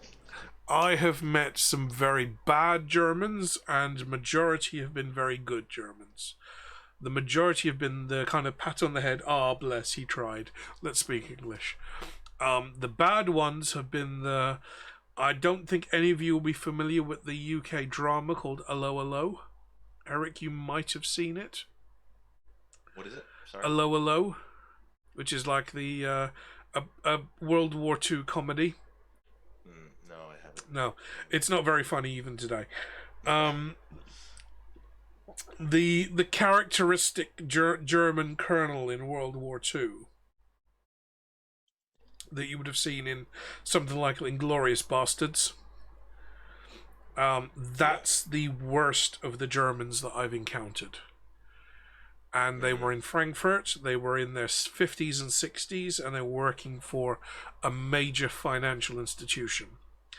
So they would chatter away in German, have a laugh, belly laugh, like good Bavarians would. Belly laugh, and then look at me. Oh, he's the stupid foreigner that doesn't speak German. We must translate into English. All of their colleagues who were in the training room with me were in their late teens and early 20s. And during the break, they were so apologetic. They were horrified at how their superiors were behaving, and they kept coming up to me and apologizing for the behavior. It's like, no, it's okay.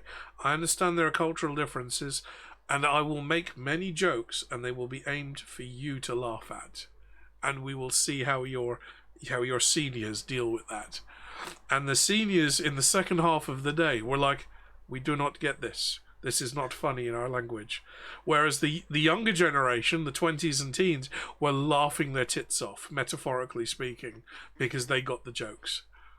And I completely changed the dynamic of a training purely because of perceived racism, although it was quite subtle, but there was perceived racism in the room, and I completely turned that room around in my favor, to the point when the senior managers were on the back foot and they did not know what was going on, and their juniors were the ones that were excelling in the class.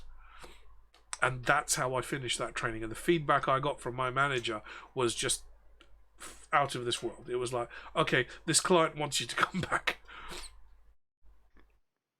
So I've seen good Germans. The best Germans I've spoken to tended to be in the southern states, because they're more mixed with Austrians and the French and the Italians, so they're more multicultural. Bavarians, and in particular in Dusseldorf. The client that I spent a lot of time with in Dusseldorf, I spent a solid week out there on a couple of occasions, and they were so overwhelmingly hospitable. They would take me out for lunch. Like, okay, so this is the we have this favorite place which we think you would like, or we have this favorite place, and they would take me out to all of these places every lunchtime that I was there. They bent over backwards to be accommodating, and I gave them the best training, the best delivery of service that I possibly could, even into configuring the servers, which I wasn't actually qualified to do. But you know what, it's like 5 minutes out of my time. Look, I'll fix this problem for you. Just log in, this, and this, job done, you're up and running. So Frankfurt, not so good because it's an old financial city. But Dusseldorf, Munich, Berlin, best experiences ever. And that's because I saw more of the younger side of the industry. Blind Eye, welcome, sir. I hope you've washed your hands. I hope you haven't sharted on the carpet. Sorry, blind. That joke is going to dog you for the rest of your time on the internet now, if I have anything to do with it. At least it wasn't him. It wasn't him. But, you know, if there was a carpet shart involved, that's just an epic moment in life that you must celebrate. Okay, let's just head out. You just have to celebrate that moment. It's like, right, I'm out. They're like, Mr. Pump feels up on his shoulder. We're out of here. Okay, Eric. You have seen the kind of cloth-wrapped miniature mummy. It's maybe only a foot or a foot and a half tall in front of you at the top of the stairs. It looks inquisitive, and then it's disappeared back down the stairs. Not that. Remember, this is the tomb of the small mothers. Yep. So that was the small one. Cool. It's probably a mother. glad we got to see that. Or a massive mistranslation. What, like, because small mummies and small mothers are not too far apart.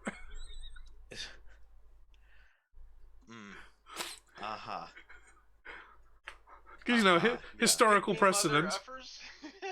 So, like, you know, when you see, like, a tourist attraction, and you're like, oh, that looks cool, and then you go to the tourist attraction, you're like, this is a lot of what I didn't want. I'm getting ripped off here, bitch. and then you see the main attraction of the tourist attraction, and you're like, okay, that's it. Let's go, because this is I'm not no. This place Okay, is never sketchy. come to the M&M thing in London. It's just a waste of money. Madame Tussauds, unless you're going with a local, also a waste of money. Just putting that out there. Fair enough. Yeah. Oh, guys, we've got hydrate, water. Yeah. I have to. This is not Vespa. I promise this is water. Bollocks. Oh. I'm loving the fact that this is like an aurazite or an amethyst purple. It's so beautiful. And I have amethyst downstairs, and it really is this color purple.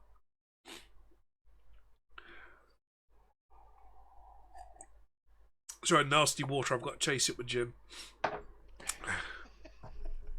Actually, you know what? Sod it. I'm going to go downstairs and get my amethyst. Tangent. Can I make it down the stairs alive? Let's hope so. Right. We hear a loud bang.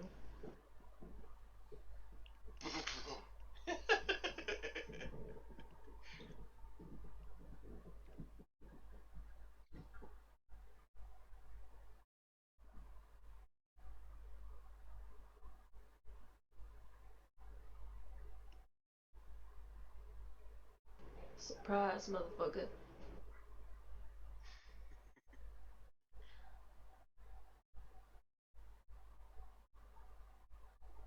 I got my volume turned down so I don't get feedback.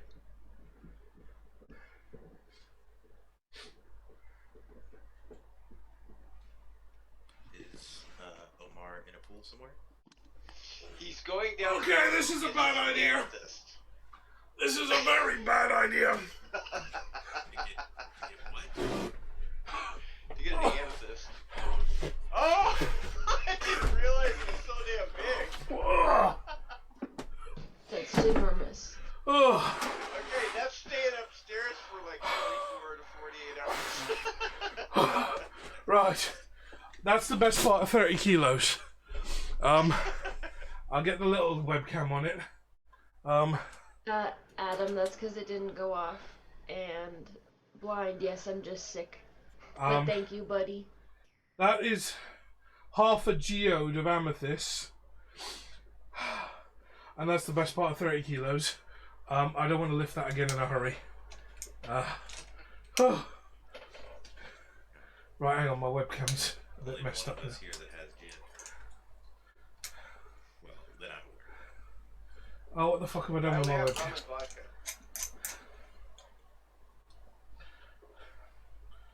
Right. The other one. Right, the other one I've got is that, which is a little miniature cracked version of a geode. And why didn't you grab that one in the first place? Yeah. That one was in the back pocket. This normally lives on the mantelpiece. This one's like about half a kilo. But this is the big bastard. I also have 2 pieces of citrine quartz that are double the size of this, and I have both halves of the geode. So a single geode that's been cut in half, I've got both pieces. They are 20 kilos at least and 40 kilos for the other piece, and they're by my fireplace because my dad was very interested in his minerals. And that's a legacy of my father. But this is very much the same colour as... I was just proving a point with a fucking gin. I mean, why the hell did I bother?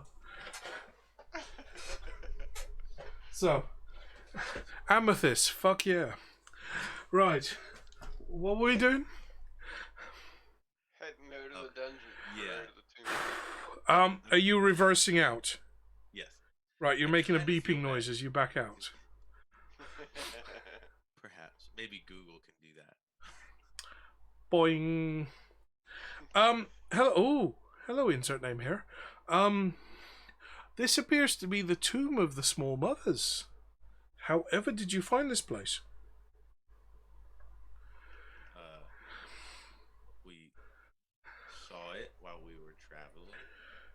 Well, insert name here. You have been tremendously lucky to find this location. The entire Dajel Valley is devoted to the pharaohs of the Dajel. The pharaohs being the gods that walk amongst men that bring the sun up every morning. The tomb of the Small Mothers is the only tomb of the entire Dajel devoted to the women, to the queens of the Dajel. Often mistaken as the queens, but in some of the lesser translated scripts have resulted in the interpretation that these are actually the river itself is the queen of the valley, that it brings life every rainfall, and that it feeds the young of the valley. This is essentially the tomb of the river that you have stepped into. Please do take many pictures. I would love to have information about this for future reference. I seem to have misplaced my camera. Okay, insert name here. Is there anything in particular that makes you uncomfortable about this place? I would love to record this information. The small wrapped up little person that looked at me weird. One moment, please. Searching. He holds up a little wooden stick with a sign of an hourglass spinning round. Hello, insert name here. It appears that the Tomb of the Small Mothers may be a translation to Tiny Mummies.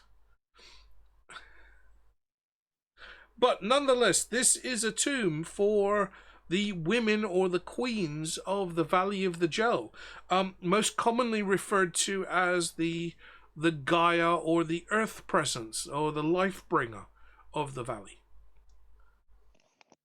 Is there anything of value, like knowledge-wise, or? Value, I am not sure, sir, insert name here, but certainly there is a strong link to the local region for women and fertility rights. So unless you are a male of any species, your passage here should be absolutely fine.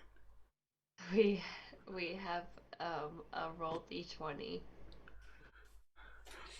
Tomb of the Small Mothers is the last known resting place of Google's twin brother Jeeves. Seriously, Diamond? Okay. I'm going to give you a D20 because you redeemed it. I am going to set that limit really fucking low. So unless it's below a 5, ask Jeeves, which I am, well, of course, put on the posh accent, sir. Ask Jeeves will not be involved. So 5 or below, I'll let you get away with that. 6 or above, we're going to kind of play things out as we are. So, where's my button? Roll D20. Thank fuck for that. I don't know how I would have kind of improv that into the game. So we had a 13 there. Well, it wasn't very lucky that time. Hello, insert name here. There are rumors that this may have been the original origin of my species, but that seems to be unaccounted for. If you would like to investigate further, I would be happy to take recordings and make notes. Consider it a cultural favor on behalf of all Googles around the world. Even if we were, I would like to bring our friends in. Your friends are male, yes? Yes. May not be such a good idea. This is a tomb of the Small Mothers. Mistranslation or not, I think the local custom is for females to enter this location. So, someone as yourself who is, pardon my French, but, sorry, pardon my Kalachian, but somewhat androgynous, and your colleague here, the female rogue, I think we are safe entirely from whatever may inhabit this tomb. If your colleagues were to follow us in, I cannot guarantee their safety. Well, I am also worried about the rogue's choices. Adam, thank you very much for joining. Take care. Have a great night, sir. Insert name here. Me, I don't know what you're talking about. Your rogue's choices are somewhat of an unverified variable in this matter. Exactly. If this was a lecture on chaos theory at the Unseen University, she would be the D6 that rolls a 7. I'm sorry to be so vulgar in my translations. My deepest apologies. Insert name here. Hey, did you hear that, Mr. Pump? That means I'm lucky. Oh, I love that. Even a 13 is lucky for one person in the world, isn't it? Oh god.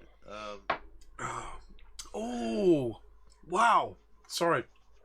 That still hits me as really sour and weird tasting, and then mellows out by the time I kind of get round to opening my mouth again. But it's good though. That means it hits the same every time. That you don't like. The experience doesn't dull. It's not like any gin I've ever tasted before, and that means it's good. If it was just boring, if it was just boring old gin, I wouldn't be impressed by it in the slightest. But this is something special. This has like a sour seaweed taste to it almost.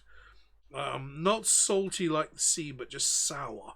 There's a little bit of vinegar in there. There's a little bit of like apple cider in there, and then it suddenly just mellows down to blackcurrant and red fruit. It's just the weirdest thing. It's not a taste that I'm familiar with, and that's the bit that's intriguing me the most. I don't know this taste. It's not a taste I've come across. I want to ask Google if we would find any information about like the pyramid that we're going to. Insert name here. I don't think the Great Pyramid has anything to do with this particular location. This seems to be an entirely separate shrine. But certainly information may be found here. But if you are looking for the older pyramids and the great power that you've searched for before, I don't believe this will reveal any significant information. Of course, my database is entirely open to interpretation, and this particular site has not been fully explored and uploaded to my database. I don't even have any up-to-date maps of this region. If you wish to take photographs, that would be of huge benefit. The photographs require us to explore the entirety of the tomb. Or at least borrow the cleric's picture box.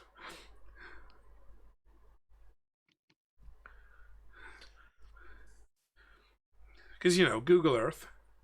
Right. I mean, part of me feels bad that you drew up this whole map. Sorry, 3 hours drawing up this map and preparing this encounter. I vote for... I don't... Now, technically, Brian and Dustin could come in at any time. I mean, yeah, you could try. But they're not going to. They just don't know the consequences. They're taking a short rest. Yeah, I mean, like, It was implied. It was implied by. Excuse me. When talked to the local that men do not go in there. Whether or not they can may not have necessarily been the case, but it was implied that men do not go in. So, Google tells you that the rooms that have been currently explored are the 2 storage rooms, the reliquary, and the preparation room, which are the first layers of any pyramid. Yeah. Once you delve further into the pyramid, then you find the actual burial crypts, and that's where you'll find any artifacts or any treasures of any sort that may be worth looting, if that's your purpose in the pyramid. Not that Google approves of looting. So, if we were to take stuff, what might possibly happen? Ask you Google that. Well, insert name here. Rumor has it that removal of relics and items from the reliquary would involve either, at the very limit, some form of trap or element to be triggered within the pyramid, or at very worst, some form of curse that may bind you and follow you. None of these has been corroborated, at least as far as I'm concerned. But certainly information does point to cursed items or certain magical spells having formed upon you from picking up certain items. If in doubt, I would generally say leave well alone and fuck the hell off.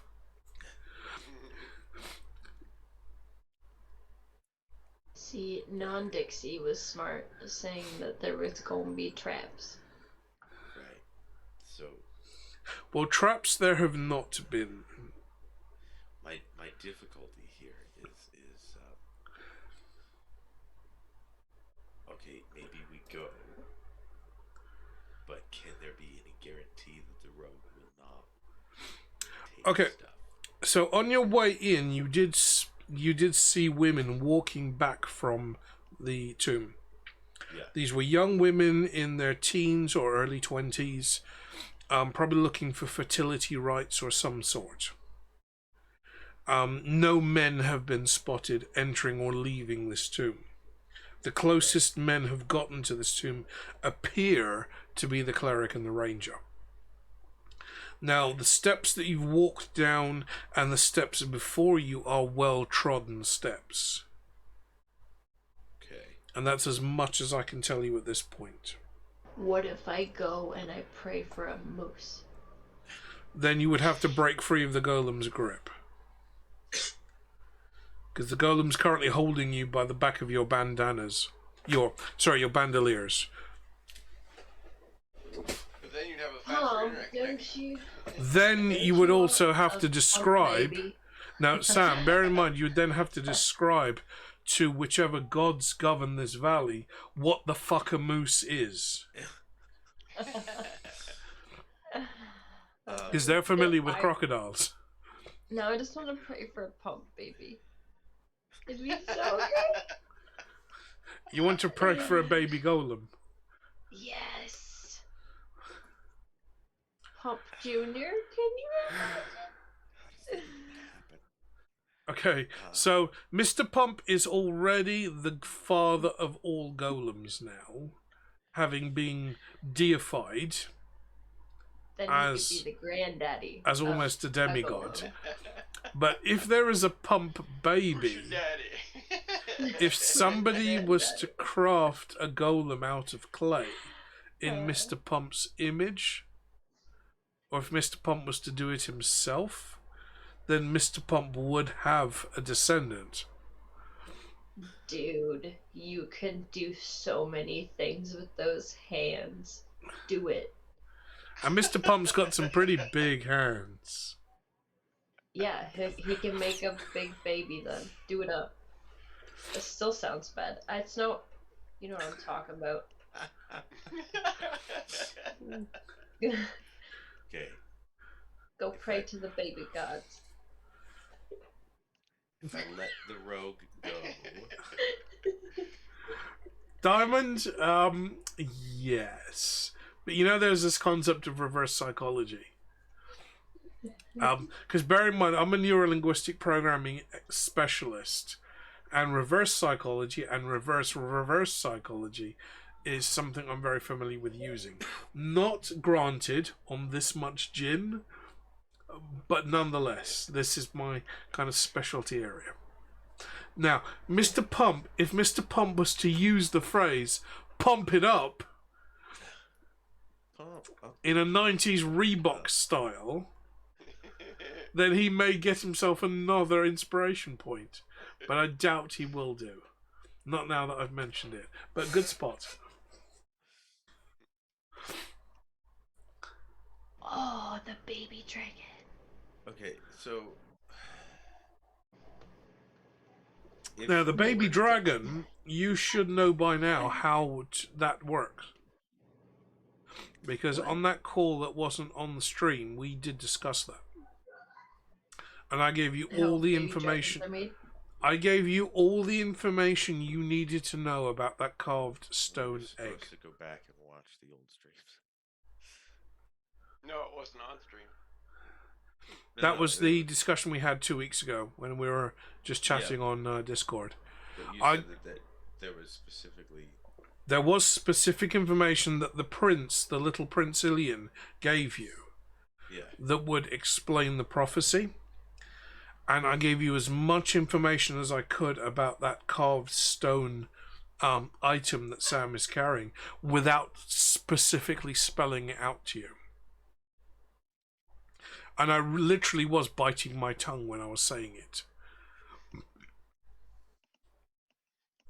No. Okay, the purple ink cartridge I've nearly come to the end of. This is very, very good ink. Shades nicely, kind of blends and kind of really kind of feathers. No feathering on the paper, no bleed whatsoever. Just blends and shades nicely. Do you have an inkling that you're going to finish it soon? I have an inkling that I'll be refilling my fountain pen any moment now. And no, that is not a metaphor. Because literally within reach, I have 4 fountain pens and 1 Mont Blanc. And I am saying it in the French, Mont Blanc. But I have 1 Mont Blanc. So, yes, I have plenty of fountain pens within range. I'm not loading this into a pen because that would be a waste of good gin. I have had far too much to drink, and I'm really enjoying myself now. So, carry the fuck on. As much as I would like to explore this cave that you spent so much time working in, I cannot guarantee that the rogue will not try to steal something. Right. Can I say I have 20 plus kilos of amethyst blocking my wet bar? And this is impeding my ability to reach my ice bucket. That is your own fault, sir. We're not gonna get through this, are we? Oh, fucking hell. Oh. I could have shit a baby easier than that. Right. Ice bucket, yay. I think I've damaged my table. And my ice is melted. Boo.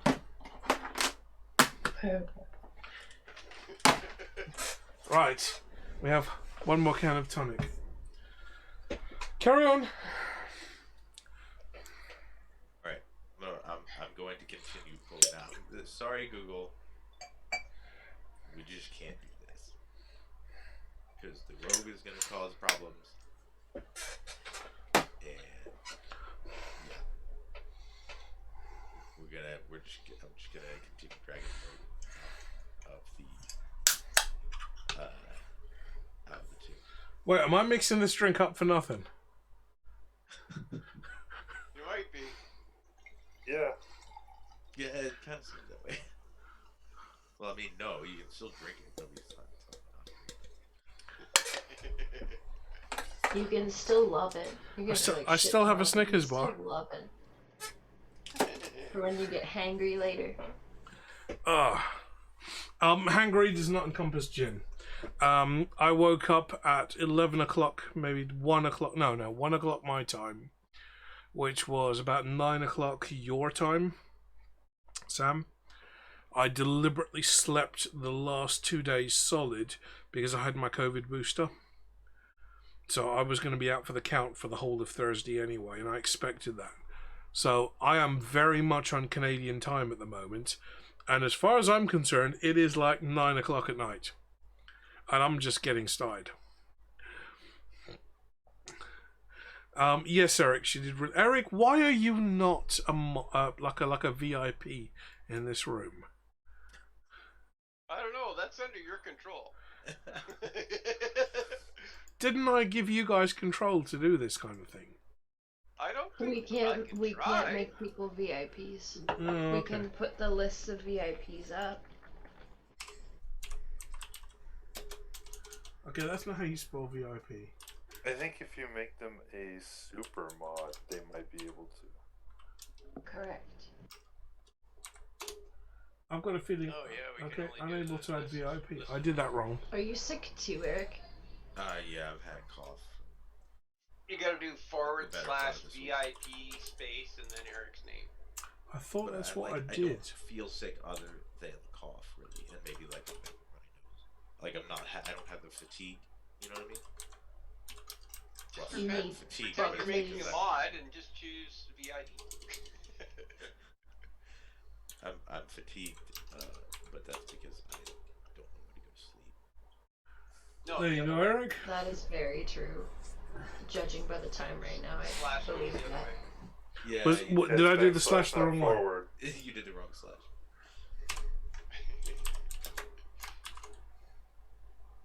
God, and I'm You not. always had too much gin. And I am not Oh, the sober in- one in- in the room.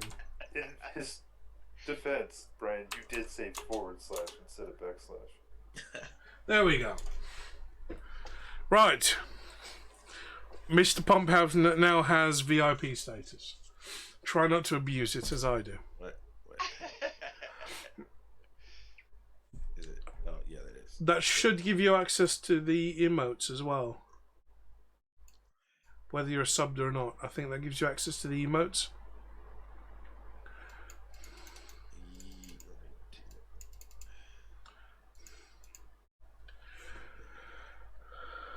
I don't think it does.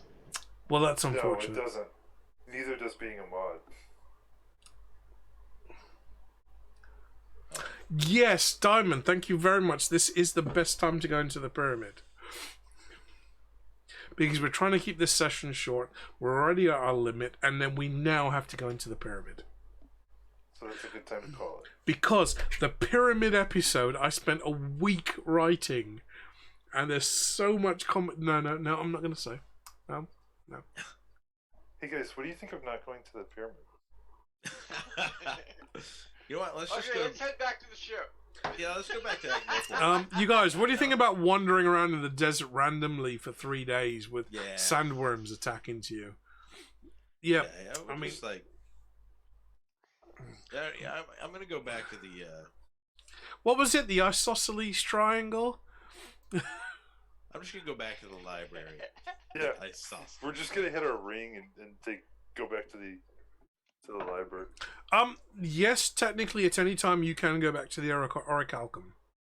That is part of the mechanics of this game. That's true.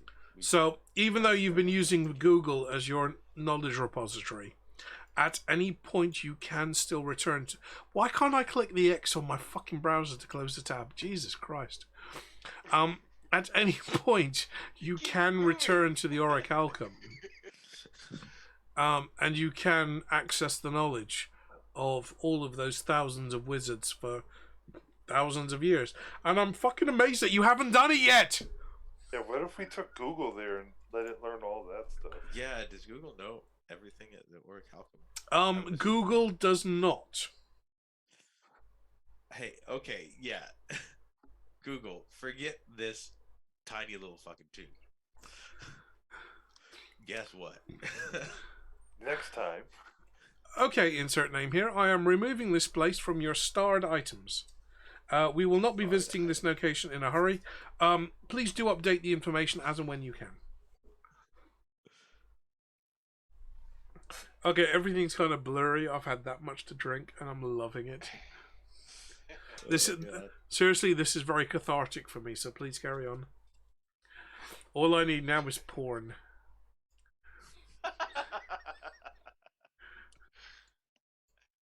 But that can wait. Yeah, please. You guys So- know I have a triple display setup. Yeah. I'll disown you. You don't own me anyway. What are you talking about? Do we want to? I'll disown you. Do we want to go back to the Orichalcum and then like call it the end of the session there? Do we Seeing need to as go Omar back to the can't orc? I see. mean, we don't need to go back right now. But I think we just leave the temple and call it. Say we're gonna start heading to the pyramid. Yeah, we can do that. Yeah. Because it's getting, yeah, it's almost 3:30. Okay, So Mr. Pump drags the rogue by the literal backstraps out of the temple, out of the tomb of the Small Mothers, back up the stairs, back down the corridor, through the beautifully carved wall decorations that you no longer have time to look at, and out into what is the setting sun over the Gel Valley. You see the cleric fumbling around with his mask in one side of the entrance to the tomb, and you see the ranger kind of giggling to himself on the other side of the entrance of the tomb. You suspect malarkey, but nonetheless you are out of the tomb of the Small Mothers. You head back to the main town, the town of Quinoa, or inadvertently pronounced Quinoa.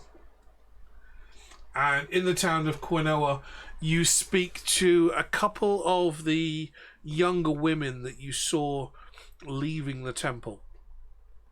Talking to them, that you find out that they have entered the temple to offer, just generally offerings, bags of grain, maybe bowls of fruit, food, water, to the gods that may look over the valley.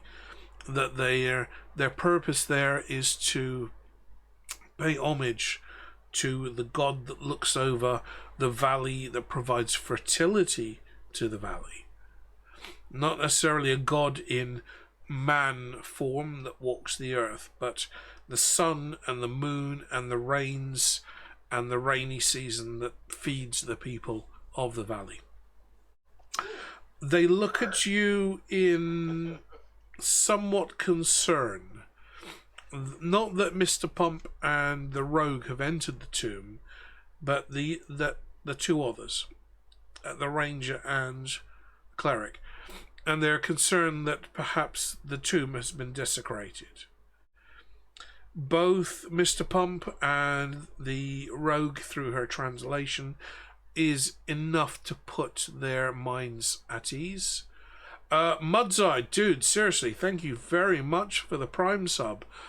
I'm guessing you're enjoying what bullshit seems to dribble out of this stream.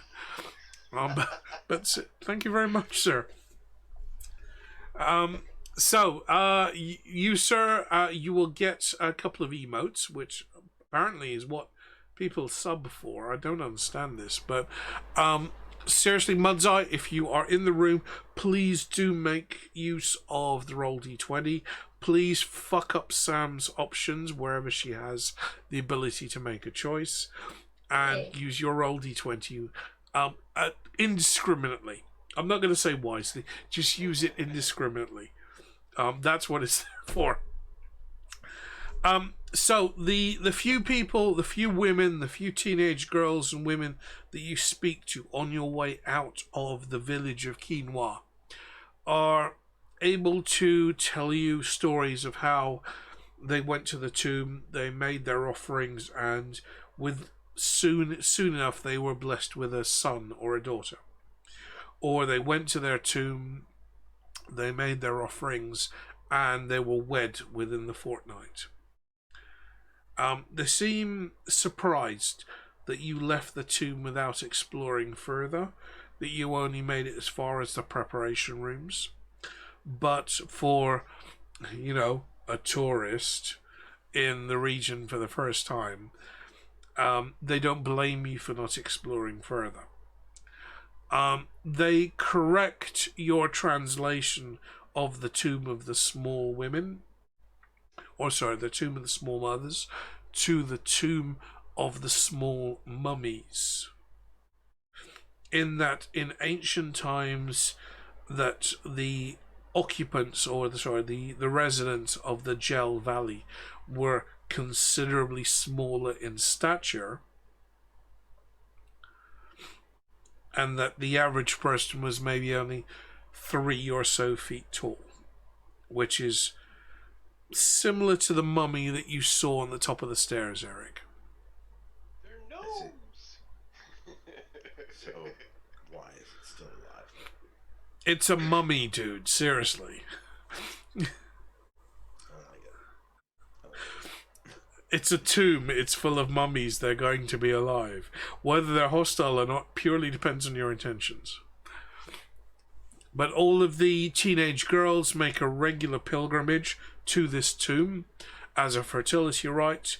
All of the women regularly consult this tomb as part of their ongoing womanhood if they need advice or they need guidance from the Great Mother.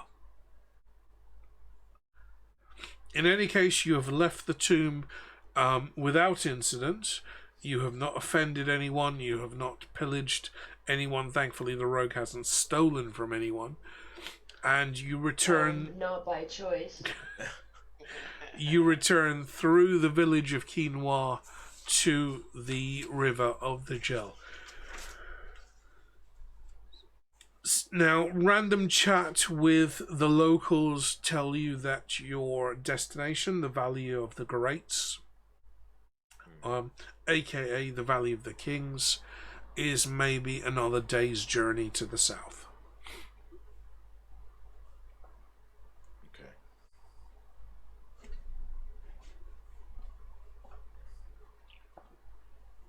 Should we say that we're going to continue there next time? Or... Yeah, so I think for tonight we'll end that here. I think that's a good place to stop.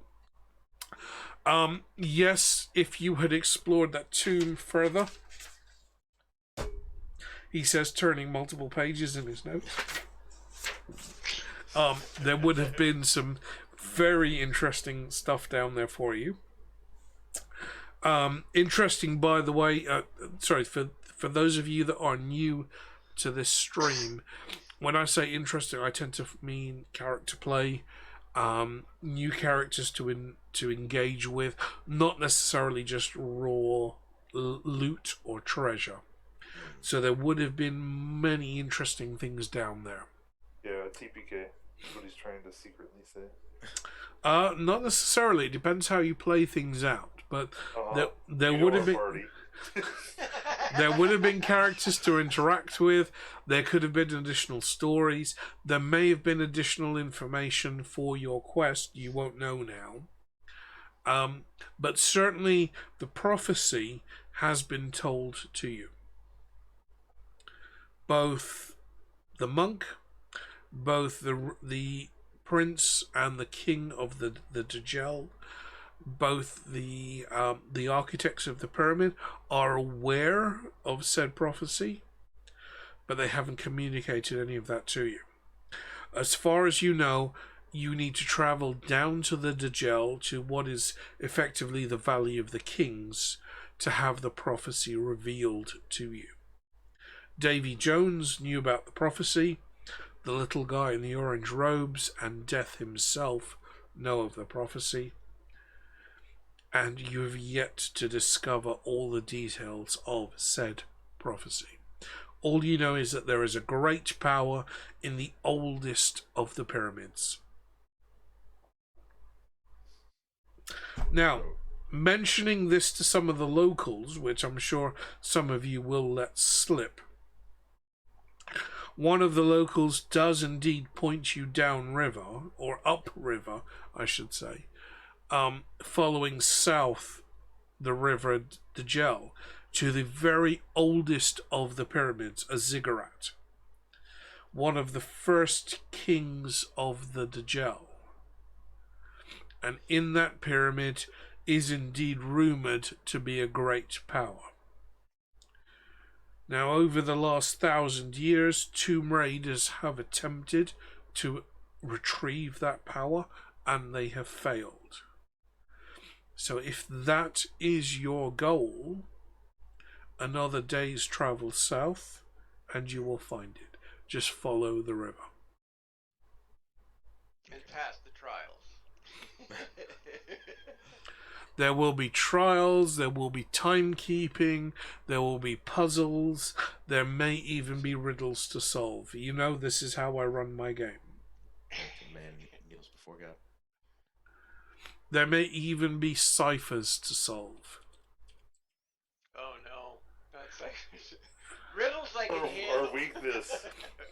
Riddles you can handle, but when it comes to the rogue and actually solving ciphers, which is actually the reason the rogue exists, because of the thieves' cant, that could be a problem.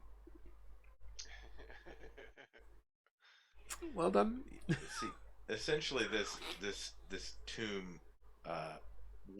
What kind of happened was like the rogue and I went in. I went in to keep the rogue safe, or to try to, and then door open where there's a bunch of treasure, and I was like, fuck no, because I know what's gonna happen here. Yeah, the men were gonna desecrate this tomb. That's what they were afraid of. Right. Yeah. The woman was about to desecrate this tomb. The fact that you didn't desecrate the tomb was a good thing. Right. Very much a good thing. So the rogue's instinct to like stick everything in her backpack of holding, it was bad. So that was good. Yes.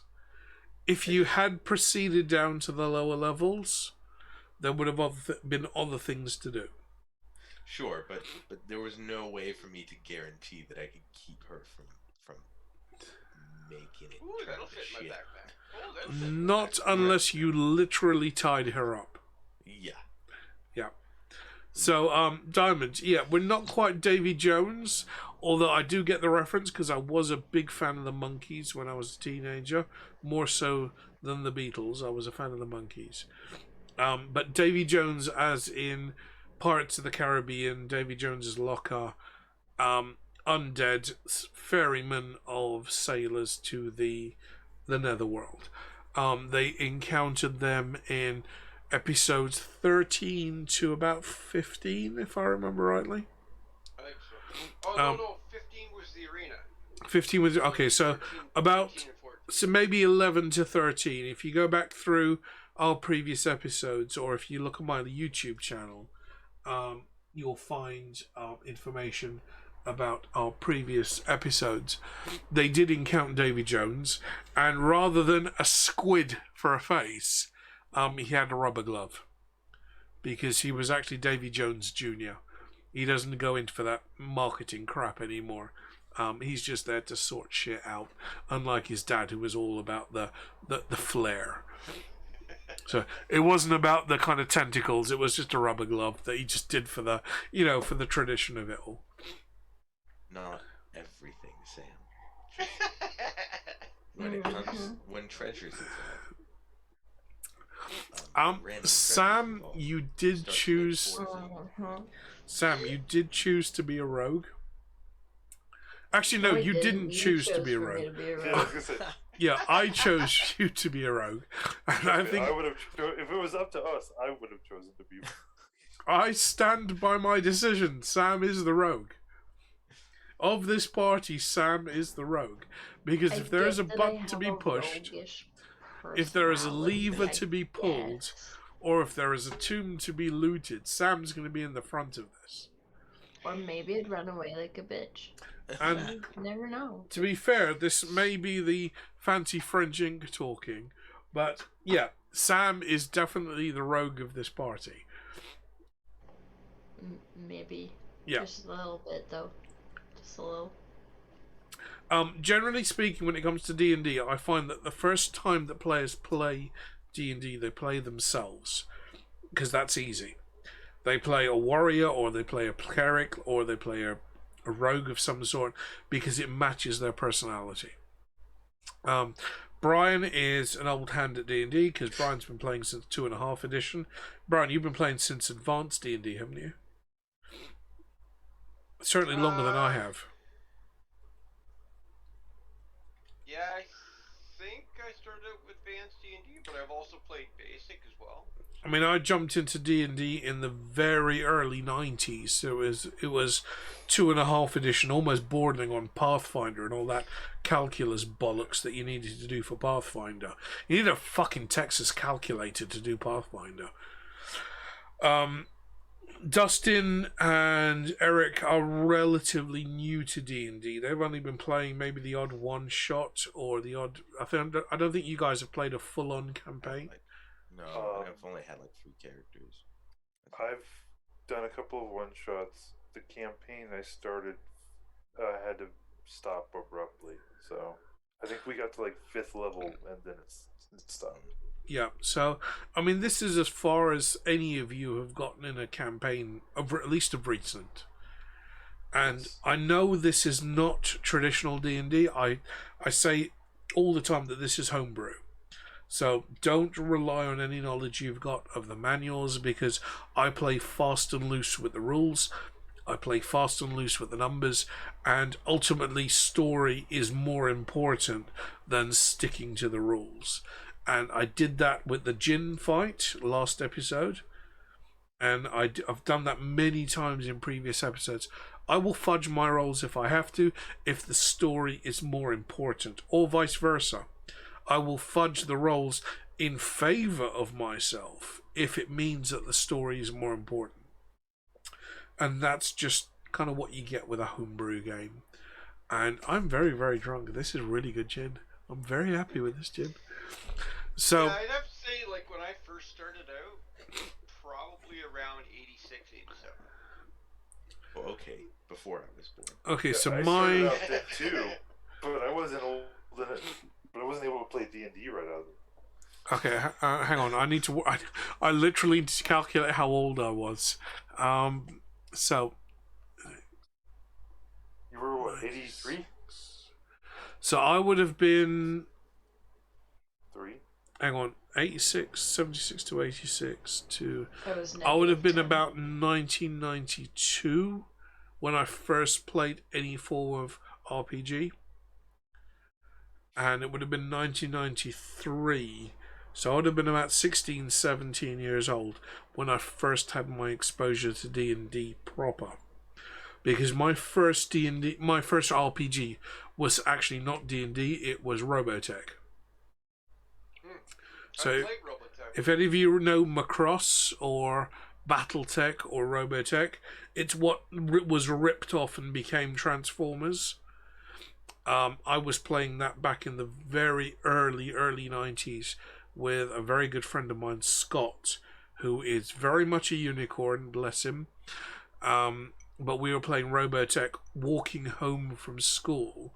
No dice, just making it up as we went along. And that's how I kind of got my intro into D&D. My first proper D&D was in a spare bedroom filled with cigarette smoke. I was coughing my fucking guts out. I had no idea what the dice did, but I do still have those dice, and that was 1993. So, genuinely speaking, my first episode of D&D was before Sam was born, certainly, and I would say before some of the chat was born, but most of you guys were actually barely alive at that point. My first I'm being 14 was generous. actually a Brian, classic. I'm being generous. Yes, I actually started out with the Giant series. That is a really long one. Like, there's 3 Giant series modules. You start off with the Hill Giants, go to the Frost Giants, and the Fire Giants. And then it keeps going deeper from there because you go Descent into the Depths, where you start to hit the top of the Underdark, where you deal with troglodytes and whatnot. And it actually ends up in the Drow, and then finally with Lolth, the Queen of the Spiders. I can't remember what my first proper D&D game was, but it wasn't Giants. This was long before the formal books were released. We're talking early 90s. And the guy's name was Harvey. He was, characteristically, if you take the D&D characteristics, he was a dwarf. He was probably a dwarf mage in real life. This was a really weird dude, and I can't remember how I actually got involved in this game. I think Kieran had something to do with it, which is my other bro from another Mo. But Kieran had something to do with this, and it was definitely Harvey, because he was running the game, and I turned up and I was coughing my guts out in this room that was full of cigarette smoke. And I wasn't loving it, but that was in Kieran's spare room before Kieran had kids. Kieran has now gone on to become the assistant manager of Stansted Airport, currently the assistant manager of St Pancras train station, which is where all the Harry Potter shit happens. He was the senior manager of services for Tesla, which is why he owns a Tesla. And he's still trying to get me on board with EVs, but I love my VTNs too much. Because I've driven an Aston and I've driven an Audi with a V10, and it's just V10s all the way. I can never afford the fuel, but V10s all the way. Diamond says that his first game was in '79.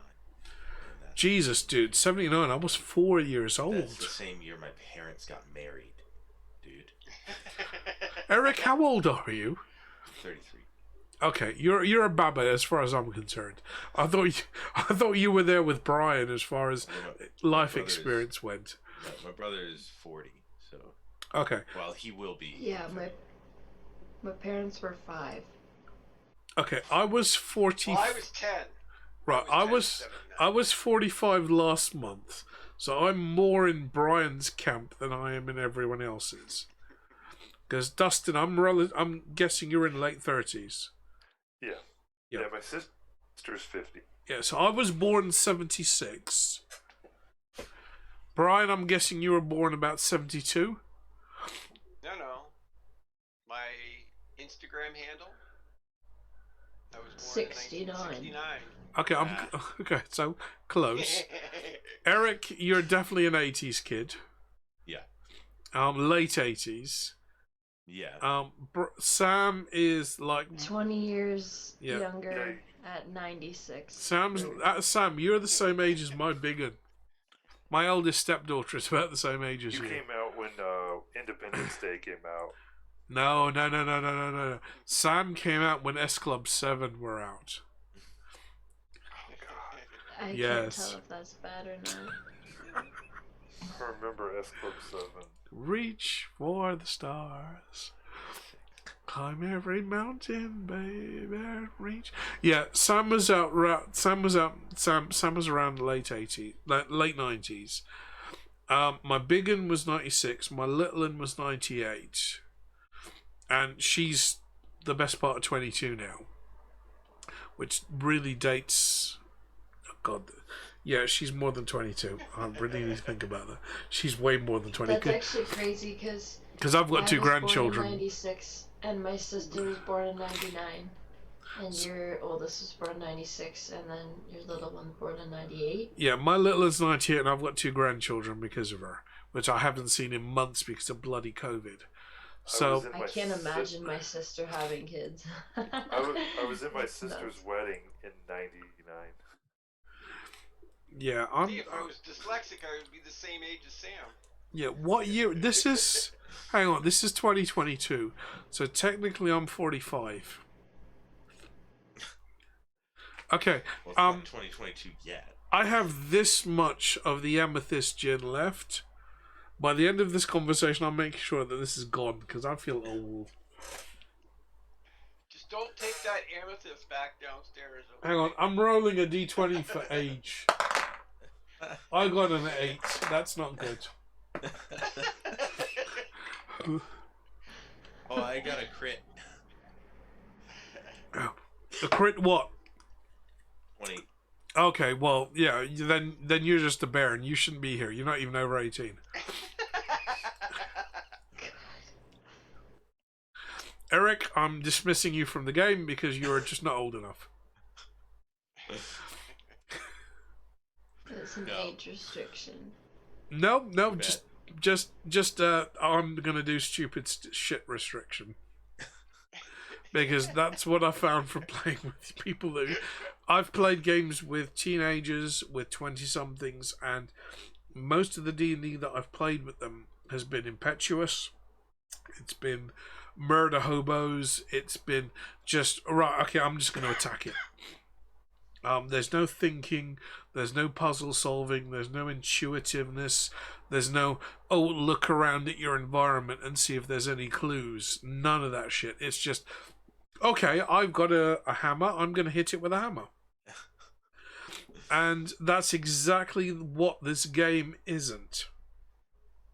And I've tried my best to kind of put that across. And admittedly, I am very, very drunk. Jesus. I've noticed. Okay, seriously. I may start drinking hand sanitizer at this rate. No. Don't do that.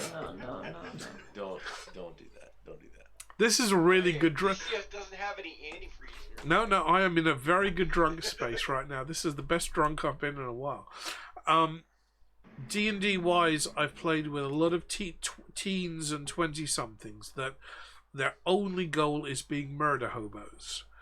And that doesn't work. And D&D is so much more subtle than that. And I've tried to make this game a little bit more about the puzzle solving, about the riddles, about examining your environment more closely than just going in and wailing with a sword. Because But murder hoboing is fun to start out with. are you telling me you've gotten bored of being a murder hobo, Dustin? Because I don't believe you. No, but I don't consider myself a murder hobo. Murder hobo, I think, is somebody that just kills anyone on sight. Like, So- I think there's a difference because, like, some people will just like, oh, it's an NPC. That's somebody to attack. Yeah. Not all NPCs are meant to be attacked. Some are there to fight, and some you don't need to. Some are just there for RP.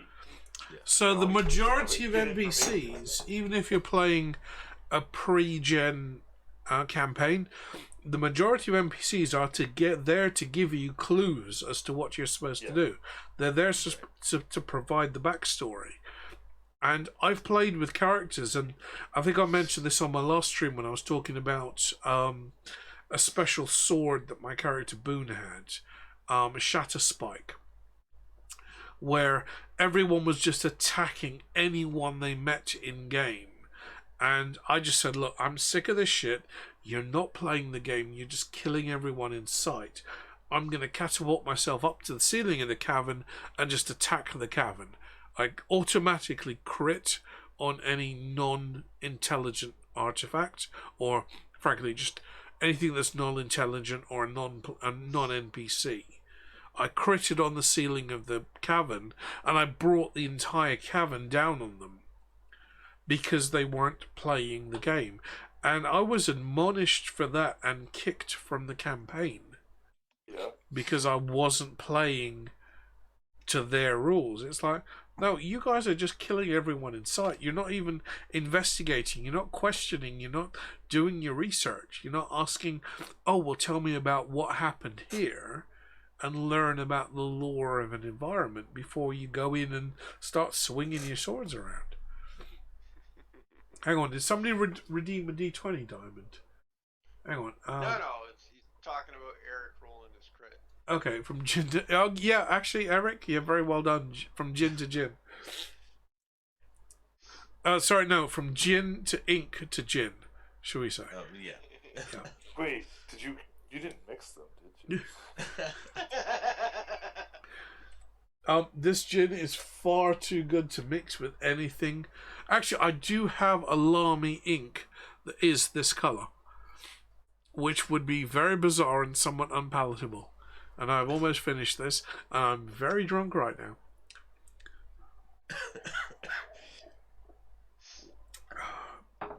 So I have drunk... Okay, seriously? No? Let me quantify this. This bottle was here when we started. This is a 1 litre bottle. We've done this much Vespa, and we've done 2 full measures of whatever this new slightly inky gin was. I can't remember where the bottle is, but I have okay, I've drunk an alarming amount of that bottle already. Wow, okay, that is an alarming amount of that bottle that's already gone.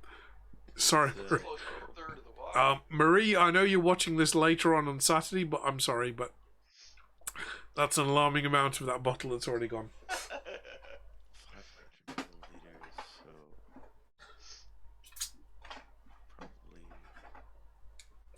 That said, it's very good gin. And then Diamond's like, I'm concerned. Hydrate. You need Okay. to hydrate more. Hydrating with water. Sorry, hydrating with... Okay, yeah, he said hydrating with water, unfortunately. And gonna then need- chase it with water. I'm going to need to pee at this rate.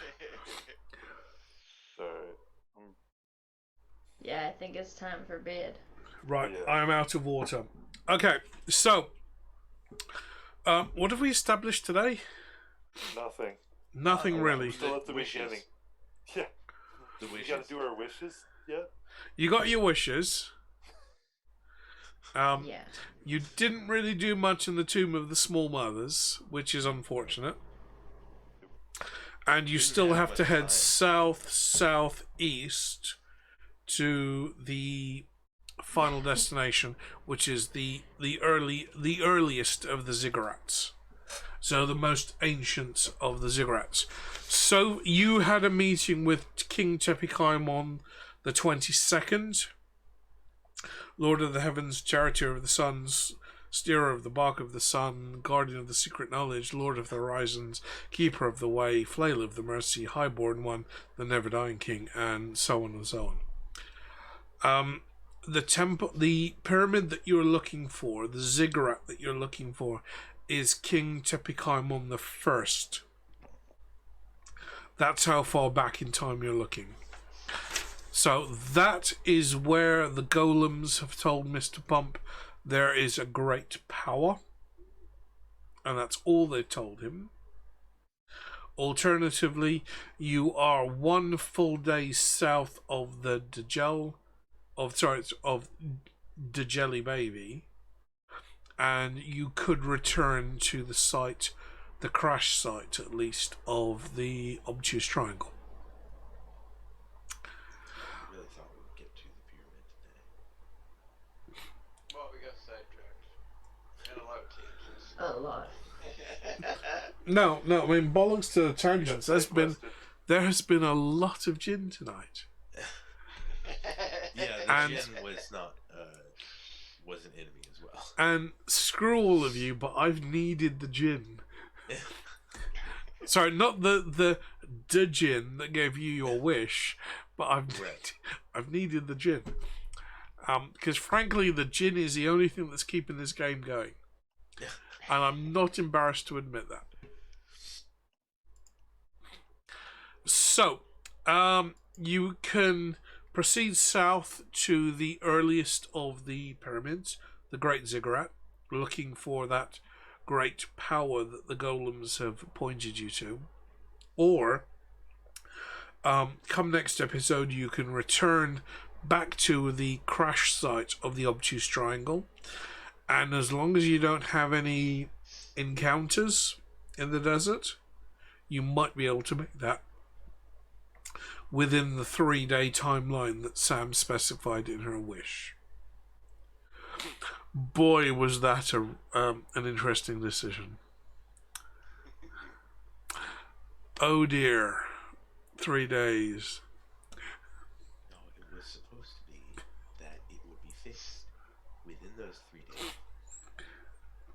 And then it would be there for us to go to. Are you forgetting whose game you're playing in? Hours. And it's not like I'm even forcing you down these routes. You have these options at all times.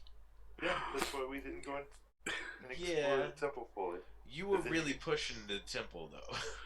I was pushing the temple. I was pushing the Or Great not Pyramid. The temple, the tomb. rather. You didn't even look around the Great Pyramid that you actually saved. You didn't look around the Temple of Ofla, where Brian actually had you spending the night. And you didn't look around the city of Djel. So that's 4 potential kind of tangents to the story. Shall we say side quests? You that tell you- me there's a great power in a pyramid that also includes what do you call it? What's the word? God, the things that with like the crown and the So, Eric, I told you offline. Yeah, artifacts. Thank you. I told you offline that the pyramid with the great power had an artifact. Right, but you still there's a pyramid with great power. And Okay. Does anyone else in the chat, specifically Diamond, who's very active in the chat, does anyone in the chat understand the concept of bait? Yeah, and I took it. And now you're like, I baited you into going into this thing. Oh, but why didn't you check out anything else? But you're not there yet. You're not there yet. You could have skipped over this pyramid and gone straight for the Great One. It would have required an overnight stay somewhere, but you could have gone straight for the Great One. But somebody saw a temple carved in the rock side with an opening, and they had to investigate. So I'm not going to dwell on how much you've missed out. You haven't missed... I'll tell you what, you haven't missed out on any story. You have missed out on items, you have missed out on treasure, but you won't have missed out on any story. The main story point is about the Great Pyramid, and we talked about that offline 2 weeks ago when we were chatting in the Discord. So as far as the story beats go, the Great Pyramid is the next major story beat. So whether we hit that this week or we hit that in 2 weeks' time, that's the next story beat. And that Pharaoh's Pyramid is critical to the story and also to the prophecy for this campaign. So for those of you in the new audience that don't know the full prophecy, that will be revealed. I talked about this offline with you guys about 2 weeks ago, and I gave you massive hints about what the prophecy is all about. So I'm going to formalize that in the game next episode. But that's what the Great Pyramid is really for. Sorry, I say Great Pyramid, and I mean Great Ziggurat, because it's the most ancient of the ancient pyramids. And at that point, I will tell you there will be an artifact, there will be an extensive battle, and there will be some extensive character interaction. And it's up to you as to how this goes. I've always said from the beginning that combat is always the last resort. If you can talk your way out of it or bluff your way out of it, that's always preferable. So, you've skipped over the Tomb of the Small Mothers, which is absolutely fine. The next thing that you're going to encounter in 2 weeks' time will be that oldest of pyramids, the Great Ziggurat. And how you handle yourself there could be the end of this chapter. I also will tell you that given the last couple of episodes, I am not going to pull my punches. So where I've been downplaying some of the attacks or kind of lowering the levels of some of the enemies you've been fighting against, you're going to see the exact opposite. I don't like that. So I will guarantee that you will be fighting enemies that are above your challenge rating. Which means as a party, you need to coordinate your attacks. Some of you are defensive, some of you are offensive, some of you are supportive. You need to coordinate as a group in your attack in your attack, because even though between the four of you you have attacks each or turns in combat each, only one of you may need to make the attack. One of you is buffing a character, one of you is providing an opportunity, the other is providing a status effect, and then the final person is doing the attack. I've said this to Sam on a number of occasions. I'm going to say this formally in game.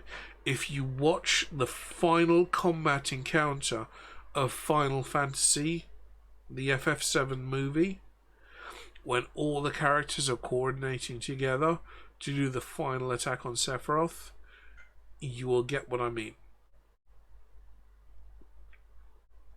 So, next episode is a pivotal episode. Partly on story, partly on prophecy, partly on items or artifacts, because you do all have artifacts with the exception of Mr. Pump. Mr. Pump is the only character that's not carrying an artifact at this point in time. So, Mr. Pump has developed emotions, he has developed remorse, he has begun to understand the concept of family, he's begun to understand the concept of life and death, and finally, hopefully, in the next episode, Mr. Pump will make a major level up as far as consciousness of his character. This is not the gin talking, this is me struggling through the gin, sorry. Speaking of leveling up, Not yet. right? Not yet. If you make it through the Great Pyramid and the Great Power, then we'll level you up. Because that would put you at, what, level 11? Some of you? Level 10 for the No. others? I'm level 9. I'm level 8. We were supposed to I'm level level up the 7. gin. Okay. Yeah. So no, we're gonna leave it. We're gonna leave it till the next episode. We're gonna see how well you manage the next episode, and then we'll definitely level up at the end of the next episode, or possibly 2 levels, depending on how well the end of the next episode go. Depends on how well you handle it. But Could- Dad, that's what you said last time. I did, didn't I? Yeah. We were told. It's okay. It's okay. But I did say, based on your wishes, did you make the best use of your wishes? I felt Yeah. like some of us did. Yeah, I fixed the boat. because what it turned into for me was that it was not worth trying to figure out all the loopholes and end up getting something you didn't really. Okay, so of all the characters that could level up based on the wishes, and I say could, based on the wishes, Dustin would have been the only one who did it.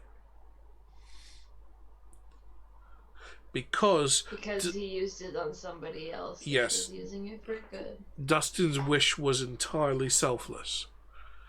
I There was wanted no to feed the people, guys. there was no conditions, there was no if this then that. It was entirely selfless. So if anything, Dustin is probably actually Eric, what level are you at? I'm at level 9. Sam's at level 8. As well as Brian, yes. Okay, Dustin, bring yourself up to level 8 for next episode. Woot woot.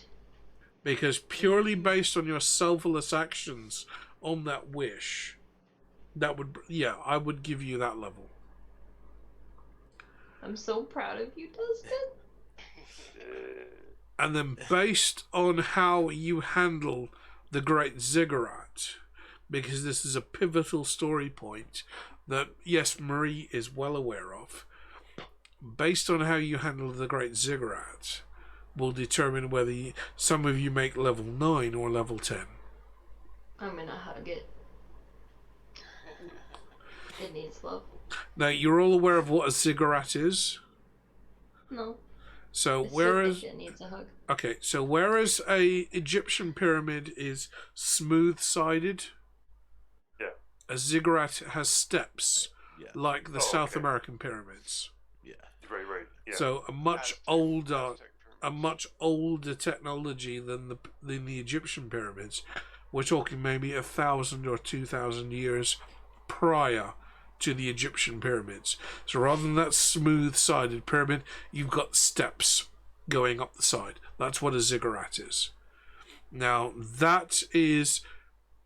Okay, weirdly, that is tapping into my historical culture, because my second aunt on my mother's side is somehow related to ancient Mayan. So I do have a tiny little offshoot to the Mayan culture. So we're talking Mayan pyramids or Aztec pyramids, where you have the stepped as you're going up the side of the pyramid. So that's what I mean by ziggurat. So we're going back in time from the Great Pyramids that you've been dealing with, which are the smooth-sided, four-based pyramid, to the more ancient stepped pyramid. And that's where the great power is hidden. And little teaser, because I'm a little bit drunk, but I've got to give you something at the end of the episode. Just a little bit. If you succeed in the Great Pyramid, you will not need the obtuse triangle. Yes. So, if I had a post-it note pre-written, which I don't, but this would say, wasted wish. Maybe. So, if things go well in the Great Ziggurat, you will not need the obtuse triangle, whether it's in sailing ship form or dirigible form. The Great Ziggurat. We may have made a contact from the future. Potentially, but the Great Ziggurat and the power contained within the Great Ziggurat will not only give Mr. Pump his own artifact, and we talked about this 2 weeks ago, but it will also give you a way forward in the campaign that does not require the obtuse triangle.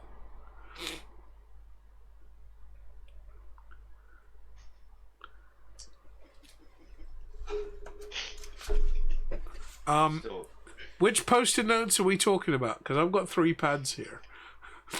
I still stand by my bun wish. It's like, pick a post-it note, any post-it note. That thing is going to save our life one day. I can call it right now. I don't know how yet, but I feel like it's gonna save our life.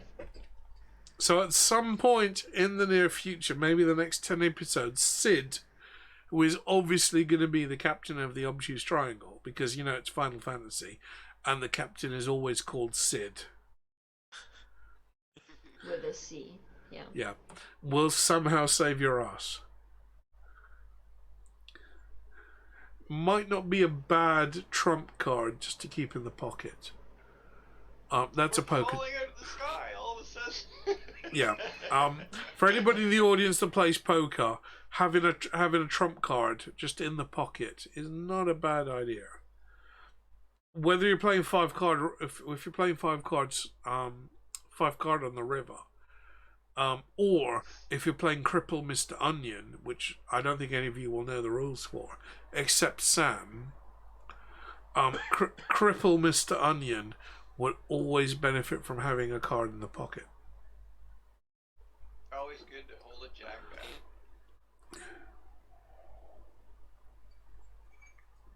I am formally out of gin, so we're going to call it here. So, audience, thank you very much for joining. I hope you've enjoyed.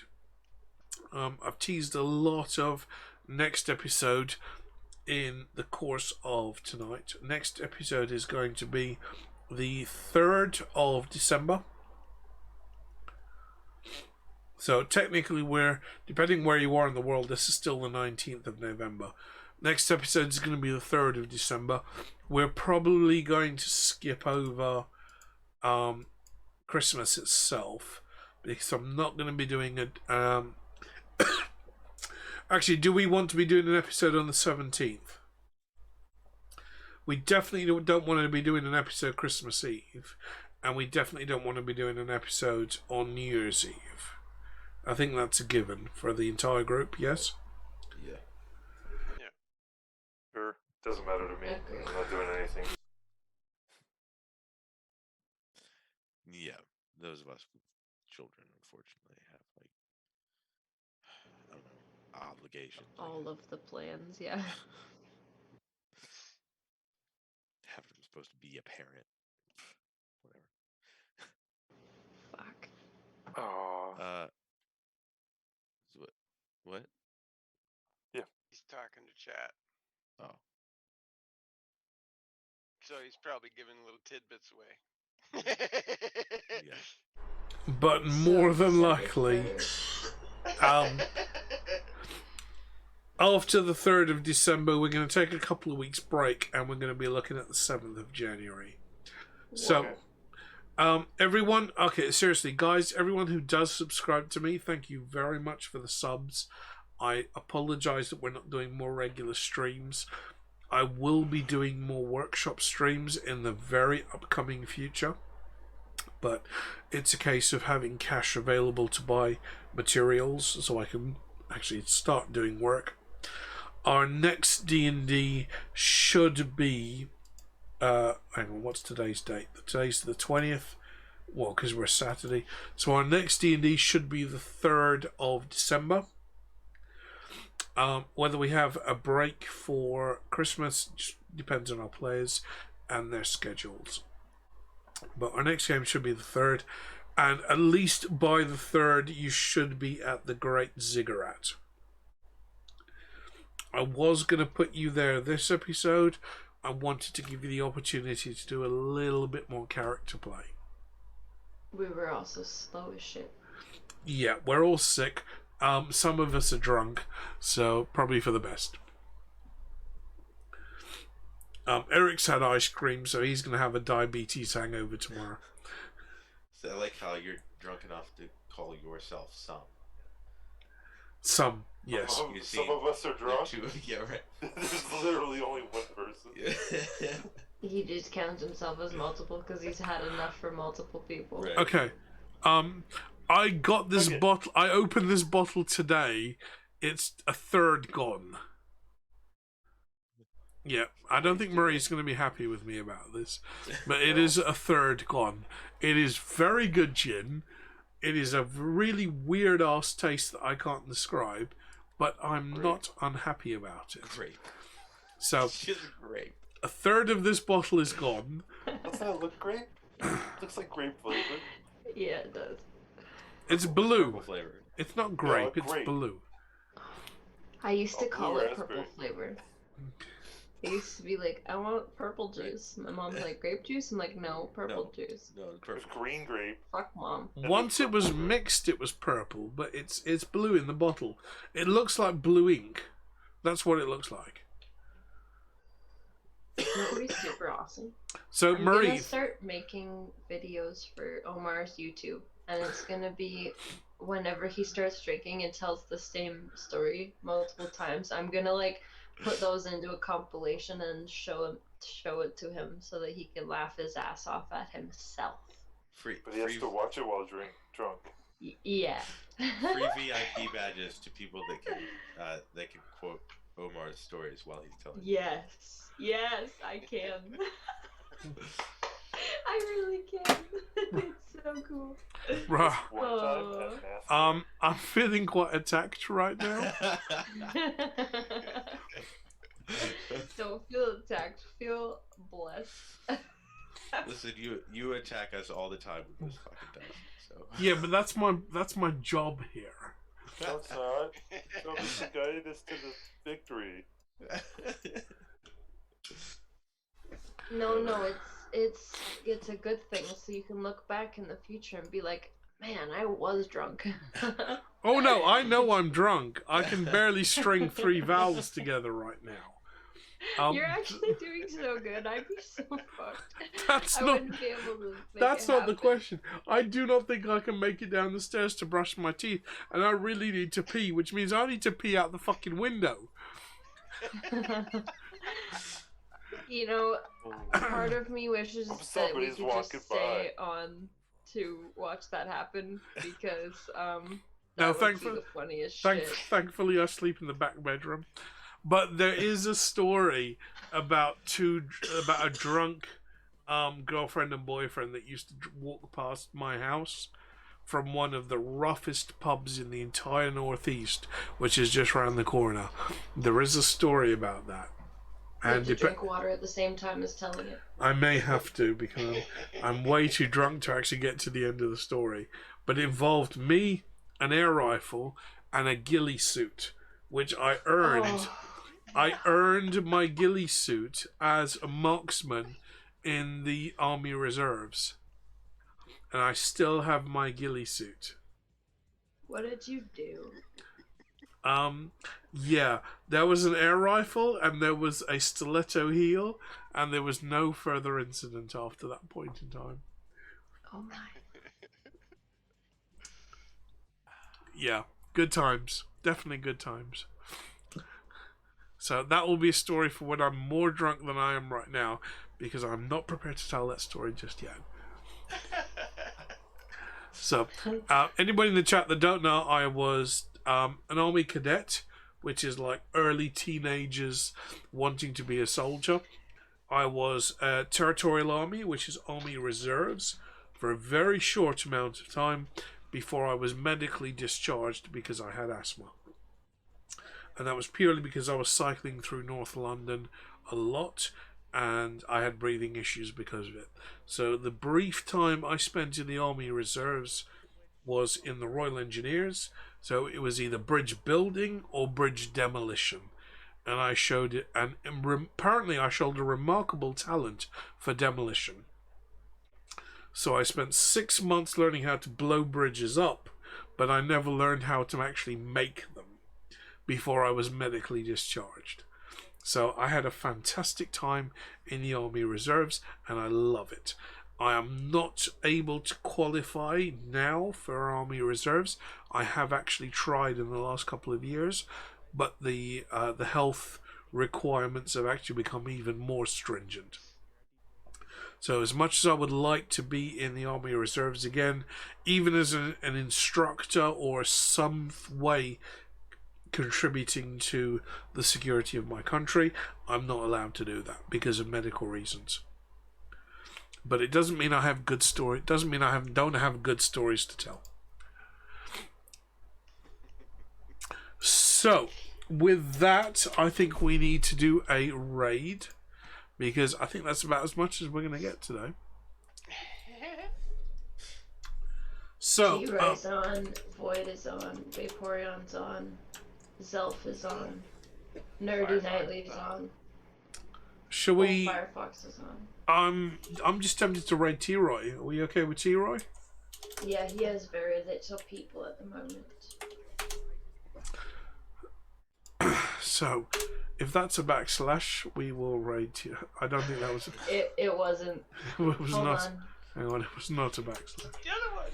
Let's try that I again. wish we could do that. I don't get why we can't. You don't have permission to perform that action. Yeah, we do have to be super mod.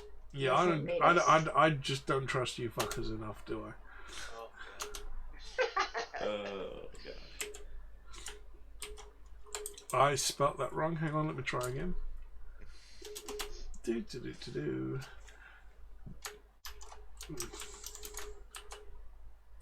So, let's go raid T-Roy, friend of the channel. Copy and paste if you will.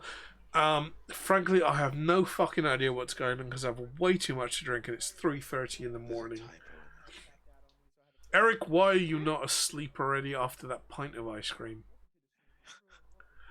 So, Opened.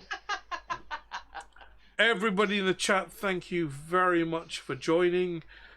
If you like what you've seen, God help you, but we will probably be doing another session in the next 2 weeks. I do other streams other than this, because I do occasional workshop streams, whether it's jewelry workshop or garage workshop. I've got a couple of things planned. I'm just waiting for money to come in to fund them. But our next D&D is going to be in 2 weeks' time. And did I even type that right? What? No, it's not going. At least, chat, you don't have to watch him pee out the window. That's good. No, that seems to be right. Why is he not triggering the raid? Because you're doing the raid prompt.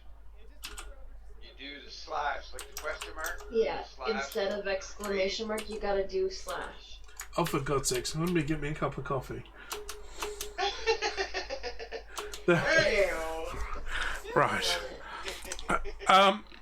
Everybody who's still remaining in chat after all that 20 minutes of bullshit. T-Roy is a friend of Sam's stream. I'm going to pop a little link in there for Sam's donation. Anybody that knows me knows that we've been giving away all of any revenue that comes into my channel directly to Sam's stream. She's still in a court battle for full custody of her kids. So I'm always going to be promoting that. You may know that I gave away a ring, that one of my custom design rings I gave away. Winner of that was Blackfire Mike and his girlfriend Shelby. So we're doing everything we can to raise money for Sam's stream. If you want to sub, do not sub to me. Donate to Sam's stream. 100% of that donation will go to Sam, and it's a very, very worthy cause. So gin or not, please do donate to Sam on that link. If you've enjoyed what you've seen tonight, give to Sam. If you are considering subbing to my channel, fuck you, give to Sam. Sorry, Sam. Oh my goodness. So please do. The money needs to go where it needs to go. And at least with donations or tips, she gets 100% of that. But we're going to say hello to T-Roy. And we are there. And we're probably there now, actually. Because that looks like it's gone ahead whether I liked it or not.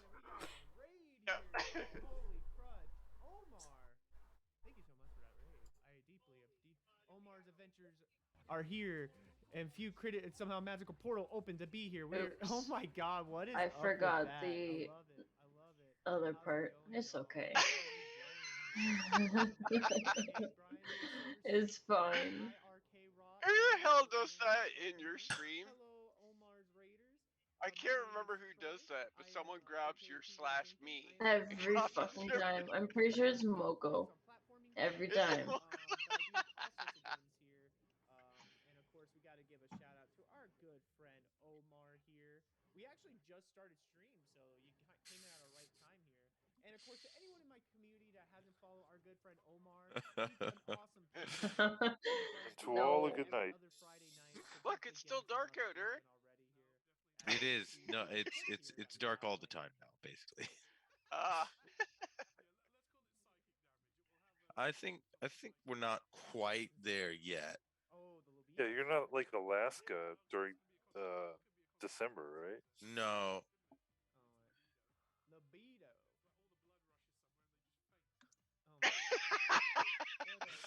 Well, be prepared to be disappointed. But how was D&D, Omar? I was lurking for a little bit in the stream earlier this afternoon while I was finishing up work and stuff.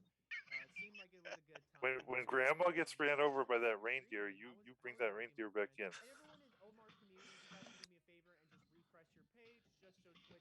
He already has inspo. We have had a moose walk through our yard before. I had 4 deer before the game. Omar is very drunk, and I don't think he can hear you at this very second. Oh no! So that means things got fun. Things got spicy in the D&D here. So Omar, I hope you have a great. I hope you had a good stream. I don't know that I'm far enough in the woods Also, Silver, I think you might like some of the to be able to see a reindeer. I took away the Animal Crossing ones just because they took so much space, but I added some Final Fantasy stuff. Silver. My dice been doing all right. It was fantastic though. That's good to hear. Yeah. I've had those for a couple games now. Fantastic to hear that. Also, I was thinking of picking up. Yeah, pretty good. Yep.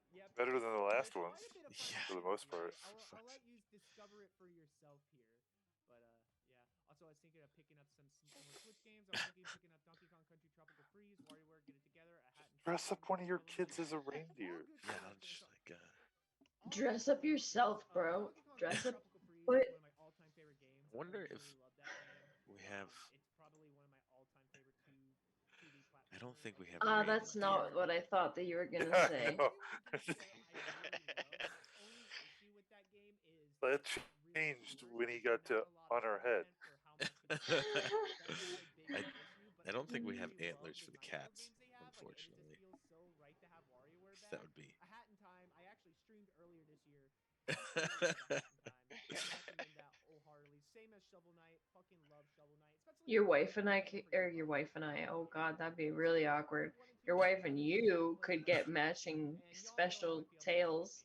So I feel like I don't I have to mean, alliterate myself, but yes, I love Sonic Mania. It's my favorite Sonic game ever made. Mr. and Mrs. Dancer and Prancer. Also, you can pick up an OG NES beat Super NES. yes, but which I one's don't even know. Dancer and which one's One of my Prancer? favorite consoles of all time. I NES is one of my not least favorite.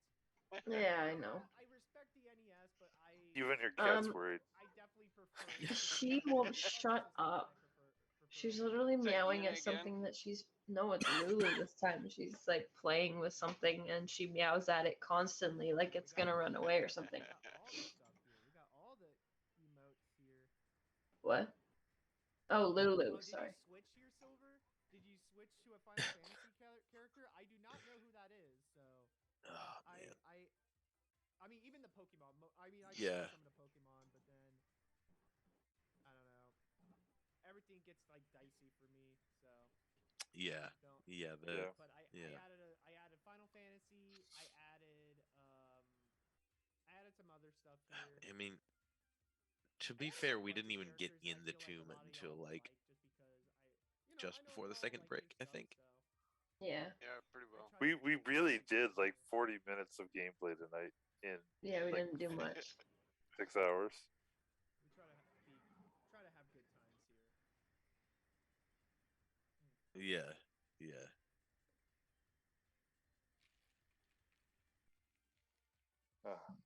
Sorry, I was just shaking my water bottle here. But stream seems to be going. Just want to make sure everything looks good on the stream. Okay. Very nice. Good. Awesome. But how's everyone's Friday night? What? How's everyone's weekend? How's everyone doing? This is so cool. It is cool. You're like loving it. You're loving it here. Nice. What? Again, Why is it Dustin's here, fault? I added a bunch of stuff, so I'm Tifa now. Okay. What is Dustin's fault? You gotta be your girl Tifa.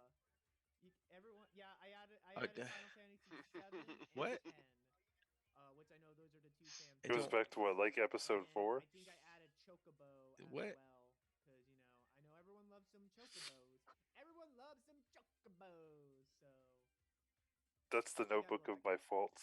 You gotta love that game. No, that's on the bookshelf behind it.